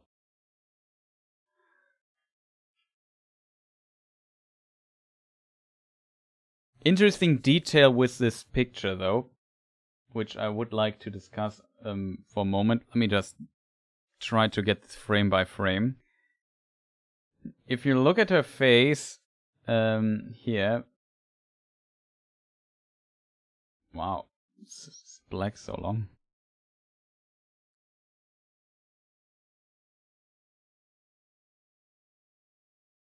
You can see her taking a breath before she I don't know, does her sparkling fire stuff. Also, if you look at her palm, before she starts doing the breath thing, her hand is already burning in a way. And she just, I don't know. there seems to be already something in her hand. So maybe the trick, the sorcery, is that her hand doesn't burn. It looks already also kind of black here in this scene. And as said, there are sparks already before she starts doing anything. Like if you look at this here, it's already there, and she just... Maybe she has something really hot in her hand and just blows it away and does some... whatever she does with this. Still, it looks very supernatural, I have to admit. Yeah, Tolkien liked subtle magic for sure, I agree on that. We have to see though what this exactly means, what is the context of this, but so far, yeah, it seems kind of powerful. Whatever that means. Not as powerful as Meteor Man smashing the ground with his bare fist, creating a shockwave. Like this. But yeah, I don't know. Shall we move on, chat? In the next scene here, we see, I don't know, blue lines or whatever. Maybe these are vines, maybe these are kind of minerals or so, and we see a yellow leaf. The yellow leaf is very reminiscent of, what is it called? Lindon, of course. But I don't know. Really hard to tell what this here is. Something bluish. Maybe it's related to the scene. And in this scene, if we look at what is said,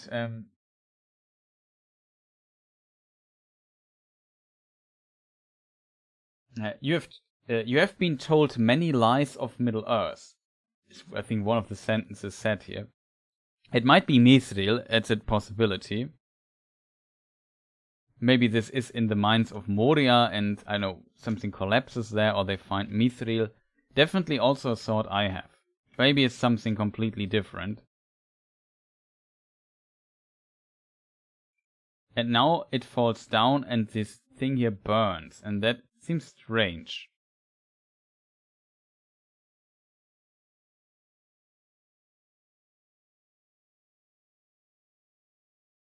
Actually, okay, it's theory, chat. Let's pretend this is Mithril and this is Moria. And for whatever reason, they had these... We know they had, like, what do you call them? Like tunnels or things that went to the outside, maybe for having airflow in Moria. Maybe through this, a leaf comes through this, and maybe it falls down all the way. And just imagine it lands on the Balrog. This surface here is a Balrog, and that's why it starts burning. This is actually our good old friend here. Him. Just a theory, though.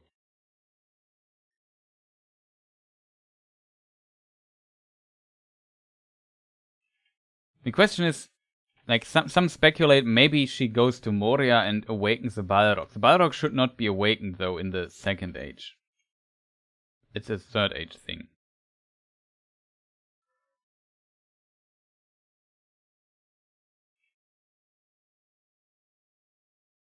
Yes, still here 7 hours. Yeah, we will end the stream so. It's also almost 8 hours.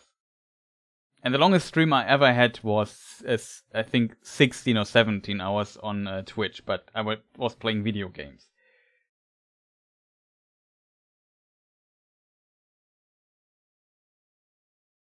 Exactly, they had shaft to the outside and mirrors for light. Exactly. How is your voice alive? Well, years of practice, I would call it.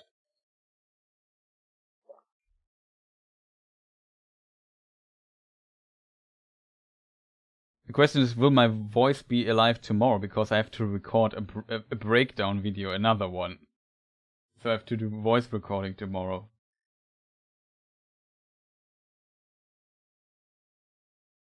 A little dirty for Moria, I agree, but maybe it's like some unexplored mine thing or so. Like, this is not in Moria, it's more like it is in the Misty Mountains in some tunnels where there is Mithril. Maybe they have not mined this here already and weren't here yet. Because they can't be here. If this is a Balrog, they have to reach this place in the Third Age, so much thousands of years later. They haven't mined this stuff here in let's say, I don't know, at least 2,000 years.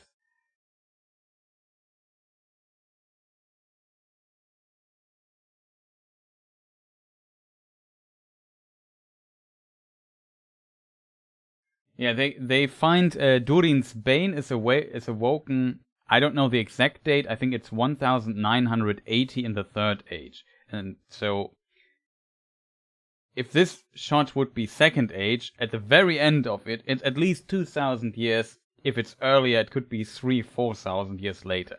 So this is like some unexplored place in the Misty Mountains around Moria where they find this. And that is just my theory. Like, why else would this leaf start burning? Like, I don't have a good explanation. And if you look at the ground very slowly, it seems like wobbling a bit.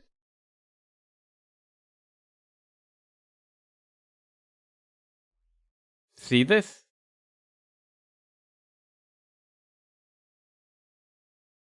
It lands.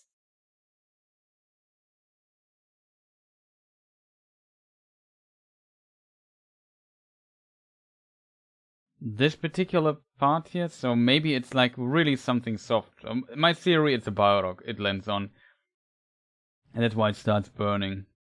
I don't have a better theory for that.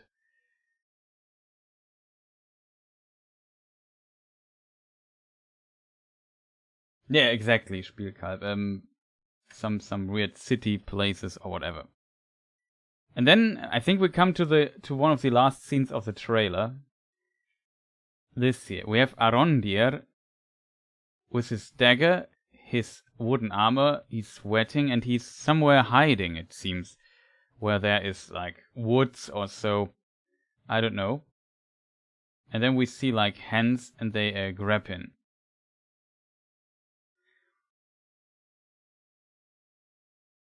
My theory here might be this scene here is when he gets captured or so by the orcs. We have this very early thing here where he kicks down the thing here. Here he still has his armor. Maybe he's doing like fighting the orcs and doing stuff. Maybe he's then hiding later somewhere. And this is where he gets caught by the orcs. But I don't know if this is at least related. Also here, if you look at the claws in the background, look at this claw.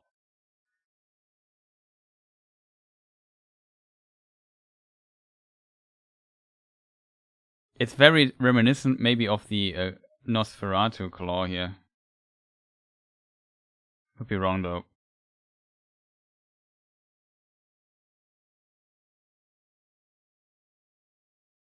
Probably they managed to sneak up on him and surprise him or so. And then that is almost the last scene, and the Balrog, luckily enough, we already discussed.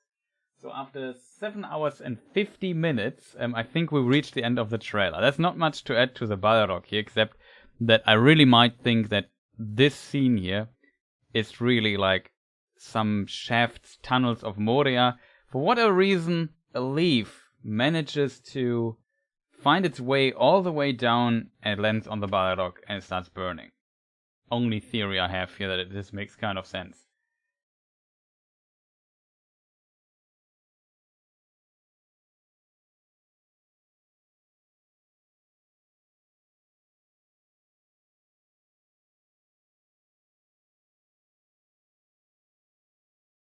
Some of the fights look a bit like too Matrix-like for you. Yeah, potentially. I don't know. We have to see. They have to put in some action, in my opinion. And so far, I've seen, like, I don't know.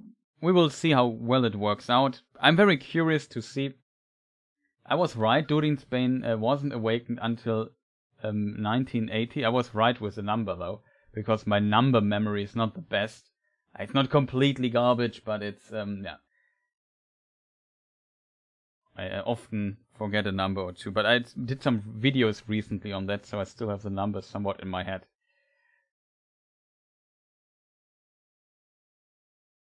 Anything's looking for a plaything. There would be another possibility. It's ends or so, but I don't think that would be. Is an interesting idea actually. It's like ends.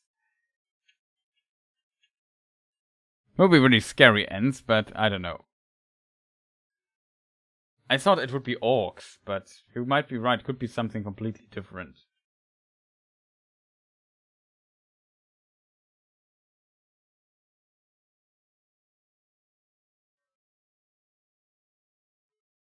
On this screenshot, though, well, I think it might be an early one, is if you see his armor, there is no cut on his armor. Like, maybe he repaired it. Here's a little cut, but in this one screenshot we have looked at earlier, here, this one, yeah, where are you? Okay, in this screenshot he already has a cut, so these scenes can't be related. Here's a cut on his armor, a deep one. And in this scene with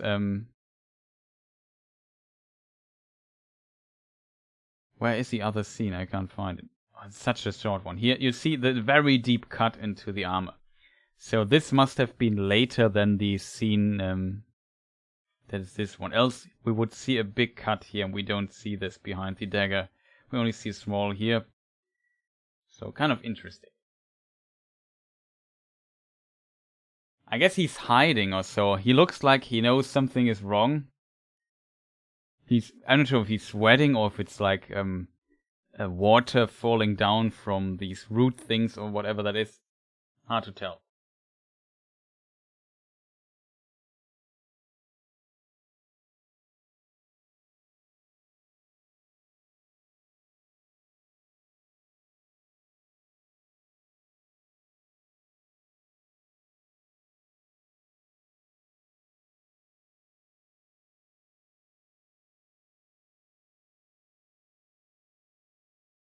Nosferatu is sneaky.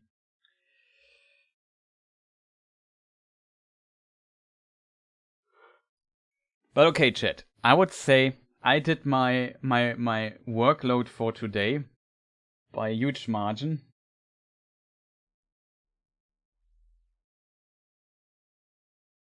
More like orcs or trolls, yeah, I would agree.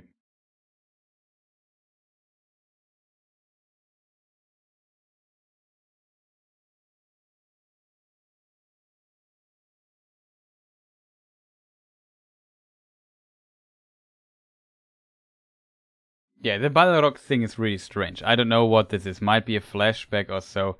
Though I really find this idea here, if this is true, I would find really cool though. Like, I don't think the Balrog awakes here or so, but he, I don't know, it just burns. It's just kind of cool. Like, what gives me the impression is definitely that see, the ground under the leaf is moving. And you see, I don't know, you don't see much else, right? But that would be my theory. I think that's a pretty good theory.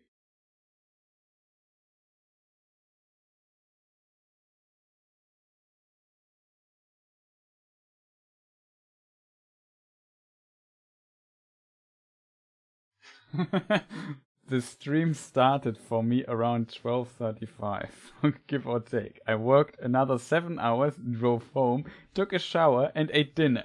Here you are still going at it. You are on another level. Thank you, Devin Valentine. So, I would say, in this very short and brief stream, where we just very quickly and without many derails or distractions covered the whole teaser trailer in handy 8 hours, I would say we come to an end today.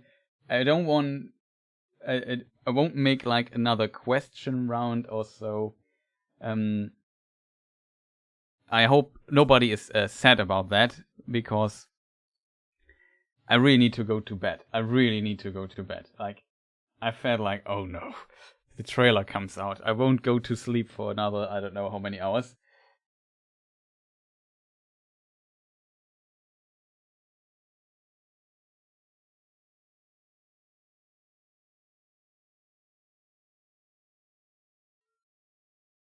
Very concise.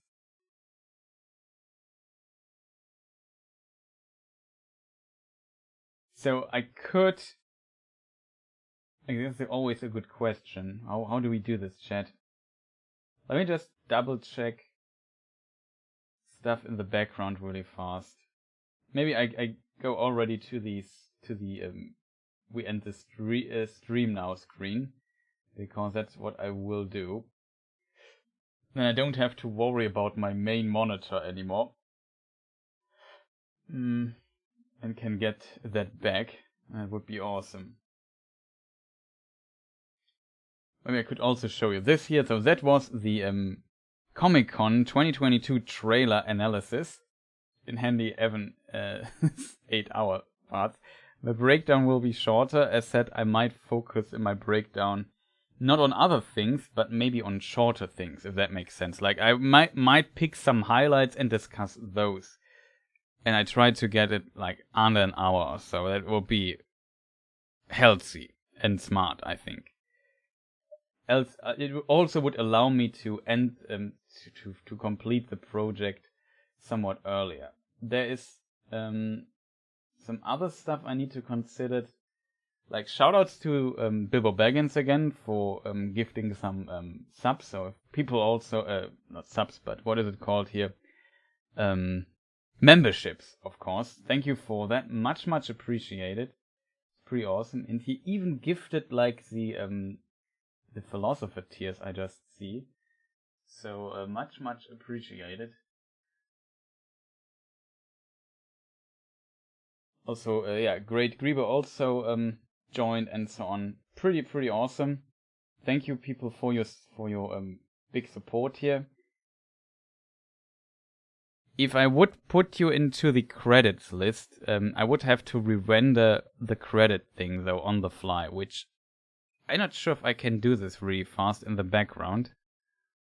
Even though I would like to do that, it might bring my multitasking capability to the absolute limit. Especially that I can't remember how the file was called. How are we going to do this, chat? Maybe I search it. So are there further questions? Excellent stream. Well, I'm surprised that so many of you are still watching after 8 hours. Like, kudos to everyone who had my rambling here for 8 hours. Shoutouts to the moderators also. Suggestion for a breakdown: don't repeat all the discussions we already had and concentrate only on the new stuff. Yeah, that is true. That is what I might do. I might ignore everything else. Wait, before you go, do you really think the forest is spooky? Which forest? No, this is forest where the orcs running through. It's not spooky, but it's dark. I think the last scene was Arondir getting grabbed. That's it's not that I start sweating seeing it, but it has like definitely more spooky vibes to it, if that makes sense.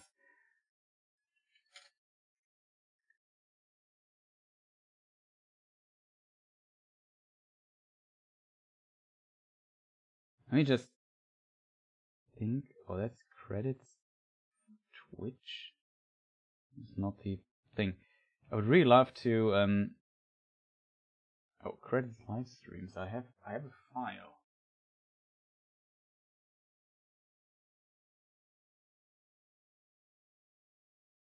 I didn't update the file.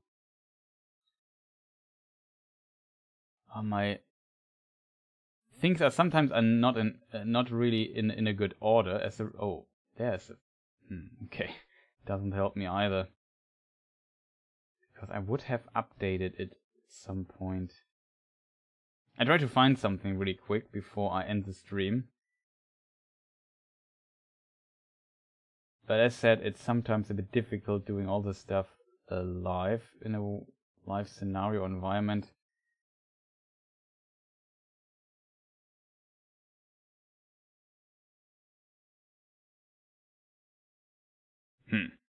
Really strange. Maybe I have a really good idea how I might manage to do this. All I need to do is click here, add a new sequence.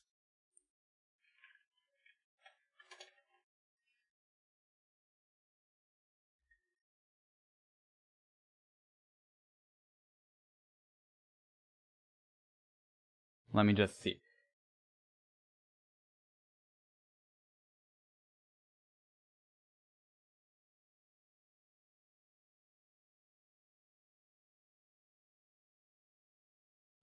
Creepy, you were looking at the stranger, now I remember, you mean this thing. Yeah, spooky is the wrong word, but it doesn't look like the happy Shire forest we know from Lord of the Rings, you know what I mean?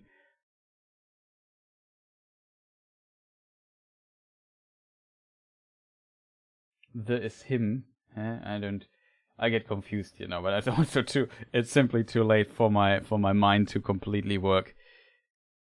Let me just check something really quick. Let me just see. Where is it? Yeah, so I still have to show credit stuff. I might really try to edit the credit stuff accordingly really fast. Wow. It did not work as intended. So let me just add like I said, I really want I'm really thankful for all the people who subscribed today. Much appreciated. So I really try to edit your people in really quick. Just takes a brief moment for doing that.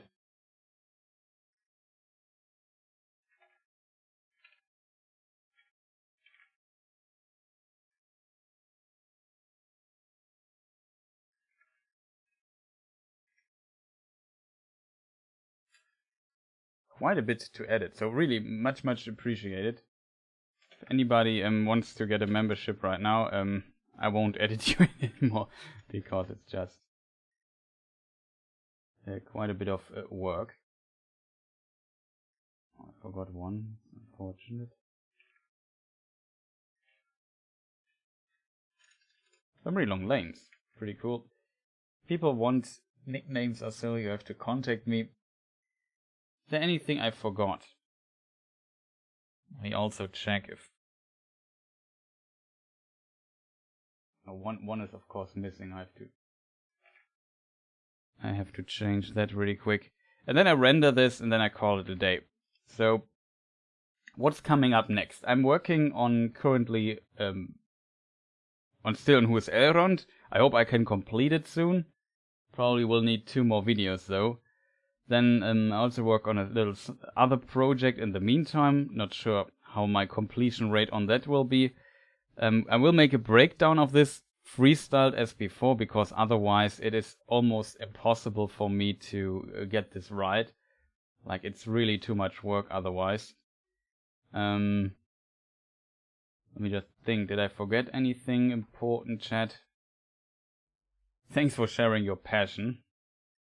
Yeah, much appreciated. I guess a lot of people were passionate today when they... yeah, hope Bezos is watching this. I'm not sure. Still very curious how correct my predictions will be. That's also very interesting always for me. Because you can be so wrong with many things in a series like this.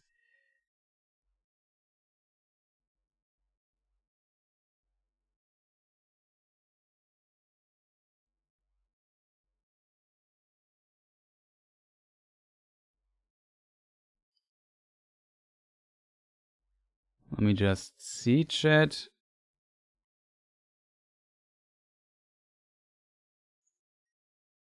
Well, it's not perfect, I have to admit, but it should work.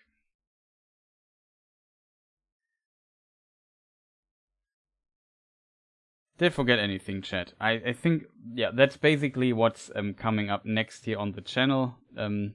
So shoutouts to all the people for writing comments, for likes, memberships, subscribing. As always said, don't forget the like button and so on.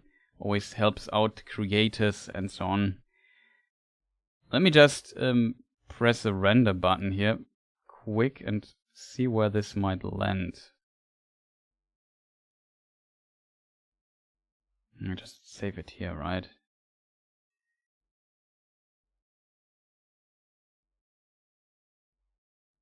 So, yeah, I don't know. I have quite a bit to do now. I also plan on making a German version of this breakdown. I maybe thought about making for the last main teaser, make the German version today. But good that I didn't do it and said, okay, maybe we just wait for the next teaser trailer. But I definitely need some content for the German channel. So I might record that. So without further derail, I would say I now have the credits done, by the way, so I can maybe focus a bit more on what to do next. Let me just see. Properties. Okay, so now we have credits. Awesome. So I hope everything works. Just rendered it. Excellent stream, Chris. Thank you. Nice finding fellow Tolkien lovers. Yeah, it was pretty awesome. Amazon could learn from me. Yeah, not only from me. There are a lot of very knowledgeable, can't talk anymore. Knowledgeable people out there. Yeah, press the random button. Press the you know all the buttons you can press on YouTube. Helps quite a lot. Maybe follow on Twitter or other things where you can follow me. Shoutouts to all the new members here of this channel now. Much appreciated for the support and the generosity of Bilbo Baggins. And which I should have also included, but he gets his own shoutouts today. And is there anything left to say? Probably not. So thank you people for watching. Maybe check the breakdown if you want a shorter version than this year. And see you in the next video or so. Bye.